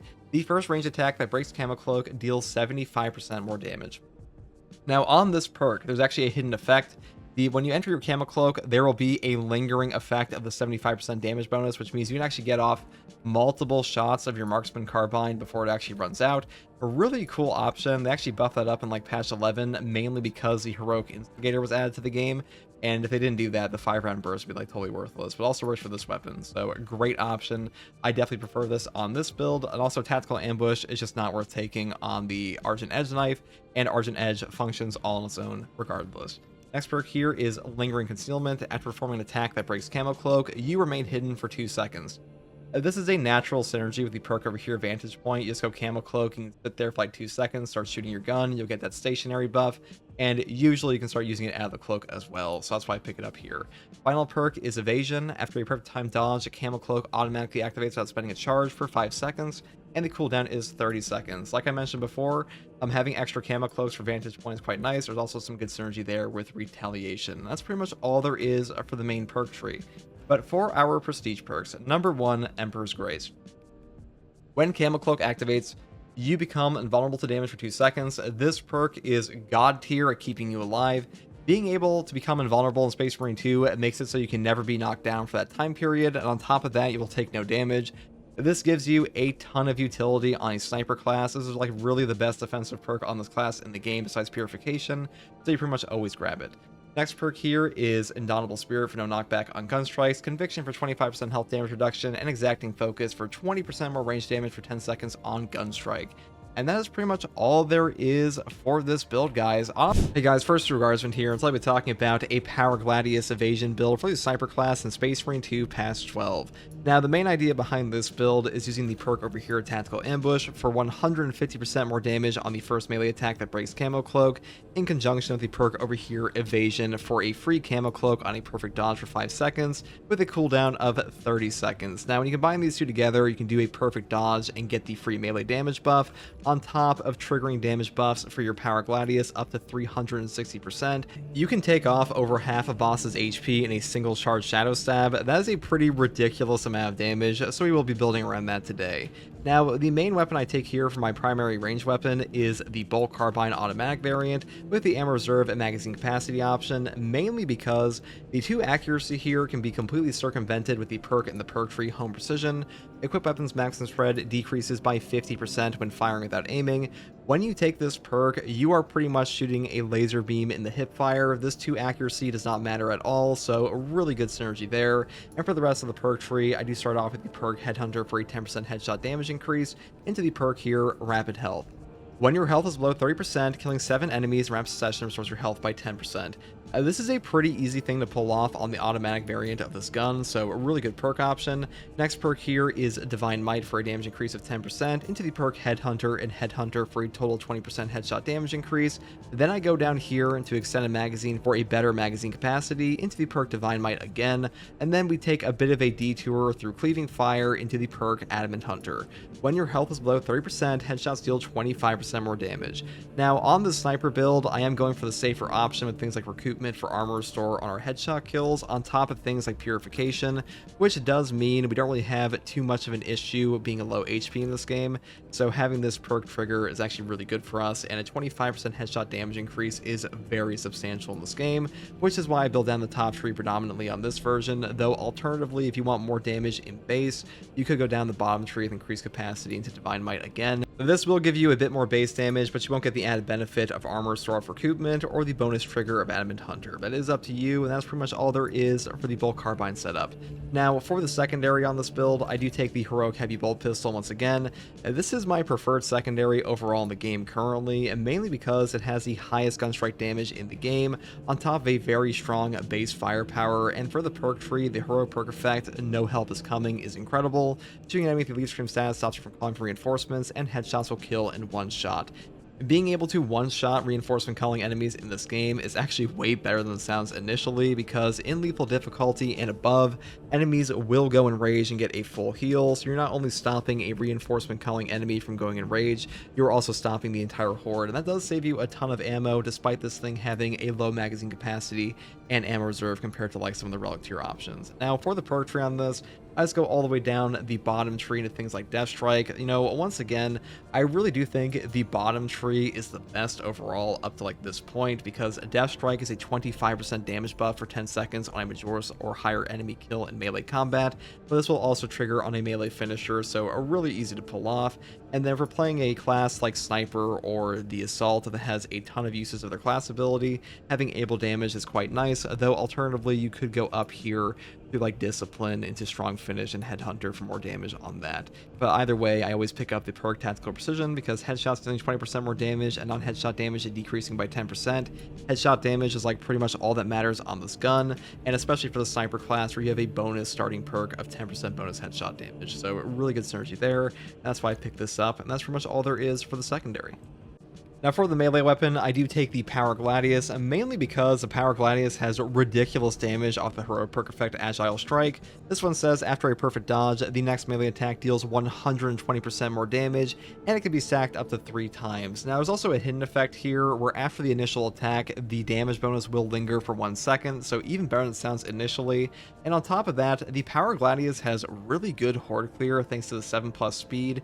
This was actually one of the fastest knives in the game, and unfortunately, the Argent Edge is just not very good for horde clear at all because it has a 3+ speed, and that makes your Skull Crushers come out very slowly, and this is actually the slowest knife in the game for all like the Relic Tier and Heroic options, which is pretty funny. That's kind of why I prefer the Power Gladius on this build. On top of that, we are building for Tactical Ambush and Evasion here, so kind of a no-brainer to pick this one up. Now, for the perk tree on this, I do take the perk Perpetual Strength first for a melee damage increase of 5%. We really do go like 99% damage here. I do pick up Shoulder Bash over the perk up here, Perpetual Strength again, mainly because Shoulder Bash just feels way better for a lunging attack for me. But if you want to skip this and pick up Perpetual Strength, you definitely can. Either way, I would pick up Kinetic Energy first here, over here into the Perpetual Strength again, into the perk Heavy Onslaught for 15% more damage on your heavy attacks. This will increase the damage of a Shadow Stab, so definitely grab this one. And next perk here is Reeling Blow up into the perk Tide of Battle. And always make sure to pick up Shadow Stab because this is like the premier single target damage attack on the knife in general. And if you're using a knife, you probably want this anyways, so definitely pick this up. And the final perk here is Terminus Slayer for 20% more melee damage against Terminus level enemies because we are going boss hunting on this one, so that's why we grab the Terminus Slayer perk, and that's pretty much all there is for the knife tree here. Now for the sniper perk tree, I do take the perk Melee Mastery first. Melee damage increases by 20% against Majoris and higher enemies. This perk is a 20% multiplicative melee damage increase, one of the best melee perks in the game, and we are a melee build in general, so definitely pick this up. Next perk here is Adaptability. Reloading while having low ammo or manually activating your Camo Cloak increases melee damage by 25% for 10 seconds. This is just another free damage increase, so definitely pick this up for a melee build as well. And the next perk here is Dexterous Hands. Bolt Carbines reload 20% faster, and their weapon spread and recoil are reduced by 15%. Now, this is the only perk in this column that does anything for Bolt Carbine, so definitely pick this up. And the next perk here is Squad Renewal. A headshot kill restores ability charge by 10% for any team member. Now, in patch 12.2, they did make it so this perk, or excuse me, the Camo Cloak has a base cooldown of like 90 seconds versus 125 like it was before. So Camo Restoration perks like this are even better now, so definitely pick this up. And next perk here is Purification, and manually activating Camo Cloak removes negative status effects and restores all contested health. This perk is a God tier survivability perk. Getting all of your CHP back on a single button press is insane, and on top of that, there's amazing synergy here with the perk Emperor's Grace, which gives you invulnerability for 2 seconds on Camo Cloak, which means you full HP heal pretty much, and you also get invulnerability, so like whatever was about to kill you won't. Really good combo. Next perk here is Tactical Ambush for the obvious melee damage bonus out of our Camo Cloak. Then I pick up the perk Persistence. When Camo Cloak deactivates, you take 20% less health damage and do not lose control of heavy hits and cannot be knocked back for 10 seconds. A 20% health damage reduction stacked with the 25% health damage reduction on Conviction is amazing in this game. 45% health damage reduction in this game is nuts, so stacking these together is a very strong option. And also having no knockback for 10 seconds, this is the only perk in the sniper class that does that at all, so great pick. Final perk here is Evasion for the free 5 seconds of Camo Cloak on a perfect dodge because this pairs perfectly with the Power Gladius and Tactical Ambush, and that's all there is for the main perk tree. Now for the Prestige perk list, I do take Emperor's Grace first. When Camo Cloak activates, you become invulnerable to damage for 2 seconds. This perk is one of the best utility perks in Space Marine 2 because the way that invulnerability works in this game is that any attack that would hit you and knock you over normally will phase right through you. This is actually better than like a standard no knockback effect, on top of the fact you take no damage. So really fun to play around with, and one of the best options in this tree, period. Now the next perk here is Versatile Precision. Performing a kill with your secondary weapon restores 15% of your primary weapon's ammo. The cooldown is 15 seconds. This just gives you like effectively infinite ammo, or like damn near infinite ammo. A really powerful perk, one of the best reasons to even proceed your sniper in the first place, so definitely pick this up as well. And the final two perks are Conviction for a 25% health damage reduction for 15 seconds, and Exacting Focus for a 20% range damage increase for 10 seconds after a gun strike. And the gun strike here can be on like a Minoris or any type of enemy, so just keep that in mind, and that is pretty much all there is for this build, guys. The Power Gladius Evasion Sniper is still very strong in this patch. I know a lot of people are obsessed with the Argent Edge, but you know, they're both very strong heroic weapons. Power Gladius still hits harder overall, and the Horde Clear is better thanks to that 7+ speed, which is why I kind of prefer it sometimes, and hopefully this build guide helped you. Hey guys, first regards from here, and I'll be talking about a heroic Instigator Carbine build for the sniper class in Space Marine 2 patch 12.1 that is also using the brand new heroic combat knife Argent Edge. Now, the heroic Instigator is the best Instigator Carbine in Space Marine 2, mainly because the heroic perk effect here gives you a 5-round burst versus the 3-round burst of the Relic Tier option, and the only place the Relic Tier options overperform compared to this one is at like super long range. But if you're using a Instigator Carbine in the first place, you're going for like medium to close, and if you want long range on this class, you're taking a last Fusil or a bolt sniper in my opinion. Now, for the perk tree here, I do take the perk Headhunter first, moving here into the perk Efficient Hunter. After reloading while having low ammo, headshots deal 35% more damage for 5 seconds. This is a pretty substantial damage increase, though it does not trigger too often, but when it does, it is quite powerful. Though alternatively, you could skip this perk and go down here for things like Reload Restoration and Extended Magazine, because these are also quite strong. This one just gives you more damage on this build. Next perk here is Fast Reload, going down here into Divine Might. Then I pick up the perk Increased Capacity for 20% more ammo to our reserves. I do prefer this over the perk up here, Finisher Reload. This one will instantaneously reload your weapon after a finisher. It is a good perk, but the thing here on the sniper is that we do have an increased reload speed with the perk here, Dexterous Hands anyways, and this one kind of becomes completely redundant if we take this perk as well. But if you want to pick this one up, you definitely could. You will just lose out on a bit of ammo. Next perk here is Great Might, up here into the perk Recoupment. Killing a Majora's level or higher enemy with a headshot of this weapon restores an armor segment. The cooldown is 15 seconds. Armor Restore built into a weapon like this is incredibly powerful in this game, mainly because armor will damage cap against attacks in this game like range fire and especially melee attacks, because any amount of armor remaining in Space Marine 2 will reduce all incoming melee damage to 0 even from bosses, so having a 15-second drip feed of that is very good for your class. Even though the sniper does not suffer from a lack of survivability too much, this still helps them out quite a bit, and also it helps with counter sniping, because let's say you were fighting a Devourer on the Tyranid side and they're just shooting you with a volley of like a bunch of spikes. This will help you avoid some damage from that and really helps out Chip. Next perk here is Tactical Precision. Headshots deal 20% more damage, and non-headshot damage decreases by 10%. Headshot damage is pretty much all that matters in this game on any bolt weapon, especially on the sniper, where headshots are like all you want, because number one, you have perks here like Marksmanship for more headshot damage, and your starting perk also gives you more headshot damage, so kind of a no-brainer here. Next perk here is Headhunter for more headshot damage, and the final perk is Rapid Health. When your health is below 30%, killing 7 enemies in rapid succession restores health by 10%. This is just a free HP heal, and keeping yourself above those super low HP values can help you prevent one-shots, so very strong here and pretty much strong in every class it's on. And that is pretty much all there is for the heroic Instigator. Now, for the secondary, I do take the newly buffed Inferno Pistol. In patch 12, they buffed up the gun strike damage of this weapon by 22%. It feels way better now. It's actually one of my preferred secondaries in the whole game. And one of the benefits of taking the heroic Instigator is that we have a burst weapon to easily trigger perks like Pattern of Excellence. So we do not need to take like a bolt weapon on our secondary here. We just take the Inferno instead. So a great synergy for that. And for the perk tree, I pretty much go through Perpetual Range first for an increase of range by 1 meter. Into the perk here, Brace Reload, and then I pick up Perpetual Range again, because having more range on this is just the best option in my opinion. It feels way better, and perks like Motivated Melee up here do not do too much for your build anyways.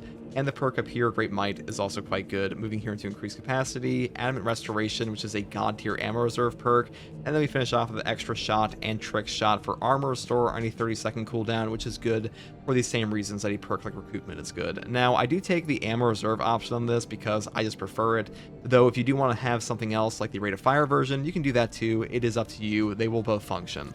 Now, for the melee weapon, I do take the brand new heroic combat knife Argent Edge. This is probably the best fencing weapon in Space Marine 2 currently, mainly because the heroic perk effect here is called Scathing Retort. The riposte window is shorter, but each riposte deals damage, and there is a hidden effect here that makes it so the first parry you do with this weapon will interrupt an enemy attack chain no matter what, even from attacks that would usually not give you a gunstrike opportunity. So things like a triple Ravener attack, things like a melee Terminator attack, they will be stopped right off the bat, which is incredibly powerful as a defensive tool, which does make this the best fencing weapon, like I said before. Now, the riposte window here is pretty much the same as a block weapon. It feels like exactly the same to me. You pretty much just have to hit your parry button immediately as the attack comes, and the damage here is pretty nice as well, because all it means by riposte in the first place is just perfect parry window, so pretty good perk effect even without that incredible stagger. Now, for the perk tree here, I do kind of skip over the bottom perks like Perpetual Strength and Kinetic Energy. The big problem I have with this weapon is that its horde clear kind of sucks compared to like a Power Gladius. You only have a 3+ speed here, and that makes this the slowest weapon option of any knife in like the Relic or Heroic tier, which is kind of nuts. So I would really build for things like Armored Strength into Tide of Battle, which is Sharp Impact, which is right and left Skull Crusher AoE radius increases by 50%. This will help you out with your horde clear a little bit, though you also do have a fencing option. You do have that shorter window, which can also make fighting Minoras a little bit more difficult. This can help you out that a little bit. And next perk here is Perpetual Strength, and Perpetual Strength again, moving into the perk Heavy Onslaught for 15% more heavy attack damage. And then I pick up the perk here, Reeling Blow, into Tide of Battle, into the perk Shoulder Bash, because Shoulder Bash just replaces the standard distance stab lunging attack, and this one feels way more forgiving to use, so I do prefer it. And then I pick up Terminus Slayer, though alternatively, you could pick up Extremis Slayer instead, or like skip over the top tree here and go down the bottom and grab Shadow Stab, but that is up to you, and that's pretty much all there is for the melee weapon here. Now for the sniper perk tree, I do start off with the perk Melee Mastery first. Melee damage increases by 20% against Majora's level and higher enemies. This is one of the best melee perks in the game. It is a 20% multiplicative melee damage increase that is honestly just too good to not take in my opinion. Though if you want to take Block Break, you could pick this up. This one's not god-awful. I just prefer this. Next perk here is Adaptability. Reloading while having low ammo or manually activating Camo Cloak increases melee damage by 25% for 10 seconds. This is just a free melee damage buff for using your cloak, which you do all the time. Alternatively, you could pick up Vantage Point, you could pick up High Capacity, though I will say Vantage Point is better with the perk here, Lingering Concealment, which I'm not taking on this build, mainly because you have to remain stationary for the 20% range damage buff here, which is kind of obnoxious, which is why I just prefer to pick up Adaptability instead. And really don't need ammo on this build for the High Capacity, mainly because we are taking Versatile Precision, and this weapon's already pretty good on the ammo economy. Now, the next perk here is Dexterous Hands. Bolt Carbines reload 20% faster, and their weapon spread and recoil are reduced by 15%. Well, the funny thing about this column is every single perk in this column only affects like one weapon type or two weapon types maybe, so kind of a no-brainer. You just pick this up because the other ones do literally nothing for your gun. Next perk here is Marksmanship. Headshot damage increases by 10% for all team members. I just like a little bit of a damage increase here, though if you do want to pick up things like Purification for CHP regen instead, you could do that. I would just make sure to pick up Squad Renewal, because without Squad Renewal or the perk down here, Renewal, your Camo Cloak is severely limited, so definitely pick up at least one of them. Now, the next perk here is Targeted Shot. The first range attack that breaks Camo Cloak deals 75% more damage. Now, in patch 11, there is a perk buff to this that they put in like one patch note and never talked about again. It doesn't tell you anywhere in the description that this perk actually functions for all 5 rounds of your burst fire on the Instigator Bolt Carbine. It has a lingering effect for like a very short period of time. I can almost guarantee you this perk was buffed with this gun in mind in the first place, so that's like a little bit of a hidden interaction. So actually really strong option here, which is why I do prefer it over things like Tactical Ambush. Next perk is Persistence. When Camo Cloak deactivates, you take 20% less health damage and do not lose control from heavy hits and cannot be knocked back for 10 seconds. A 20% health damage reduction and no knockback for 10 seconds is a very strong effect, and Camo Cloak comes back very quickly as well, so reapplying this is super easy. But I will say, if you want to take Lingering Concealment instead, this is also a great option, and the perk down here, Ambush, is like kind of a gimmick, but it's not like the worst thing ever anymore. They did buff it a couple times, but for now, these are definitely the two best options. Final perk here is Pattern of Excellence. Performing 3 consecutive headshots restores equipment charge by 1. The cooldown is 30 seconds. This perk just gives you 30-second Melta Bombs, Shock Nades, Crack Grenades, Frags. Equipment regen is top tier in Space Marine 2 wherever you can find it, and 30-second Melta bombs, that is like 99% of this class's mass warrior horde clear, so really good option, pretty much the best in this entire signature tree, though I will say Evasion is not god-awful, this one's just way better. Now, for the prestige perk options, I do take Emperor's Grace first. When Camel Cloak activates, you become invulnerable to damage for 2 seconds. This perk gives you so much damn utility in this game. Invulnerability in Space Marine 2 will make you phase through enemy attacks, so having this utility option here where you just hit Cloak when like a Carnifex is charging at you, you're able to charge up Shadow Stabs and stuff like that if you took those perks on the knife. You are also able to just play around things like Neurothrope Waves and Beams. That is just such a strong option to not get knocked over, so great perk. Next perk is Versatile Precision. Performing a kill with your secondary weapon restores 15% of your primary weapon's ammo. Cooldown is 15 seconds. This is just an ammo economy solver for your entire class. The only weapon this does not work on is the Heroic Bolt Sniper, but here on the Heroic Instigator, it pretty much makes it so you have infinite ammo. A really good option, though occasionally you will run out of ammo sometimes, but it's really not too bad, and this will make up for like any lack of ammo like 99% of the time. Next perk here is Conviction for a 25% health damage reduction for 15 seconds, because 25% health damage reduction on Armor Break is just incredible. It makes you very tanky on a class like Sniper, and Sniper also has no base HP increases, just like Techmarine, but unlike Techmarine, you can achieve a total of 45% DR to your health, which is a top tier level of health damage reduction in the game. Next perk here is Exacting Focus. After a gun strike, you deal 20% more damage for 10 seconds because we do have an Argent Edge. Argent Edge gives you gun strikes all the time, and even without this weapon, this is still a top tier perk effect because 20% more range damage for basically free is incredible. And that's pretty much all there is for this build, guys. The Heroic Instigator Bolt Carbine is one of my preferred close range weapons and medium range weapons in the game. I do think the other options here that work just fine with this build are like the automatic Bolt Carbine. I'll probably make a build around this eventually, but for now, the Heroic Instigator is a lot of damn fun, really damn good in this class, and hopefully this build guide helped you. And if you like content like this, subscribe for more. And as always, thank you for watching. And if you want to come hang out with me live and ask me questions about the game, you can find me here on YouTube or on Twitch with a link in the video description alongside a link to my community Discord. And as always, take it easy. Bye. Hey guys, first Guardsman here, and so I'll be talking about a Heroic Heavy Bolter build for the Heavy class in Space Marine 2 Patch 12. Now, the Heroic Heavy Bolter is, in my opinion, a top 3, if not top 1 weapon on Heavy. Plasma and Multi-Melta are better for AoE damage and like horde clear and stuff like that, but this weapon has a perk effect called Reinforced Gun Casing that says perfect parry window increases by 50%, and after a gun strike, the weapon is completely cooled. Now, this perk also gives you a fencing parry window, which is huge on this weapon. Being able to have a fencing parry window on Heavy is just such a boon to his class playstyle and will save your life in a lot of scenarios. And if you want to say it's like the best weapon on the entire Heavy class, I really could not blame you, because it does a lot of damage and that parry window really will save your life, on top of having a 50% increase on that on top of it. So for the perk tree on this, I do go down the top tree mostly. Number 1, we take Fast Venting to the perk here, Perfect Cooling. After a perfect time dodge, the equipped weapon is completely cooled. This perk is okay. It is actually a bit better on this build, even though we do get completely cooled off of gun strikes. The main problem with this gun is that if you do overheat your weapon, it will take like 5 business days to cool down. That's like the only downside of it, but because of that, you have these perk effects that give you a complete cooling on like a gun strike, so not too detrimental. Next perk here is Increased Capacity, up here into the perk Heavy Immunity. This one gives you no knockback while you're in heavy stance. This is a mandatory perk in my opinion. Not having this absolutely sucks ass. Just take this. The only time you don't take this perk to like not get knocked around and insta-killed is when you have the perk down here, Strategic Stand, because it also gives you the same effect. So definitely pick this one up. Next perk here is Adamant Restoration. When your health drops below 30%, your ammo reserve is restored by 25% of the maximum capacity. Cannot exceed maximum ammo capacity. The cooldown is 30 seconds. This perk has a great synergy on the Heavy, because if you take the 30% HP increase here, being at that low HP value is really not too bad. So you can sit around like 40% HP and hit this threshold over and over and pretty much have infinite ammo. So really great option.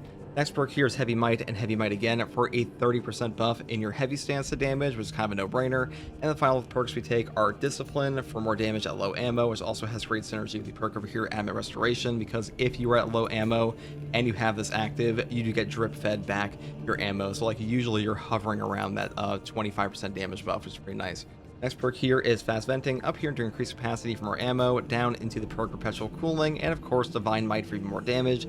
That's pretty much all there is for the Heroic Heavy Bolter. Now in this patch, you can also change the appearance of your weapon from the Heroic Heavy to like whatever you want, which is why it looks white here in case you're curious, but we're playing as a Raven Guard. Now for the secondary, I do take an Inferno Pistol. Well, the reason for this is that the Inferno Pistol this patch got buffed up to have a 22% increased gun strike damage. That feels pretty good. The Inferno Pistol is definitely stronger than it used to be. The main reason I'm taking this though is because this weapon does not have the stagger of the multi-melta or heavy plasma, so having this against Tyranids is pretty nice, and now the gun strike damage is not like god awful.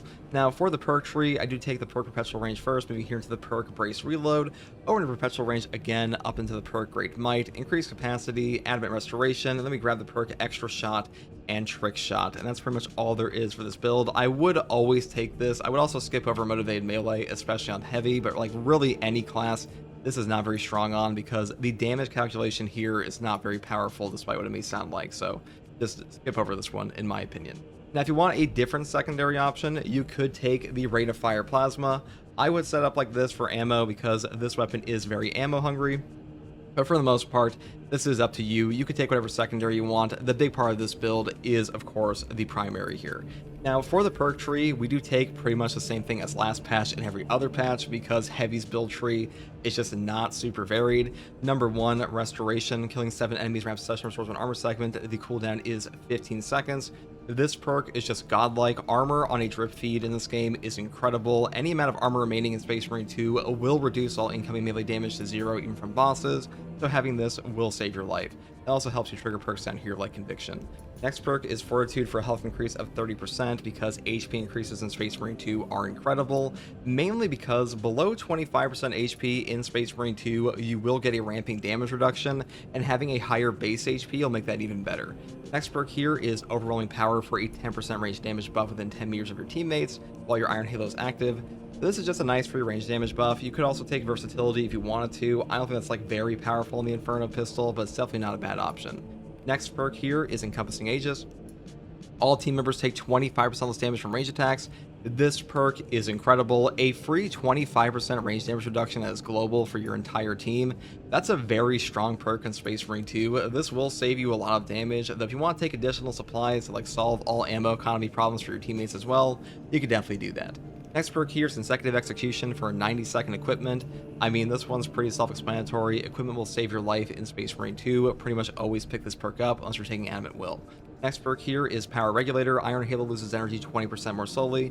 This perk and Field Adjustment are both pretty good. They do come out to be about the same cooldown. I believe Field Adjustment is like ever so slightly faster, but this one does make it so you don't lose any durability on your Iron Halo, which does come into play a lot more now because in this patch there are a ton of range spam enemies, so I do grab this one instead.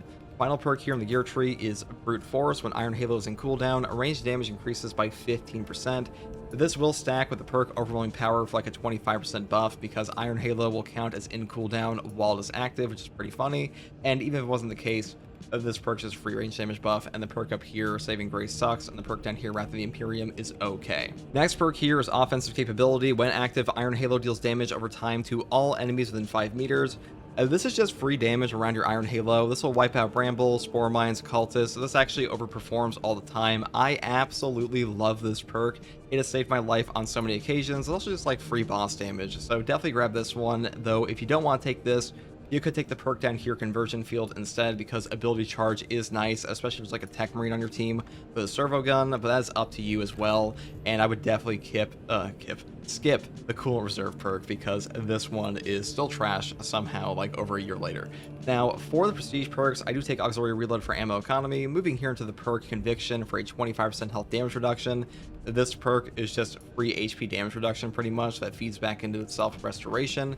And then I grab the perk here, Indomitable Spirit, for no knockback in gun strikes. And the final perk I grab is Duelist, Perfect Parry and Perfect Block windows increased by 25%. This will stack with the base perk you have here on the Heroic option for a 75% perfect parry window increase on a fencing option. That is ridiculous. It is like impossible to miss parries on this weapon unless you're like absolutely stun locked and frame trapped. So great synergy there, which is why I picked this up over other options. That's pretty much all there is for this build, guys. The Heroic Heavy Bolter really is one of the best weapons on Heavy. It is definitely the best of the Heavy Bolter options in the game currently, because it is just a super powerful option to have a fencing variant on the Heavy class, and hopefully this build guide helped you. Hey guys, first Regardsman here, and so I'll be talking about a Pyrecannon build for the Heavy class in Space Marine 2 Patch 12. Now, the Pyrecannon may be the ugly cousin of the Pyreblaster on Tactical, mainly because the Pyreblaster on TAC has better range and just better synergy with the class itself, but the Heavy's Pyrecannon still has the same burn effect, and burn in Space Marine 2 is a top tier option because it pretty much just positively cooks bosses, and that's really all you have to do half the time. Now, the variant I've chosen here is the ammo version because on Heavy, you are pretty ammo hungry on this thing. It really sucks ass to run out of ammo on the Pyrecannon. I have taken the venting speed before, but I am playing solo on this build, and usually I find having ammo for it is just a way better option for this build. Now, for the perk tree, I do take the perk Improved Fast Venting, moving here into the perk Eternal Flame. Burning time increases by 25%. I pretty much always take burn time on this. Like, burning is basically all that matters on any Pyrecannon or Pyreblaster option, so just pick these perks up. Next perk here is Increased Capacity, moving here into the perk Flame of Ascension. Burning 5 enemies restores an armor segment. The cooldown is 30 seconds. Now, this weapon does not have great contested health recovery at all, so having armor restore built in for something as easy as burning 5 enemies, this is a very useful perk. I think it's far better than the perk down here, Rapid Health, and I pretty much always pick this one up because this weapon does need the extra armor. Next perk here is Potent Flame for even more burn damage, moving down here into the perk Divine Might, and then we pick up the perk Heavy Immunity. While in heavy stance, you don't lose 12 heavy hits. Yeah, pretty much always pick this perk up because even with Strategic Stand, this weapon's CHP recovery is not amazing, and if you're not taking Strategic Stand, your no knockback is just non-existent on this class anyways, unless you have an option in your perk tree like Heavy Immunity. So on this build, I'm taking Fortitude. Definitely pick this up because otherwise, you'll pretty much just get staggered out of like anything you're doing. Next perk here is a Flash Burn. Enemies at a distance of less than 10 meters take 20% more damage. This perk is really damn good, but I will say, compared to options like a Flame of Purification on the Pyreblaster, they give a debuff to every enemy for 20% more melee from your entire team. It's not so good, but it's pretty much the only option we have here, so we pick it up. Next weapon we have here is the newly buffed Inferno Pistol. I'm actually in love with this weapon at the moment. They buffed up the gun strike by 22%, and it feels way better now. The main problem with the Inferno Pistol for the longest time is that its gun strike damage felt like you were shooting confetti. It was god awful. They refused to change it for like ages, and they have finally come around and given it a proper gun strike damage buff, and guess what? I think it's one of the best secondaries in the game currently. It is really good for ammo economy, horde control, stagger, CHP recovery, armor restore. I think it's one of the best things in the entire game for me, and I really like this weapon a lot. I'll say the ammo reserve option is my current favorite, mainly because the ammo economy is so enticing on this weapon, but even the rate of fire version has some pretty good burst damage. Now, for the perk tree, I do take Perpetual Range first, moving here into the perk Brace Reload. And then I pick up the perk Perpetual Range again, because I just think range is the most important option on this, especially over things like Motivated Melee. Then I grab the perk here, Great Might, into the perk Increased Capacity, Adamant Restoration, which is like one of the best ammo economy perks in the entire game that you cannot find anywhere else on any secondary, which is part of the reason this weapon is so ammo efficient in general. And the final perk is Extra Shot into Trick Shot for armor restore every 30 seconds for killing 5 enemies with 1 shot, which is very easy to pull off against Hormagaunts and Cultists on both Chaos and Tyranids. So a really great option. I think it's like the best way to build this. You could go up top for like rapid health and the perk here, one shot if you want to. I don't think one shot's very good, at least not on this version, and the rate of fire variant can like take a little bit more advantage of that, but usually I think just spamming shots on this is the best way to play it. That's why I prefer building it this way on like pretty much every build. That's pretty much all there is for the secondary there. Now for the perk tree, I still take the perk Restoration, killing 7 enemies rapid succession restores 1 armor segment. The cooldown is 15 seconds. This perk has great synergy with the Pyrecannon because the Pyrecannon cooks up Hormigons like nobody else, and also the Inferno Pistol will do that for you as well. So a really good synergy there, and honestly, having Restoration on any build for the heavy is just a top tier option because Armor Restore in Space Marine 2 is just that good. Next perk here is Fortitude, health increases by 30%. This perk, with the perk down here, Conviction, makes you the second tankiest class in the entire game, right behind Bulwark. In fact, your baseline as tanky as a Bulwark with Conviction. The only way he gets above you is if he takes perks like Steel Within or like Effective Formation on top of that, or Focus Restoration. But like in base, you are insanely tanky on the heavy class with this perk.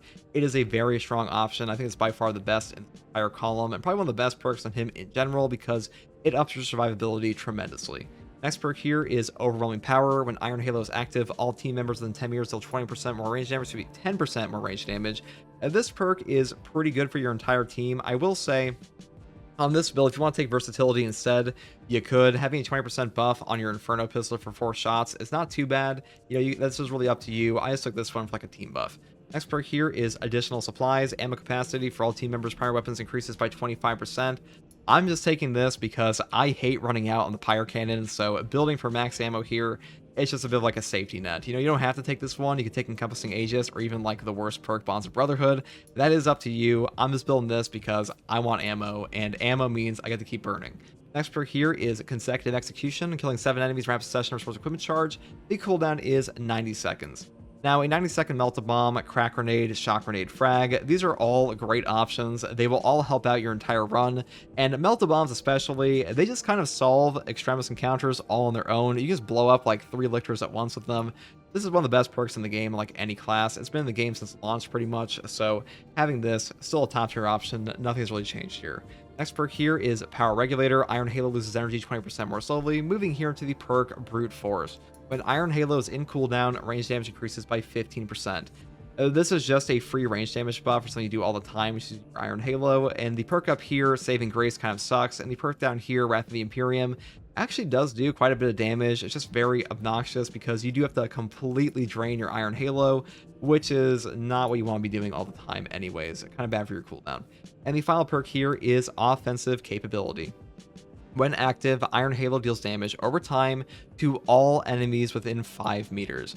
This perk is incredible. The amount of free damage you get from this is honestly staggering. You will pick up free executes, you will kill Bramble, you will kill Spore Mines, you will blow cultists apart, and you also just kill Extremis or even bosses at times of this. Like really one of the best perks in the entire game for heavy. You know, Conversion Field down here is not bad at all for like a coordinated team, but on your own, offensive capability definitely overperforms.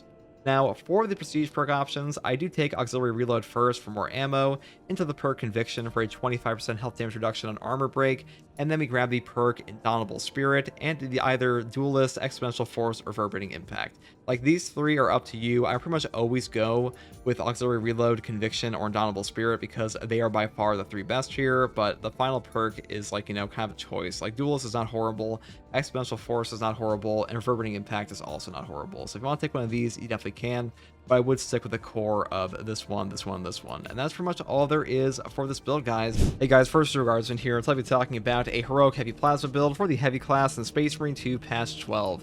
Now, the Heroic Heavy Plasma is a fully automatic Plasma Incinerator. This one has the Heroic perk effect Plasma Hail. In Heavy stance, you get an increase in fire rate instead of charge shots. Now, the description here may be a little confusing for some people.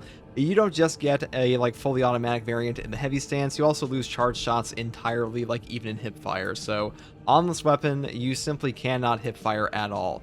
And this one has a very high single target damage, but the big issue here is that the ammo economy on this weapon is god awful, which is why we build it a bit differently from like the charge shot version. So number one, I take Common Cooling as a perk. Common shots generate 10% less heat. We are all common shots on this build, so kind of a no-brainer, but to be honest, this weapon doesn't care too much about overheat because if you hit your reload button immediately after firing in heavy stance over and over with each shot, you will never overheat on this gun at all. Next perk here is Rapid Cooling. Going here to the perk Heavy Velocity, which does literally nothing for us on this build. We kind of have to pick it up to go down here into the perks Plasma Collection and Plasma Efficient Charge. And we move here into the perk Adamant Restoration. When your health drops below 30%, your ammo reserve is stored by 25% at the maximum capacity, cannot exceed maximum ammo capacity. The cooldown is 30 seconds. Having ammo restore on this build especially is very important because this gun will chew through all of your ammo. I mean, that's really an issue with every heavy plasma option in the game, but the heroic variant especially. Like this one, it really does need the ammo economy. Next perk here is Heavy Fire into the perk here, Weapon Strike, for a 50% melee damage increase. Then I pick up the perk here, Brutal Rampage. After killing 3 enemies or more with one shot, you deal 25% more damage for 5 seconds. Now, despite like common belief on this weapon, common shots on the Heavy Plasma are actually very strong for AoE as well. Not as strong as say like the Heavy Plasma Incinerator Rate of Fire variants and stuff like that, but the charge shots, they're mainly there for stagger, like a bigger AoE. The AoE here is actually pretty good, and you can definitely one-shot Hormigons and Zangors and stuff like that. Next perk here is Fast Venting. Moving here into the final perk, Plasma Collection, for even more ammo, because really, ammo is simply king on this gun, and the way we make up for our lack of heavy immunity for no knockback is by taking the perk Strategic Stand later that I'll talk about, like the perk tree. Now, for the secondary option, we're taking the Plasma Pistol Rate of Fire variant again. I'm just going for full plasma on this build. I'm also building around like a Dark Angel kind of type look, so having a Dark Angel plasma skin, that's just what I'm choosing today. So for the perk tree here, it's the same as always. You take Plasma Collection, you go down the top tree, you take things like Perpetual Velocity and Divine Might. This really is just like the only good setup for the Plasma Pistol, in my opinion. If you really want to, you could build down the bottom tree instead and go for things like Divine Might and Retaliation, but you will run out of ammo so fast. I would just suggest you pick it up this way. But, you know, that is up to you, and that's pretty much all there is for the secondary. Now, for the heavy perk tree, I do take the perk Restoration first. Killing 7 enemies in rapid succession restores an armor segment. The cooldown is 15 seconds. Now, armor restored on a drift feed in this game is really damn valuable for you, really on any class, but especially the heavy, because we do have the perk down here, Conviction, that will give us a 25% health damage reduction for 10 seconds on armor break, and because of that, we can kind of like cycle back into this perk over and over with Restoration. So really good synergy there, and also armor will damage cap against a lot of enemy attacks in the game, so it is actually way more helpful than you might think initially. Now, the perk down here, Multi-Kill, kind of sucks for us because it does nothing, and Auxiliary Ammunition just sucks, so definitely pick this one up. Next perk here is Strategic Stand. While in heavy stance and dealing damage restores 15% more contested health, you do not lose pro from heavy hits and you cannot be knocked back, but you will not be able to move. Now, not being able to move really does not matter at all in this game once you learn the heavy class. You can instantaneously go in and out of heavy stance anyways to roll, so it really does not hurt you at all, like once you properly learn his movement. But the big thing here that we want is the lack of knockback, because having no knockback on the heavy stance is so damn important to like properly pull off your full damage. Otherwise, you will get staggered out of your shots over and over in heavy stance by like, you know, any sword warrior, any chaos spawn, stuff like that. So to properly get your HP back, you will definitely want this perk on this build, because we are not taking the perk here, Heavy Immunity, so we really do need the source here, and also the 15% bonus contested health is pretty nice. Next perk here is Overwhelming Power. When Iron Halo is active, all team members within 10 meters deal 10% more range damage. This is just a free range damage buff for your entire team. It is pretty nice to have, though I will say if you want to have versatility instead for 20% more damage on your plasma, this will last like the entirety of your secondary weapon being out for plasma, because your plasma gun doesn't have a magazine, so it doesn't really matter at all. Next perk here is Additional Supplies. Ammo capacity for all team members' primary weapons increases by 25%. Like I said before, ammunition on this gun is like the only thing you really lack on, so having this perk, I just like it for redundancy here. You could take Encompassing Aegis. This is technically better, but for this build, I'm taking this one. Next perk here is Consecutive Execution. Killing 7 enemies in rapid succession restores equipment charged by 1. Cooldown is 90 seconds. 90-second Melta bombs in this game are simply incredible. They will save your life over and over. Same thing with shock grenades and crack grenades. Equipment regen really is just that strong of an effect in Space Marine 2, and mainly because equipment is just that problem solving. Now, other options include Adamant Will for health damage reduction on Iron Halo deactivating, or even the perk down here, Emperor's Protection, for 1 armor for your entire team, and Iron Halo expends all its energy. I will be using Wrath of the Imperium in this build, so if you want to build this, you definitely could. I might even give it like a whirl in the gameplay section, but for the most part, I would say Consecutive Execution is definitely the best option here. Now, the next perk is Obdurate Bastion. Iron Halo's durability increases by 20%. This perk is the best perk to have a synergy with the perk down here, Wrath of the Imperium. When Iron Halo expends all of its energy, enemies in a 10-meter radius take significant damage. Now, this perk pretty much one-shots Majora's enemies and stuff like that on the explosion, but the big problem is, with things like Power Regulator or Field Adjustment, when your Iron Halo breaks, it will not charge this or will not like trigger this perk at all. So you actually need your Iron Halo to run out of energy entirely, and to do that, the best option is to have more durability on your actual Iron Halo, and that way it doesn't get broken before you can actually trigger this effect, which is why we picked this one up here. Next perk here is Offensive Capability. When active, Iron Halo deals damage over time to all enemies within 5 meters. This is just free damage. It will wipe out Spore Mines. It will wipe out any cultists around you. It also just help you pick up some executes you otherwise would not. It also has pretty good synergy with the perk down here, Wrath of the Imperium, because usually you'll be ramming your Iron Halo into an enemy's face with this perk active, and this one just gives you damage over time on top of that, so pretty good stuff there. And the perk here, Coolant Reserve, is god-awful, and the perk here, Conversion Field, is pretty good. Unfortunately, it doesn't help you that much because your Iron Halo has to be active here for the cooldown ability for your entire team. Unfortunately, you don't get that benefit, so I think Offensive Capability is much better here for us. Now, for the Prestige perk list, I do take the perk Auxiliary Reload first because, once again, getting ammunition back to our primary weapon on Extremis kills is going to help us out a ton on this gun because our ammo economy sucks. Next perk here is Conviction for a 25% health damage reduction for 10 seconds on armor break, because having damage reduction here is very valuable for us because we don't have the perk here, Fortitude, for a health increase of 30%, so we're a bit squishier than normal. And the next perk I take is Indomitable Spirit for no knockback on gun strikes to keep you from being staggered in moments you really need the CHP. And the final perk is up to you. You could take Duelist, you could take Exponential Force or Reverberating Impact. They're all pretty good. Home Precision does pretty much nothing for you on this build, so I would skip this one. But the final perk here is by far the least important, so if you want to take one of these, you definitely can. That is up to you. And that's pretty much all there is for this build, guys. Hey guys, first regards from here, and I'll be talking about a multi-Melta heavy build for Space Marine 2 past 12.1. Now, the multi-Melta is still one of the strongest weapons in this game. It is able to stagger Majoris very easily, wipe out Minoris hordes, and has great CHP recovery, CHP being contested health if you're unaware. And the variant I've chosen here is the magazine capacity version, mainly because the way the heavy's ammo economy works, or ammo restoration perks work, is that if you have a weapon that doesn't have a proper magazine like the multi-Melta, you actually get a percentage restore, and that means that Auxiliary Reload will give you back a percentage of your total weapon's ammunition every single Extremis kill or Extremis execute. So really good here for us because having this fat magazine capacity means more triggers, and more triggers means you don't run out of ammo, and the other versions do get pretty ammo hungry, so I'm picking this one up for that reason today. Now, for the perk tree here, I pick up increased capacity first for a better total ammunition capacity for the same reasons I previously mentioned, moving here into the perk Elite Restoration.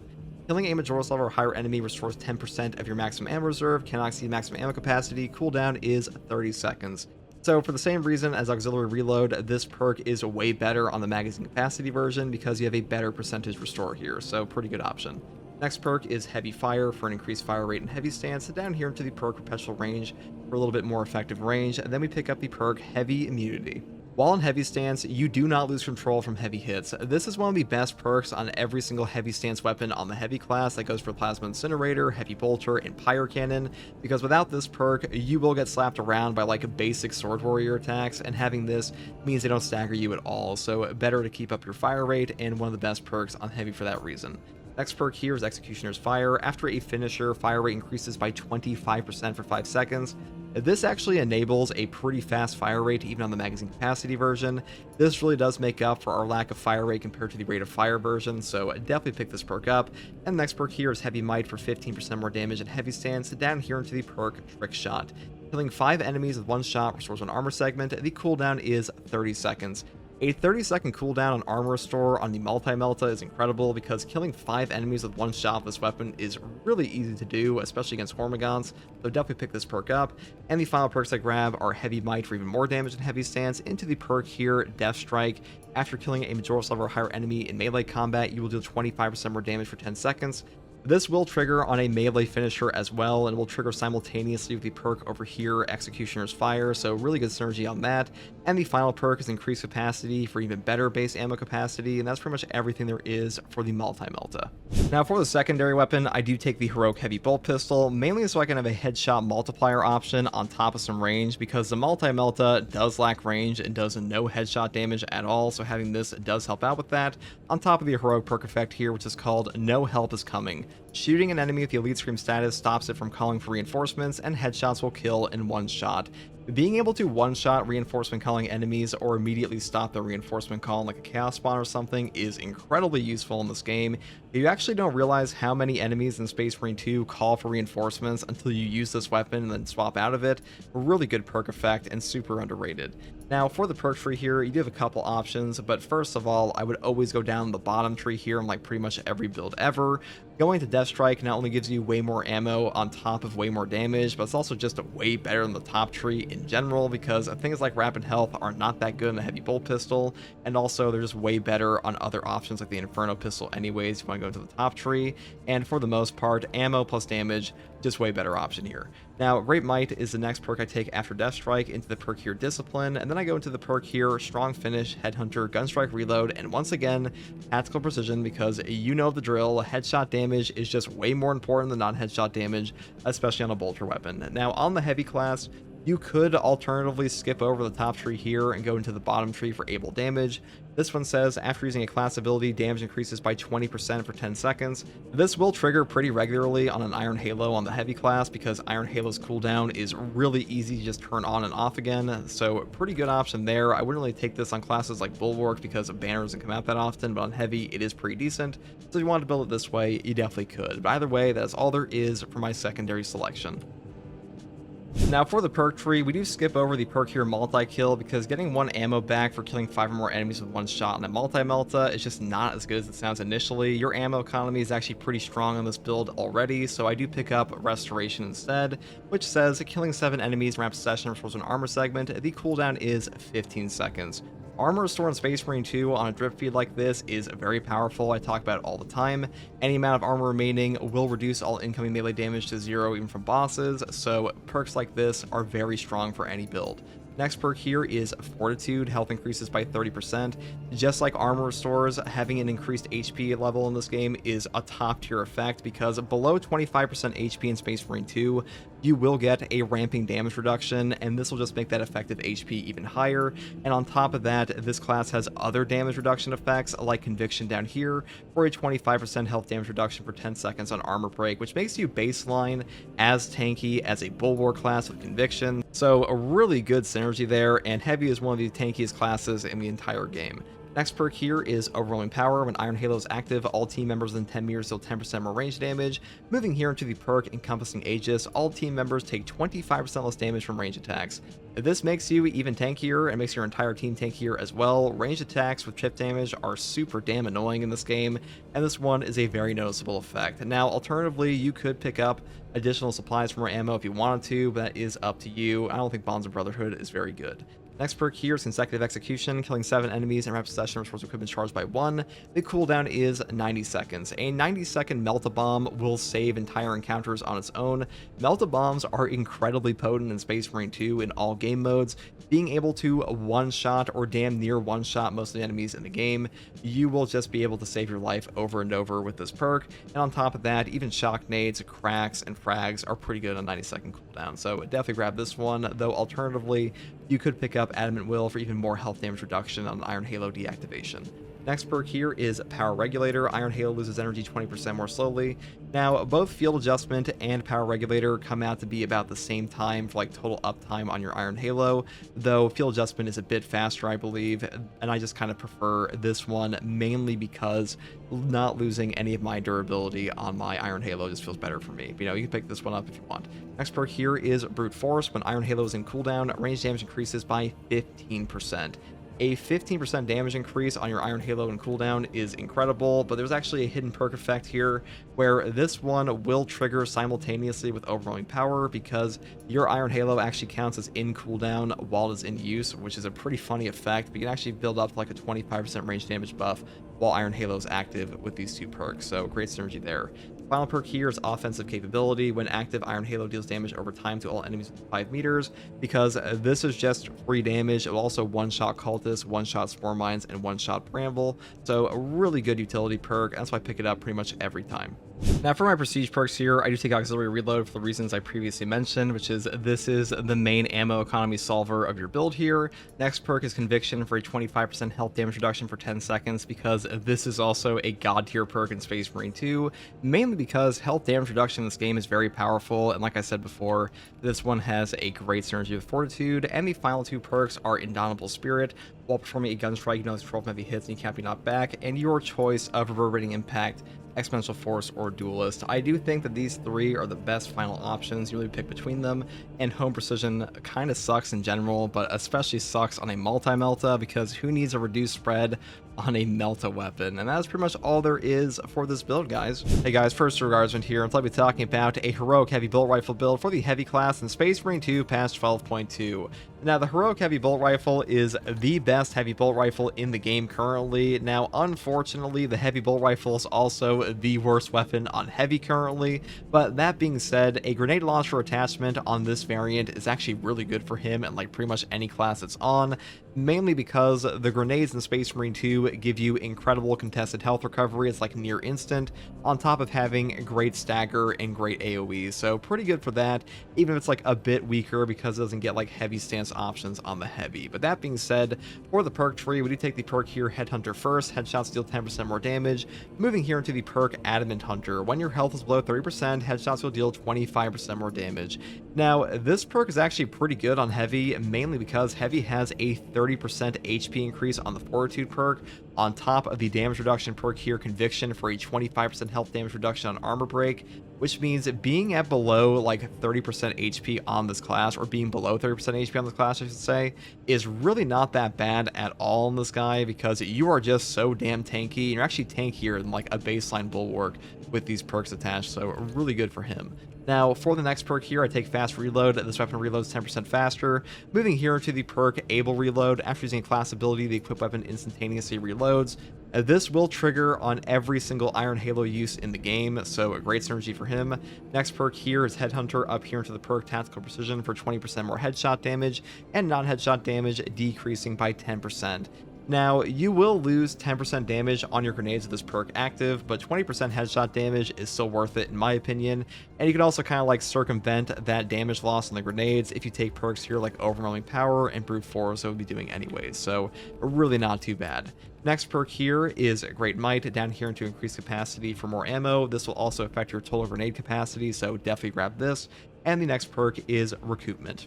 Killing a Majora's level or higher enemy with a headshot with this weapon restores an armor segment. The cooldown is 15 seconds. This perk may not sound that good initially, but when you get into like a range fight with a Devourer and you're trying to like avoid HP loss or any type of chip damage, getting 1 armor back on a 15-second cooldown every time you kill a Majora's with a headshot is actually pretty damn powerful and really does help out a ton in this game, so definitely pick this up. And the final perks here are Rapid Health for HP healing on 7 enemy kills in rapid succession, which is really easy to pull off on a grenade launcher.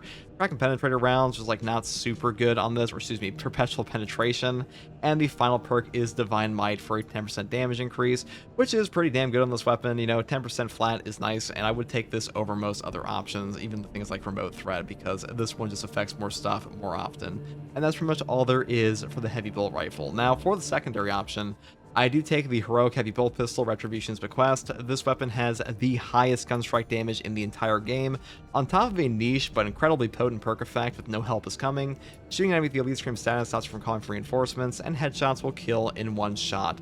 Now, this may not sound that good initially, but when you play with it more in operations and hard strats, you start to realize that enemies call for reinforcements all the time in this game, and being able to instantaneously stop them like a Chaos Spawn or just one-shot them in the head is super damn powerful in Space Marine 2, and also helps you out with your ammo economy a ton, because in Space Marine 2, on lethal difficulty and above, enemies can go enraged, and enemies will go enraged 100% of the time pretty much when they are calling for reinforcements and are interrupted, so being able to one-shot those guys will save you not only an entire horde, but also the full HP heal of an enraged enemy, and that is pretty damn good for your ammo economy. Now, for the perk tree on this, I do go all the way down the bottom tree here with Divine Might into the perk Perpetual Penetration, Increased Capacity, Extended Magazine, and Death Strike. This one gives you a 25% damage buff for 10 seconds on a Majora's Kill or in a melee combat. This also functions for an execute though, so keep that in mind. All you have to do to pull this off is just have your weapon equipped, melee execute an enemy, and you will have it up for 10 seconds. If you swap off your weapon for any reason, you will lose the effect, so I just want to make sure people are aware of that. Next perk here is Great Might, into the perk here, Strong Start, and then I grab the perk here, Able Damage. This will give you a 20% damage buff for 10 seconds every time you use a class ability, and on the heavy class, you use Iron Halo all the time, so a great synergy for him, though I will say if you want to, you can skip over like these bottom 3 here and go up top for like Discipline, into Strong Finish, into Headhunter.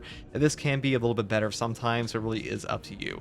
Next perk here is Home Precision, up here into the perk Gunstrike Reload, and the final perk is Tactical Precision, because once again, headshot damage is like all that matters on bolters in this game currently, so definitely grab this, and that's pretty much all there is for the secondary weapon.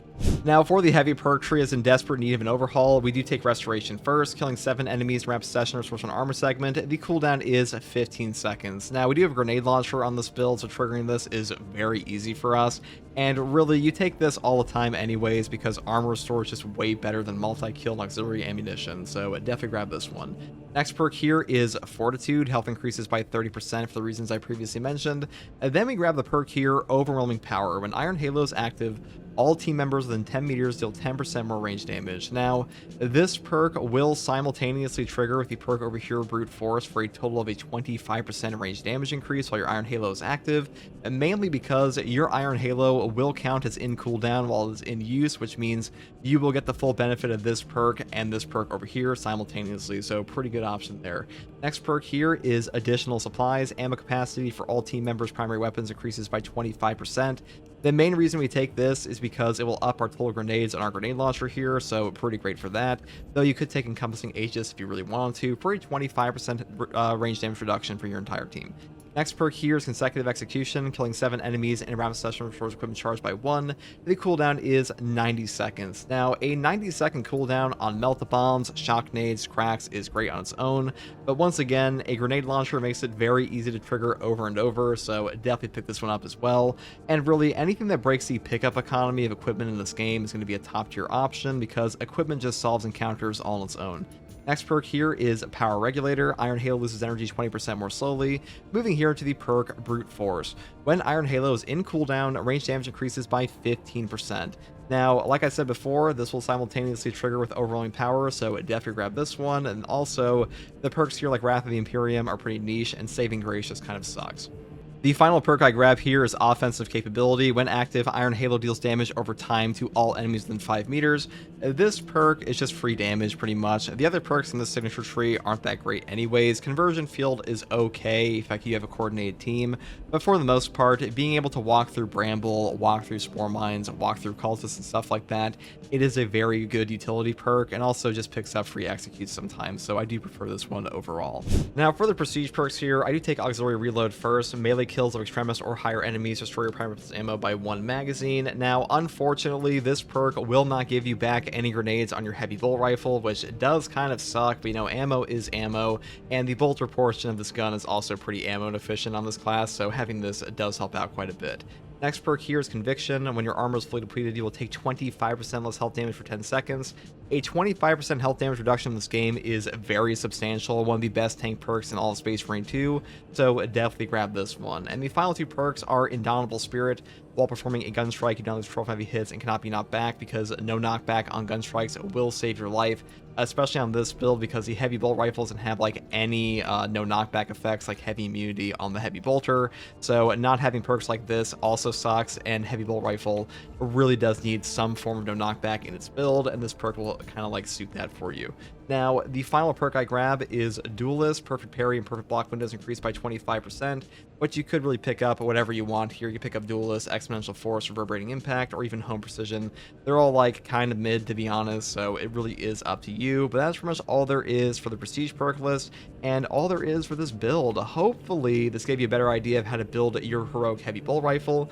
This weapon is pretty damn good in this game currently. I think it's a ton of fun to use. Now, unfortunately, you can't swap like any of the skins on this one, unlike the other variants, because it does have a grenade launcher attachment, so you're kind of like perma-locked to an Inquisition Deathwatch option, which is pretty good for Deathwatch RP, but not super great for non-Deathwatch RP. You know, I can live with that. But if you like content like this, subscribe for more, and if you want to catch me live and ask me questions about the game, or just come hang out, you can find me here on YouTube or on Twitch with a link in the video description, alongside a link to my community Discord.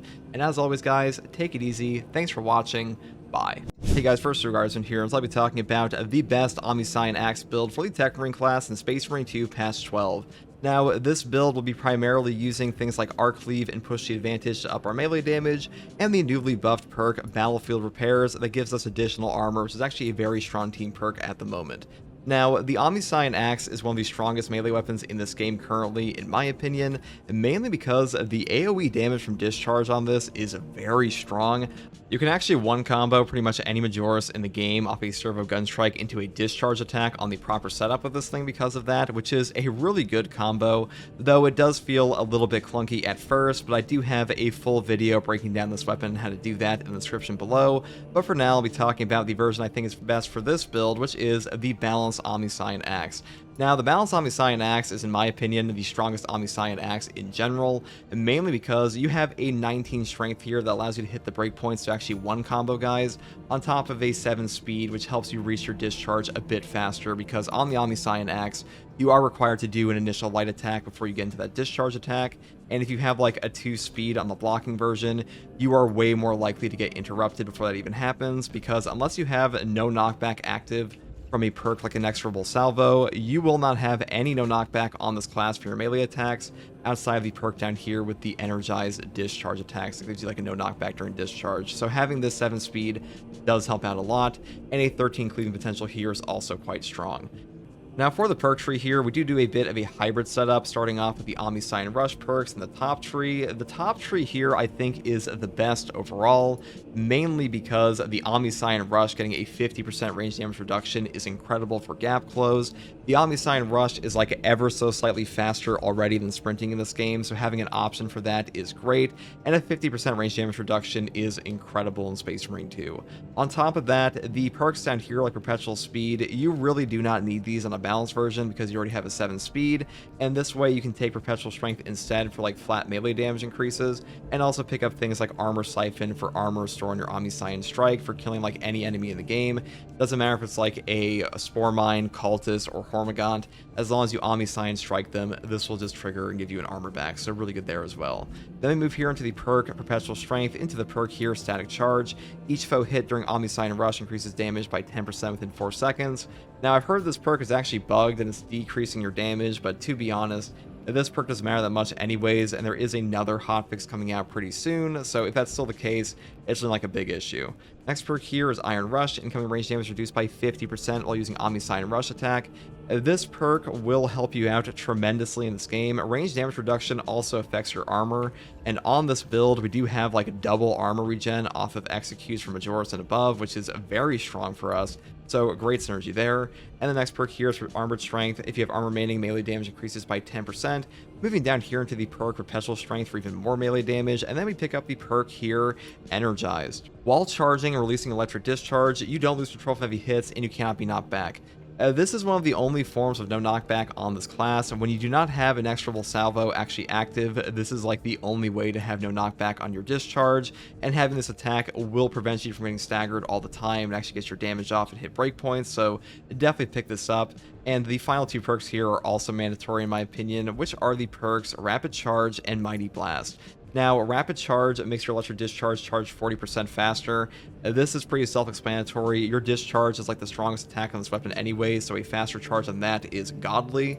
And the final perk here, Mighty Blast, gives you an additional attack out of your discharge, which will help you hit those breakpoints to actually one-shot those Majoris in a single combo, which is why I think these are both mandatory options. I think this is currently the best setup for the Balanced Axe, and really any Omniscient Axe. But that is all I have to say for this weapon. Now it's time to go on to the primary option, which is the Heroic Heavy Bolt Rifle Deathwatch. I think the Heroic Heavy Bolt Rifle is currently the best weapon on Techmarine, and mainly because the grenades on this thing make up for your CHP regen that he kind of lacks. They also make up for some stagger here, where being able to stagger enemies will save your life, and having that instant CHP recovery that I mentioned before when you are like heavily damaged and knocked over is incredible for you. And on top of that, the heavy bolt rifle is pretty ammo efficient and also quite good on its own as like an actual gun. Now for the perk tree here, I do just go for like all headshot perks in the top tree. You could build the bottom tree for like more grenades, but I think the grenades here are like really more like an emergency button than anything else. So instead I go up here with Headhunter first, into the perk here, Adamant Hunter. When your health is below 30%, headshots will deal 25% more damage. Being below 30% HP on a Techmarine is pretty horrific. Like, you are within one-shot territory here, but like sometimes this will trigger, and a 25% damage buff on your headshots is definitely substantial. Next perk here is Fast Reload, moving here into the perk Able Reload. After using a class ability, the equipped weapon instantaneously reloads. The servo gun can be turned on and off again very easily, so triggering this is actually a very easy thing to do in the game. I think it's actually much better here than it is on like Tactical with the Auspex scan. And next perk here is Headhunter, up here into the perk Tactical Precision. Headshots deal 20% more damage, non-headshot damage decreases by 10%. Headshot damage is just way more beneficial here than losing like a little bit of non-headshot damage. Now, unfortunately, you will lose 10% damage on your grenades here, but that being said, they will still get back like all of your CHP. They will still stagger, and they still do a tremendous amount of damage, so it's really not a big downside at all, and the headshot damage here I think is definitely worth it. The next perk here is Great Might. Moving here into the perk Increased Capacity, the maximum ammo reserve of this weapon increases by 20%. This does affect both your base ammo and your grenades, so really good to pick up. And the next perk here is, of course, Recoupment. Killing a Majora's level or higher enemy with a headshot of this weapon restores an armor segment. The cooldown is 15 seconds. This perk may not seem that strong at first, but when you play around with this class more and you realize how many times getting armor back will save your life, because Techmarine is incredibly squishy in this game. He has like the lowest HP total in Space Marine 2 outside the Sniper class, and he's actually squishier than Tactical currently and doesn't have like any damage reduction for the most part.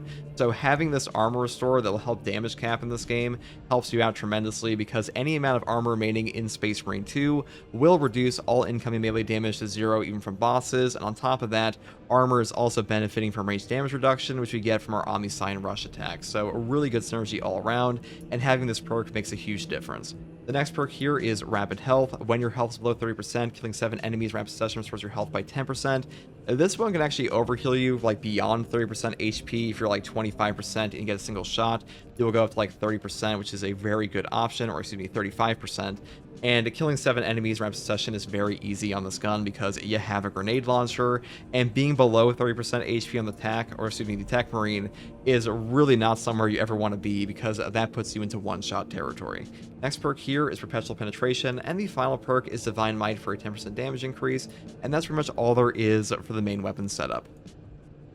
Now for the secondary option, you do have a few choices. Now I took the Inferno Pistol here mainly because the Inferno Pistol got buffed up this patch to have a 22% increase in its gun strike damage. Now funnily enough, that does not matter too much on Techmarine, because unless your servo gun is currently active, you will not use your secondary for gun strikes at all. But that being said, the Inferno Pistol is still quite good for being able to like stagger enemies, having a great ammo economy, and also just blowing Bramble away from you, because one shot from this removing Bramble around you does help out a lot. And you can also like one-shot Sorcerer's Shields with this gun, so pretty good overall. I do take the ammo reserve option because I think more ammo is just better on this thing, and I build it down the bottom tree with like Perpetual Range and things like Brace Reload and Perpetual Range again, because more range on this I think is far better than like the Motivated Melee perk that requires it to be empty on the magazine, and also the melee damage increase here is not like super staggering anyways. Next perk here is Increased Capacity, moving here into the perk Adamant Restoration, which is like one of the best ammo restore perks on a secondary in the game. And the final two perks are Extra Shot for like an additional cartridge, and of course Trick Shot, which is like the best perk in this whole tree for armor restore and a 30-second cooldown. Now, the big downside of this gun is that unfortunately there is a bug in the game currently where your servo gun strikes are limited in range while you have an Inferno Pistol, because it takes the range of your Inferno Pistol into account, and the Inferno Pistol has a limited gun strike range in base, which does kind of suck. So if you do want to take a Rate of Fire Plasma instead, you could do that. This is probably the best secondary in the entire game currently for Techmarine anyways, besides like the Heroic Heavy Bolt Pistol. And if you want to take either of these, I would set up this way for Plasma, and this way for the Heroic Heavy Bolt Pistol or any Heavy Bolt Pistol option. That is up to you. I'm just taking Inferno Pistol today because what I prefer. Now for our Techmarine perk tree, I do actually take the basic servo gun with the Explosive Enfilade perk, mainly because I actually prefer the servo gun on the base version of the burn perk down here. I know a lot of people think the plasma enhancement is incredibly powerful at the moment with burn, That is true. Like, the horde clear here is very strong, but personally, I think that there are moments where having the standard servo gun can be a bit better, mainly because the standard servo gun is an instantaneous projectile pretty much. Like, the projectile comes out much faster on the travel speed, and you do get back CHP for your entire servo gun volley, and that means if you're in a pinch and you hit your normal servo gun, you will get that HP back pretty much instantaneously, unlike the plasma shot. That does take a little while to fire out, and on top of that, there are moments where like all you need to do is just kill Majoris and buff up your range damage a bit on like the explosive enfilade perk, so like sometimes this can be a bit better. But to be honest, you could really pick whatever combo you want for the servo gun. That's like the least important part of this build. The precision enhancement of lethal perimeter is also very strong to like nearly one-shot neurothropes and stuff like that. So you could definitely take this or the plasma if you want. I'm just taking this today because the base servo gun is quite strong with burn, and you also get access to bonus range damage on equipment used for 10 seconds with the explosive enfilade perk. Next perk here is Arc Cleave. Damage from charged melee attacks increases by 20%. This is one of the best melee perks in Space Marine 2. It is a 20% multiplicative melee damage increase to all of your charge attacks. That includes the discharge on your Omniscient Axe, which is like the strongest attack on this weapon anyways, so definitely pick this up for a melee build. Really makes a huge difference. And the next perk here is also a melee damage increase, which is Push the Advantage. After a finisher, your melee weapon deals 20% more damage for 15 seconds. Now, a 15-second uptime in this game is a very long uptime for an effect, and a 20% melee damage increase is quite strong. Now, unlike Arc Cleave, this bonus is not multiplicative, it is additive, but it's still a pretty good bonus here, so I do pick it up. Though if you want to take Long Range Barrage or the perk up here, Explosive Adept, you could do that instead. Next perk here is Battlefield Repairs. Any team member restores one additional armor segment for each finisher of Majoris or Extremis enemies. This perk got buffed up in 12.1. It is way better now. Before it gave you armor on a sim use, which was pretty crap, and now it is a top tier perk in the game, in my opinion, for team perk options. Now, the only thing that kind of sucks on this perk is that it does not trigger on gunstrike finishers. It only counts for melee finishers, which hopefully they patch out like a hotfix or something.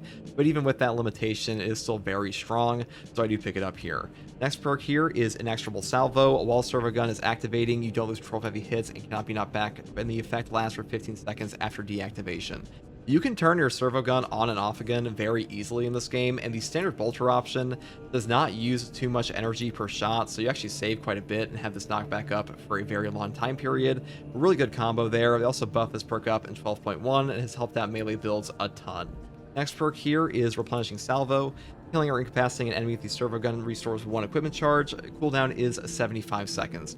A 75-second cooldown on an equipment restore in this game is very strong, mainly because all the other ones are like 90 seconds outside of things like Secure Stockpile on Tactical, and killing or incapacitating an enemy with the servo gun happens all the damn time in this game.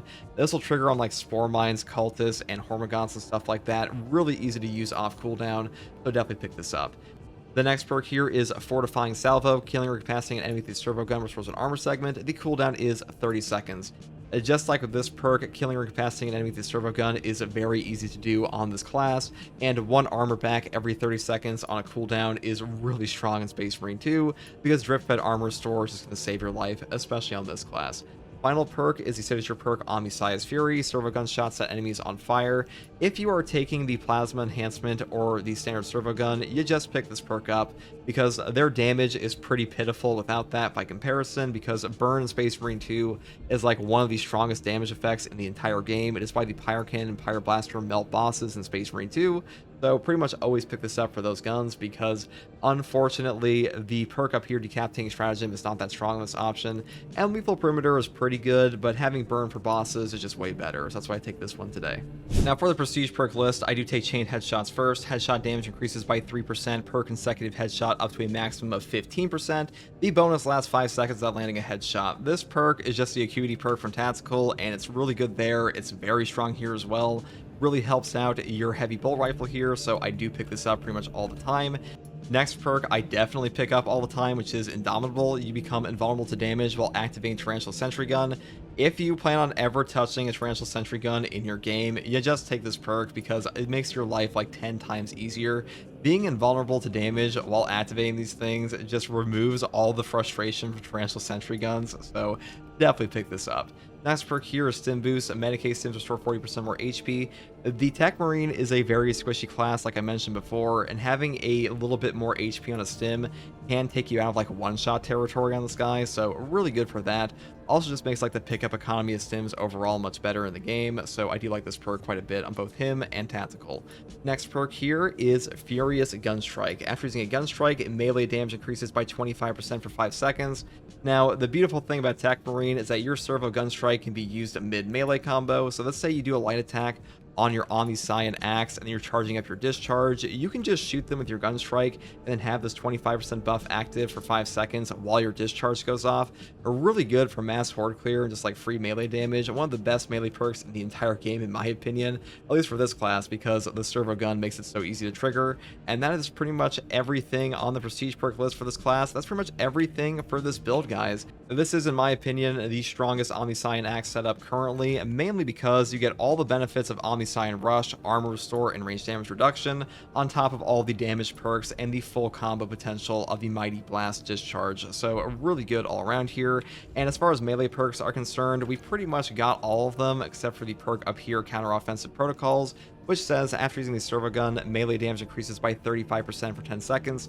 I do think this is currently the weakest of all the options for melee perks on the Techmarine, just because you kind of already hit the breakpoints on Push the Advantage and Arc Cleave with Furious Gunstrike, and you're also giving up Armor Restore for like a little bit of a niche effect here, with like 35% is good, but your Servo Gun for 10 seconds, or excuse me, using your Servo Gun and then having this up for only 10 seconds, that is just not remotely as good as Armor Restore, or even like the perk down here, Strategic Gunstrike. So that's why we pick up only these, and that is pretty much everything I have to say on this one, guys. Hopefully this build guide helped you. I know a lot of people have been trying to use like melee builds on the Omniscient Axe, and you could also just swap this over for like a balanced Power Axe if you want to and build it this way. It is like the exact same setup, or even like a Xenophase blade, because for the most part, this build is just like the catch-all for like melee attacks on this class. Hey guys, first regardsman here. Let's be talking about an equipment-focused Techmarine build for Space Marine 2 patch 12.0, using one of the most powerful Servo Gun combos in the entire game, on top of the brand new heroic combat knife, Argent Edge. Now, the main thing that the Techmarine struggles with is survivability, so we are taking a Combi Melta today. The main reason I like this weapon is, number one, the ammo economy is pretty good, and the Melta portion is great for stagger and CHP recovery, and on top of that, you're able to recover HP off of rapid health quite easily. Now, for the perk tree setup on this weapon overall, I do take extended magazine first. Magazine size increases by 15% of the maximum. This will up the total ammunition available in your Melta portion, not just your bolter, so keep that in mind. Next perk here is magazine restoration for even better ammo reserves, excuse me, ammo regen, and we go here into the perk Perpetual Precision, and of course the perk Able Precision. After using a class ability, maximum spread decreases by 25% for 10 seconds. Now, way back when, the Combi Melta did get a little bit of a buff to its maximum spread. This does help out quite a bit, and on the Techmarine especially, you do trigger your Servo Gun over and over compared to like Tactical's Auspex scan, so it's way better here than it is on Tac. Next perk here is Great Bite, down here into the perk Increased Capacity. The maximum ammo reserve of this weapon increases by 20%. This is just a must-have in my opinion. Without this perk, your ammo economy kind of just sucks ass on this weapon, and it will also buff up the total Melta ammo available as well, so definitely grab this. The perk up here, Recoupment, is also a top tier option. Killing a Majority level or higher enemy with a headshot with this weapon restores one armor segment. The cooldown is 15 seconds. Now on this build, we are taking the Precision Enhancement Servo Gun on top of Lethal Perimeter, and this will one-shot guys all the time into Execute, and because of that, you'll have so many free opportunities to trigger this for Armor Restore. Really powerful combo, and Armor Restore on Techmarine is super damn important because the Techmarine is very squishy, and any source of armor restoration is going to save his life at times, so definitely pick this up. Now, I move up here into the perk Tactical Precision as well, because this perk is just very valuable on this weapon. Headshots deal 20% more damage, non-headshot damage decreases by 10%. You will lose some damage on your Melta portion when you take this perk, but that really does not matter on the Combi Melta, mainly because the Combi Melta is not really for damage on the Melta portion. It is mainly there to wipe out hordes and trigger perks like Rapid Health, which it does anyways, so definitely a good option regardless. Now the next perk is Adamantine Grip, into the perk here, Rapid Health. When your health is below 30%, killing 7 enemies ramps the session restores your health by 10%. This perk is incredible on Techmarine because being below 30% HP on this class usually means you are about to be one-shot, and being one-shot is super easy on Techmarine. You have the lowest HP total in the entire game besides Sniper, but unlike Sniper, you don't have all the health damage reduction, which does save your life on this guy all the time, and Techmarine is just kind of stuck struggling on knockdown and just being able to be alive at that HP, so this really does help him push up a little bit above that, especially in difficult hordes.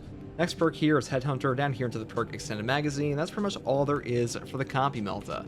Now, for the secondary here, I do take the Retribution's Bequest Heroic Heavy Bolt Pistol. This one is just really good for stopping reinforcement calls. The heroic perk effect here is called No Help Is Coming. Shooting an enemy with lead stream status stops from calling for reinforcements, and headshots will kill in one shot. Now, in patch 12, they finally fixed this perk to work on body shots, not just headshots, which is kind of a nerf in some ways that you can't have like a follow-up shot to insta-kill them, but it will work on things like Chaos Spawn now, which is pretty nice, and even if you're trying to like shoot a guy from behind, you don't have to like shoot them in the head, which is pretty good. Now, for the overall perk tree on this, I do take Divine Might first, moving down here into the perk Perpetual Penetration. It's pretty much the same as always, because the Heavy Bolt Pistol really has like 1 or 2 good build paths in my opinion, where you just go into Death Strike, because Death Strike is a top tier option for damage, and you gotta choose between the perk Able Damage or Headhunter up here in perks like Discipline, and that's really like the only choice you make, because otherwise, you're always going to be taking Tactical Precision and Gunstrike Reload. So if you want to go down here through Able Damage, you can. If you want to take Discipline like I did, you can do that as well, but that is up to you. That's pretty much all there is for the secondary. Now, for the primary weapon here, or primary melee weapon, I should say, we do take the brand new Argent Edge Heroic Combat Knife. Now, I am a big fan of the new Heroic Combat Knife. It may not be quite as strong as the Power Gladius, but on this build it actually fits us more, because we are not taking perks like Arc Cleave, Push the Advantage, or the one over here, Counter-Offensive Protocols.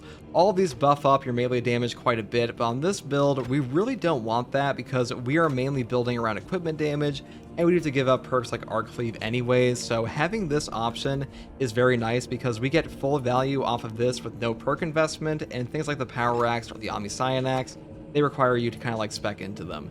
Now, the heroic perk effect here is called Scathing Retort. The riposte window is shorter, but each riposte deals damage. All this means is that your perfect parries deal free damage. This will scale up with difficulty, and the window feels a lot like a block weapon.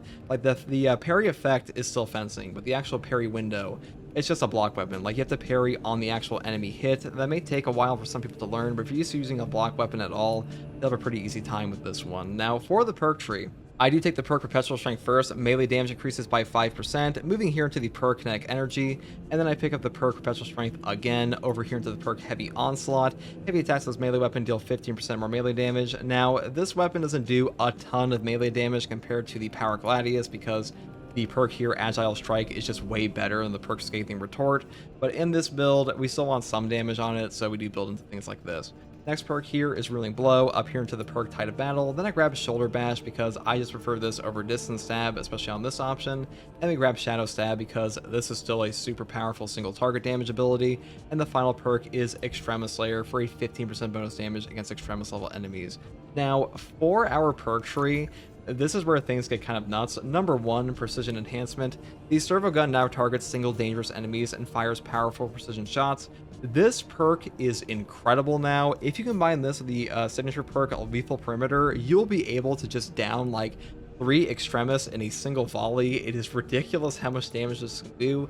All the shots of this count as a heavy bullet. They do bonus damage to Zoanthropes and Neurothropes, and Neurothropes especially can almost be one shot by a single volley of this with Lethal Perimeter. I'll show that in the gameplay, but it is pretty nuts how much damage this actually does. I think that this combo here is one of the strongest in the entire game, and really all you have to do is just put down the Lethal Perimeter, and then you will just one-shot any stupid Majoris that enters it, so a really great option. Next perk here is Methodical Destruction. Enemies damaged by equipment take 25% more damage for 10 seconds. We are building around equipment here, so this is kind of a no-brainer. Next perk is Explosives Adept. Damage from equipment increases by 35%. A 35% damage increase to equipment is actually pretty damn high. This mainly affects things like shock and frags. Crack grenades do get buffed up. They do hit breakpoints, just like straight up a one-shot Majoris, but like that's not super useful at times, but still, having increased equipment damage is pretty nice for like massive AoE ones. Next perk is Combat Squad Resupply. All teamers gain 1 additional equipment except for Melta Bombs. This is really useful for like shock grenades, frag grenades, melta bombs. Well, not melta bombs, but crack grenades especially, because crack grenades really do benefit from having an entirely extra one with a 35% damage increase, or you can throw them like triple extremis bombs and stuff like that. But do be aware, if you have the perk down here, blast radius, to increase the radius of your equipment damage, you may just blow yourself up in a crack, so be careful about that. Next perk here is Designated Target. Enemies hit by the servo gun take 15% more damage for 10 seconds. And then we pick up the perk Replenishing Salvo. This one will give you back an equipment charge for every kill or incapacitation of an enemy with a servo gun. Now, the precision shot is so strong that you will pretty much always be able to incapacitate an enemy off of a servo gun shot, so this perk will trigger off cooldown all the time. Really great combo, kind of goes to show how strong this actually is. And the next perk here is practically mandatory Strategic Gun Strike. Servo gun only targets majority level or higher enemies and deals 20% more damage when the target is more than 20 meters away. If you're taking this perk, you just take this perk, because otherwise you will waste your servo gun on like a Minoris, and that is the last thing you possibly want on this option. So definitely pick this one up if you're taking precision enhancement, because otherwise you are just wasting a ridiculous amount of shots. Final perk here is Lethal Perimeter. The servo gun marks a zone and automatically attacks enemies that enter it, using 50% less energy per shot.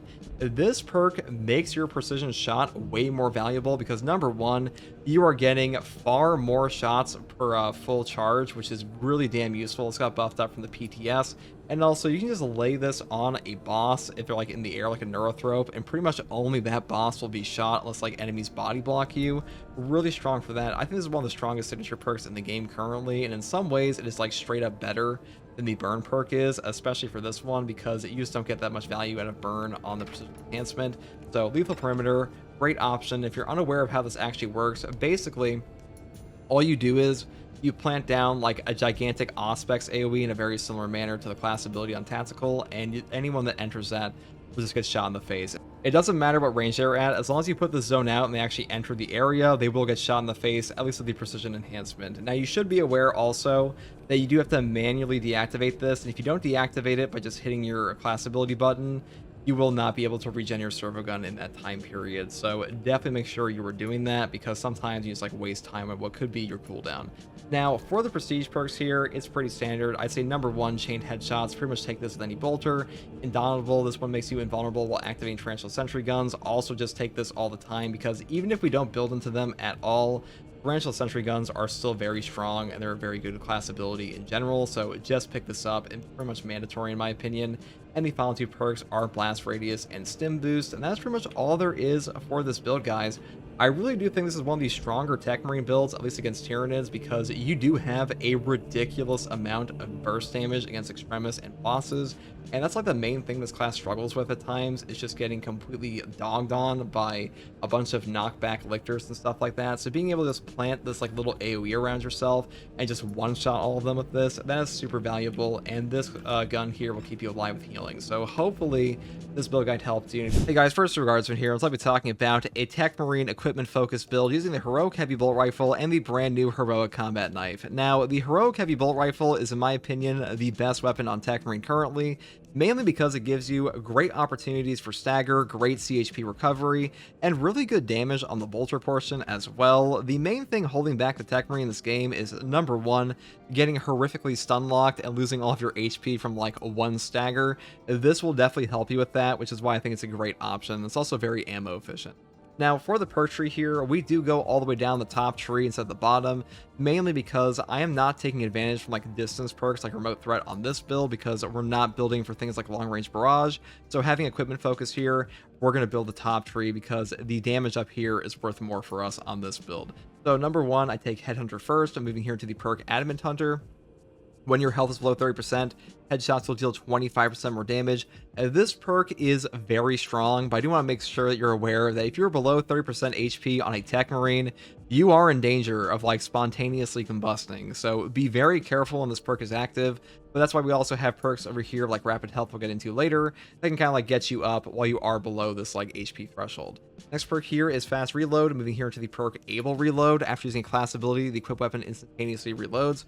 This perk is actually really good on the Techmarine. Now, both the Techmarine and the Heavy class can take advantage of that perk far more in Tactical, because their class abilities do come up far more than the tacticals does, because Auspec's cooldown is like super long, but here it's pretty damn strong. It's even pretty strong in tactical at times, but I do like it on the Techmarine quite a bit. Next perk here is Headhunter, up here into the perk Tactical Precision. Headshots deal 20% more damage, non-headshot damage decreases by 10%. Now, even though you are losing 10% damage on your grenade launcher portion with this perk, it's just worth it to me. I mean, headshot damage here is still very powerful. You definitely notice when this perk is active, and headshots are very important in this on this weapon regardless, so definitely pick this up. Next perk here is Great Might, down here into the perk Increased Capacity. The max mana reserve of this weapon increases by 20%. This is the only ammo perk we take on this build here. Normally I would take like Extended Magazine for extra grenades, but Increased Capacity will give you base ammo and grenade launcher ammo, so pretty good catch-all. And the next perk here is probably the most important perk, and that is Recoupment. Killing a Majora's level or higher enemy with a headshot with this weapon restores an armor segment. The cooldown is 15 seconds. Now, armor restore built into your weapon like this is already godly on tactical, but on the Techmarine, where you desperately need armor in this game, this perk is incredible. It will save your life. Being able to use your servo gun and put a guy into execute and then just shoot them in the head and get that armor back is incredibly valuable for you. This is one of the best survivability perks in the entire game anyways, so definitely grab it here, top tier perk. Next perk here is also very strong for us, Rapid Health.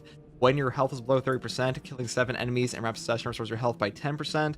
This perk is very easy to trigger on this weapon because we have a fucking grenade launcher, so blowing up 7 guys, pretty damn easy. Next perk here is Perpetual Penetration, and the final perk is Divine Might for a 10% damage increase, and that's all there is for the Heavy Bolt Rifle. Now, if you don't want to build it this way, you could go like all the way down the tree here for things like remote threat, cleaving fire and all that. I think this setup is like a bit worse because you are missing out on things like Adamant Hunter and Able Reload, and you're also not taking full advantage of remote threat on this build, but it can come out to a bit more damage, and you do get more grenades on this version. So if you want to build that way, you definitely could. Now, for the secondary option, I do take the brand new buffed Inferno Pistol. I think the Inferno Pistol is in a very good spot in patch 12 right now, mainly because they buffed up the gunstrike damage by 22%.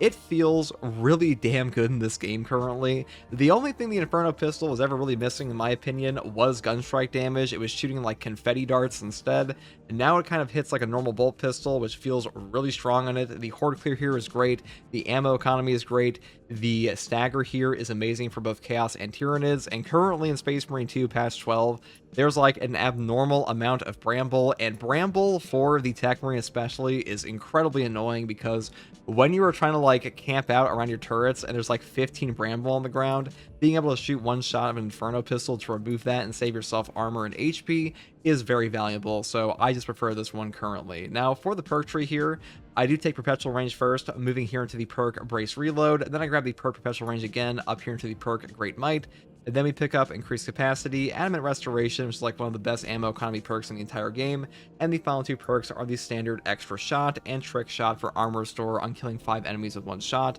which is actually very easy to pull off on this weapon. Now, for our melee weapon, I do take the brand new Heroic Combat Knife Argent Edge. This has a heroic perk effect here called Scathing Retort. The riposte window is shorter, but each riposte deals damage. This will give you damage on every single perfect parry, and the perfect parry window here feels very similar to a block weapon. So if you are used to using like a block weapon and stuff like that, you will be right at home with this option. But the strongest thing about this weapon is that every single parry you do with this combat knife will stagger the enemy no matter what. That means the initial hit of a Ravener combo he will get staggered on, a melee Terminator, Lictors even, some of the more annoying enemies like Biovores. It is probably the best offensive weapon in the entire game, and in my opinion, this is the strongest fencing weapon in Space Marine 2 currently. Now, for the perk tree here, I really don't build for heavy attack damage because this speed is very slow. You only have like a 3+ speed here. That is actually slower than the Relic Tier block version, and definitely slower than the Power Gladius, the fencing version, and the balanced version of the Relic Tier. So I go for like full light attack damage here. Starting off with Armored Strength for 10% bonus damage while we have armor remaining. Moving here into the perk Sharp Impact, right and left Skull Crusher AoE radius increases by 50% here, which is really nice for like a little bit of horde clear. Then I pick up Perpetual Strength and Perpetual Strength. Into the perk Combined Onslaught for 10% more damage on light combos. Into the perk Tide of Battle, up into the Shoulder Bash, and then I grab Reeling Blow, and I finish off with Terminus Slayer because being able to shank bosses here is pretty nice for me. And usually you will just kill the Extremis on like Gun Strike and Parry with your Servo Gun anyways on this build, so I don't think it's like as valuable there. But if you want to take this, you definitely could. And if you want to take like Shadow Stab or move down to like Heavy Onslaught, you just swap out this perk, swap out Shoulder Bash. That's all up to you. I'm just building it this way today, and that's pretty much all there is for the weapon selection. Now, for the perk trait. Number 1, we have Explosive Enfilade. After using equipment, your range damage increases by 15% for 10 seconds. This is a pretty nice little range damage buff for your equipment use. It definitely helps out bolth the grenade launcher portion and the bolter portion of your Deathwatch bolt rifle here. And if you want to take a different option here, like Plasma Enhancement, you could do that, or Precision Enhancement with the Lethal Perimeter. You can also do that. I'm using the burn today, so I'm taking the standard bolter option because the bolter option is actually quite strong with burn. But if you want to like swap for something else, you can definitely do that. Next perk here is Methodical Destruction. Enemies damaged by equipment take 25% more damage for 10 seconds. The perk up here, Arc Cleave, is not super valuable for us on this build. If you want to take the perk down here, Omniscient Axe Deflection, you could. This will make you a bit safer because you will be getting perfect parries all the time on this build.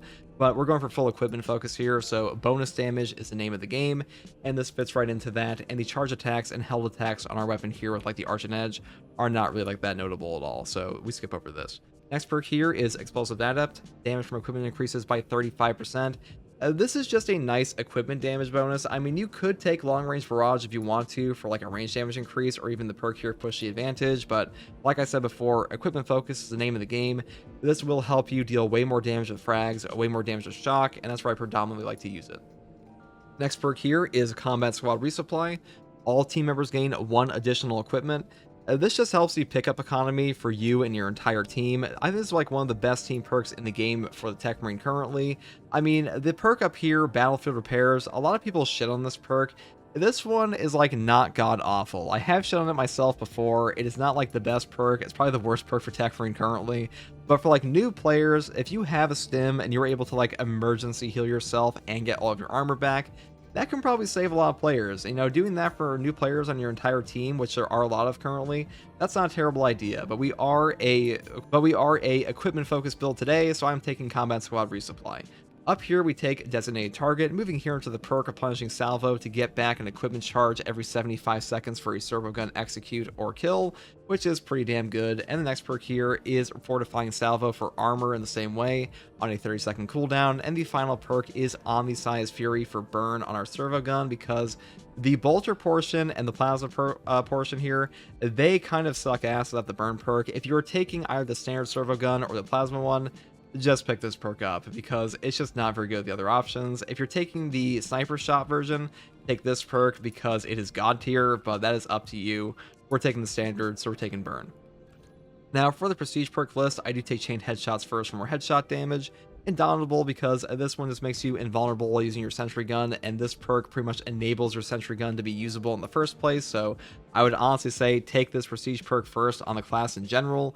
And the final 2 perks are the Blast Radius perk and Stim Boost, and that's pretty much all there is for this build, guys. I think this one's actually pretty strong at the moment. The equipment focused builds are quite good on Techmarine, and the Inferno Pistol, Argent Edge, Heavy Bolt Rifle, Heroic version, it's really hard to go wrong with these. This is probably the best weapon on Techmarine currently, if not the Omniscient Axe. It has been buffed a bit from the PTS, so I will be making way more builds with this one. Hey guys, first Guardsman here. I'll be talking about a Combi Melta Inferno Pistol Burn build for the Techmarine class in Space Marine 2 Patch 12. Now, the crux of this build is using the brand new Omniscience Fury signature perk of the Techmarine class, Servo Gun shots set enemies on fire, on top of the standard bolter portion, because this weapon is actually pretty good all on its own. The standard Servo Gun is quite a strong option for horde clear, Majoris killing, Extremis killing, even boss killing when you stack on the burn perk. That's what we're building around it today. Now, obviously, the better combo here could be Plasma for horde clear, but like I said before, single target damage on this I think is a bit better without this option. Now, for my primary selection, I do take the heroic bolt rifle with the Combi Melta. This is a pretty good gun on the tactical class, or excuse me, not the tactical. It is also pretty good there, but it's definitely good on the Techmarine here because a Techmarine really lacks a reliable stagger on his primary outside of this. So having an option for like a grenade launcher, having an option for a Melta, that does help him out a lot. Now, for the perk tree here, I do take Headhunter first, moving here into the perk Adamant Hunter. When your health is below 30%, headshots will deal 25% more damage. This perk is pretty damn good when it actually triggers, though the unfortunate reality here is being below 30% HP on a Techmarine means you are probably about to spontaneously combust. So if you don't want to take this, if you want to skip it over for like extended magazine and magazine restoration down here instead, you definitely could do that. You would just have to build down this bottom portion. Now, next perk here is a fast reload into the perk Able Reload.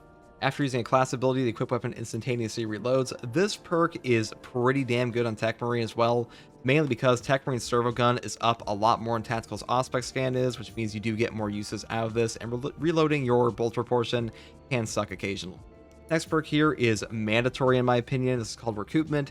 Killing a Majora's level or higher enemy with a headshot of this weapon restores an armor segment. The cooldown is 15 seconds. Armor Restore built into your ranged weapon here will save your life on Techmarine. Techmarine really benefits from this, especially when you build into his Omniscient axe here like I will, where you get bonus damage off of armored strength while your armor is remaining. You have melee damage increased by 10%. That's a pretty nice synergy there, and Techmarine is actually pretty easy to keep up his armor because usually when your armor drops, you just explode on this class. Now, for the next perk here, I do take Tactical Precision. Headshots will deal 20% more damage. Non-headshot damage decreases by 10%. This is just a nice range damage buff. Now, unfortunately, this will drop down the damage of your Melta portion, but on this weapon, the Melta is primarily used for Horde Clear, Stagger, and triggering perks like Rapid Health, which you can still do very easily. Now, next perk here is Great Might, going here into the perk Adamantine Grip. Then I grab the perk here, Rapid Health. When your health is below 30%, killing 7 enemies in rapid succession restore your health by 10%. Having healing built into your weapon here is very nice. It's also very easy to trigger this on the Melta portion, so a great synergy on Techmarine for sure.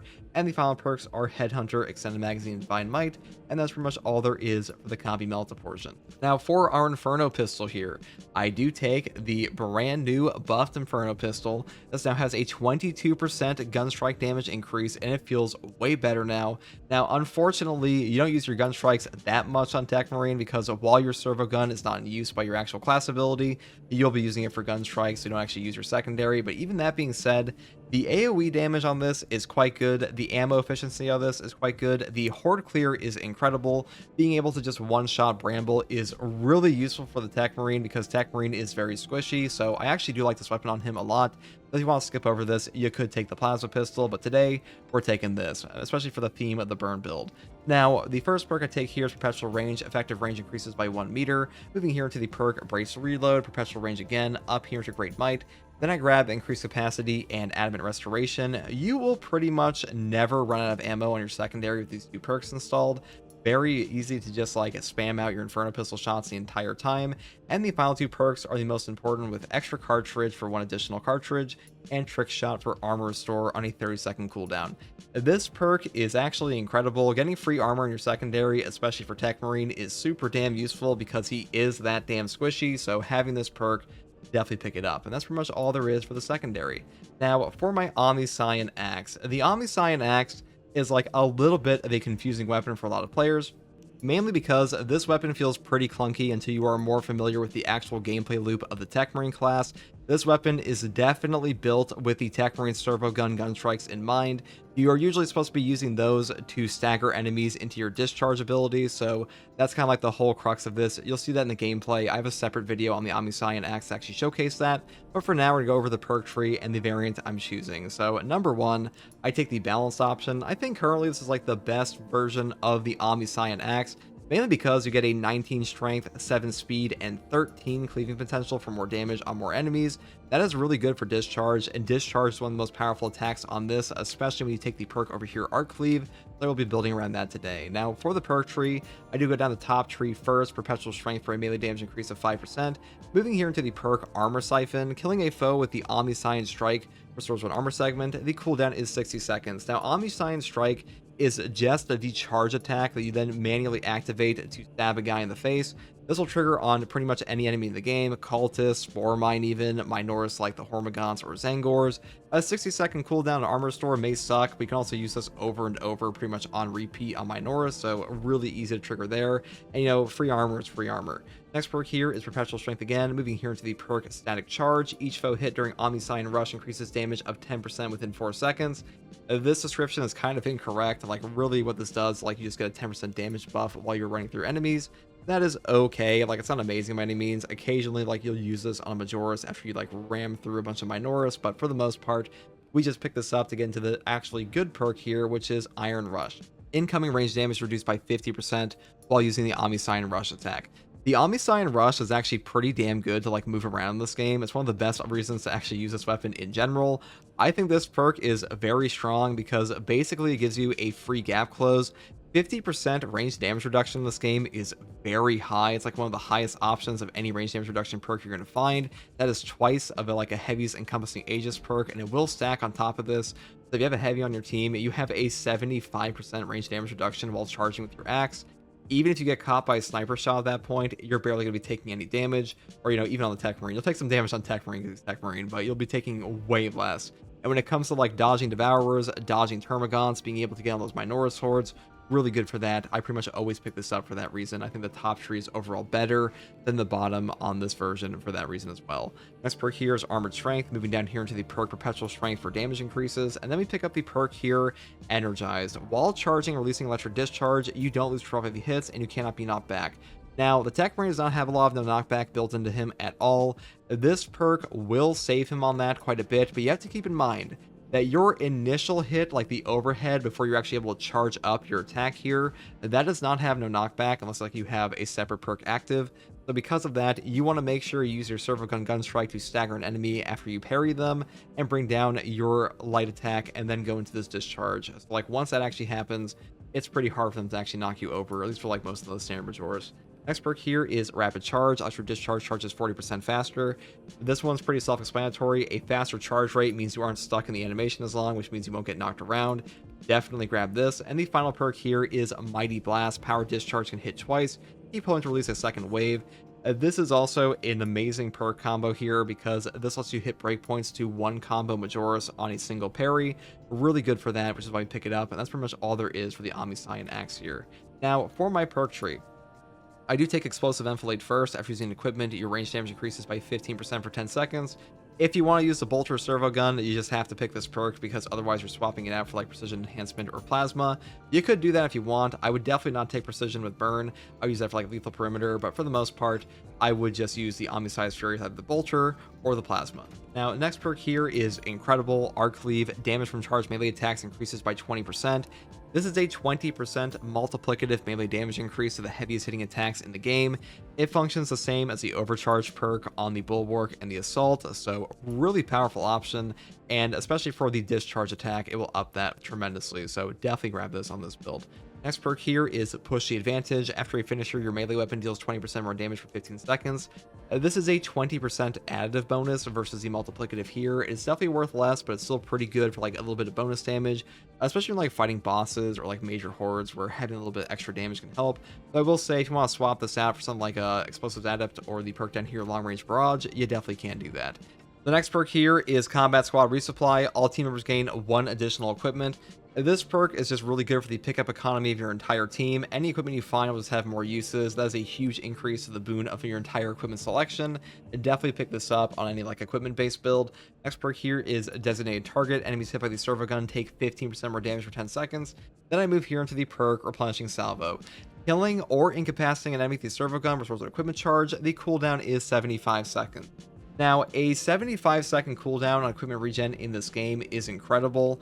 Most sources of equipment regen in Space Marine 2 are like 90 seconds instead of 75 or 60, so having this, it is very easy to keep your equipment topped off, and also, killing or incapacitating an enemy with the Servo Gun is incredibly easy to do, so a really easy trigger here.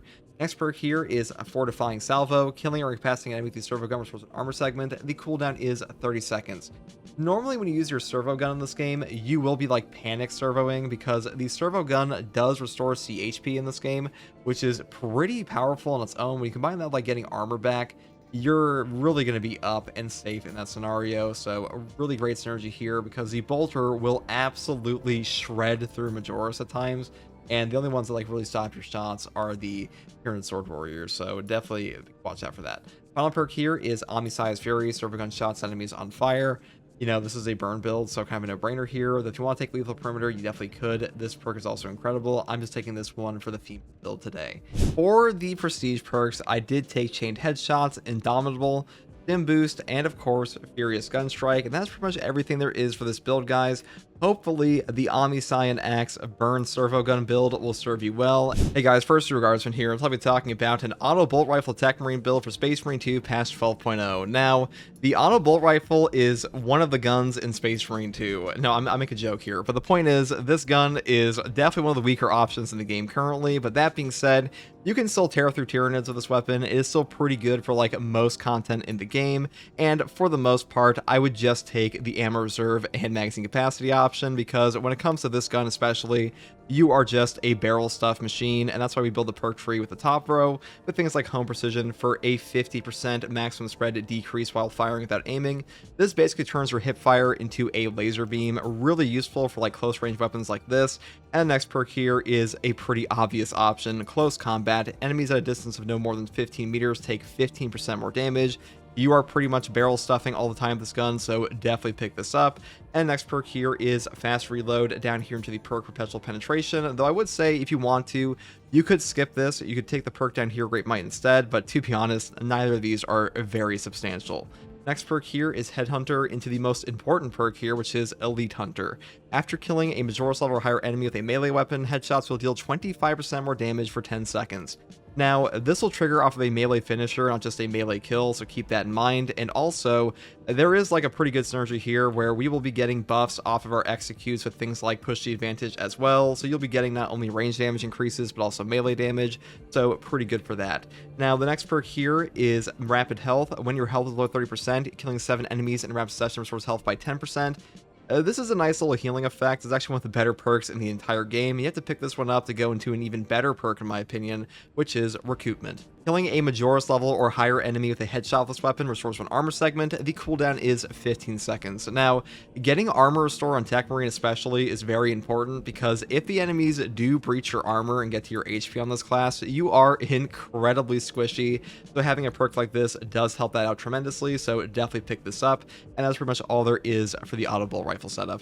Now for my secondary weapon here, I do take the Rate of Fire Plasma Pistol, mainly because I think having some stagger on this build does help a lot. The Auto Bolt Rifle is really not good at staggering at all. The Power Axe I'll be using later is pretty good for that, but it's like a bit more limited and niche, and this one can definitely help against enemies like Soul Cannon Terminators and stuff like that. So a really good option here, and also having a option for like an instantaneous contested health recovery, like a single charge shot, will help you out a lot as well. Now for the perk tree here, it's pretty much the same as always. We go down the top tree and pick up things like Plasma Collection down here in Divine Might, because without this, especially on the Techmarine, you will just run out of ammo ridiculously fast on this weapon. I would not build down the bottom tree on this gun on Techmarine or really any class, because it is just way too ammo hungry, and I think this is like the best setup overall for like pretty much any class of the game and this weapon. Now, alternatively, you could use the Inferno pistol. This also has a great stagger and great ammo economy. The version I tend to pick up on this weapon is the Ammo Reserve magazine capacity option, because like I said before, Techmarine is a very ammo hungry class, so having this does help out a lot. And for the perk tree, I go all the way down the bottom tree for extra range, ammunition, and things like armor restore on Trick Shot. And that's pretty much all there is for the secondary. Now for the Power Axe, now for the melee weapon selection, I do take the newly buffed Balanced Power Axe. They buffed up all the base damage for balanced weapons in patch 12 by like 15%. This weapon is way better now, especially on Techmarine, where you can pretty much one combo Majoris off of a single parry, and to accomplish that, all you have to do is just get your parry, get a power backstep off, and you will immediately be able to gun strike for free with no animation because of your servo gun, and then you do a riposte, and you immediately just one-shot them into an execute. So really easy to pull off, and you also see that in the gameplay. Now, for the perk tree on this, I do build the perk Perpetual Strength first into the perk Coup de Grace. The last strike of a light combo deals 25% more damage, and then we pick up the the perk here, Perpetual Strength, and Perpetual Strength again for another flat 10% melee damage increase. And then I pick up the perk here, Counterattack, which says the first light attack within 5 seconds after a perfect parry or perfect block deals 25% more damage. So we can pick up the perk down here, Riposte. Overhead strike damage after performing a power backstep is doubled. The way this weapon works is that after a power backstep, which is just you holding down your attack key after a parry, you will be able to hold down your attack key again, and you'll immediately go into this overhead strike, and this is doubling the damage of that. So a really powerful perk here and great for melee damage. Next perk here is Hard Target for 15% less range damage during a light combo. And then we pick up the perk over here, Tactical Retreat. Power Backstep Wave deals 25% more damage. Power Backstep is one of the strongest things on the Techmarine anyways, and this already gets more damage from your perk over here, Arc Cleave, which is a 20% multiplicative melee damage bonus to your charged melee attacks. This will affect the Power Backstep, and this makes that even stronger. So great perk here. And the next perk we take is Power Wave. Power Backstep Wave damages more enemies. This just changes the angle of your Power Backstep to hit more enemies for full damage, so definitely pick this up on like any Power Wave build. And the final perk we grab is Cleaver for a 10% damage buff against Majoris and higher level enemies, which are pretty much a catch-all against the enemies we want to kill the most. And that's pretty much all there is for the melee weapon here. Now for the Techmarine perk tree, I do take the perk Explosive Enfilade first. After using equipment, your range damage increases by 15% for 10 seconds. I do just pick this one up because I want the standard servo gun option. I think the bolter servo gun is actually pretty damn strong in the game currently, especially with the burn perk, because the shots from this one are instantaneous, and that means you will get your contested health back much more quickly than say the plasma enhancement will give you, and the burn is also just a very strong effect in general for both options, so I just took this one today. Next perk here is Arc Cleave. Damage from charged melee attacks increases by 20%.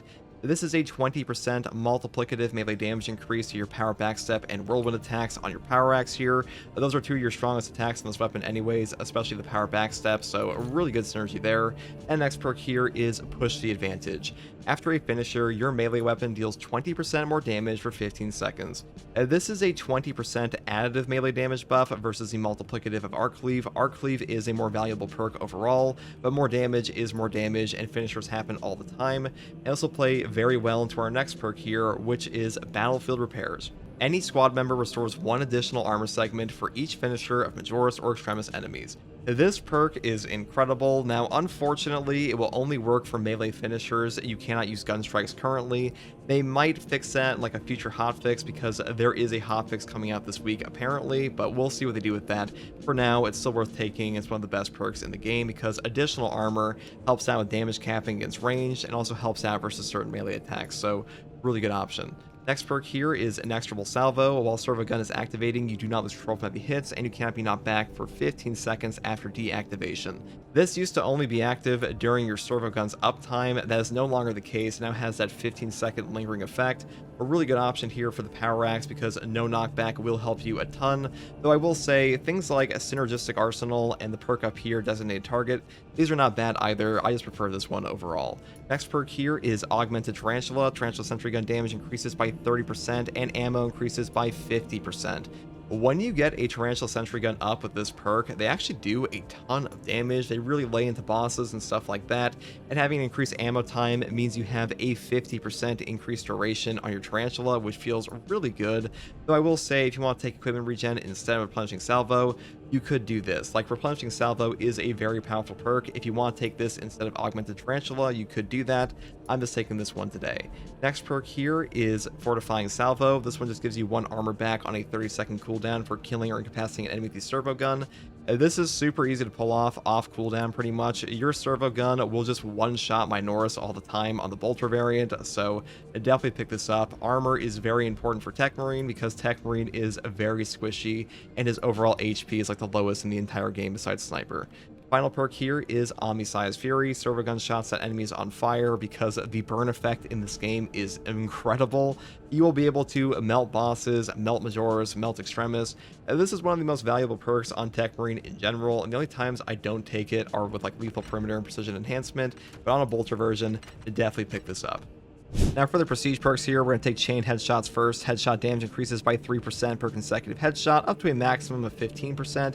The bonus lasts 5 seconds without landing a headshot. You know, the auto bolt rifle needs Jesus, but like this is the next best thing we've got, so definitely pick this one up. Next perk here is Indomitable. You become invulnerable to damage while activating a Tarantula Sentry Gun. This perk is incredible. Pretty much always pick this up because without this, there are many times you will lose like 99% of your HP while setting up a Sentry Gun, and that feels awful. Next perk here is Stim Boost. Medicae Stims restore 40% more HP, and the final perk is Furious Gunstrike. After using Gunstrike, melee damage increases by 25% for 5 seconds.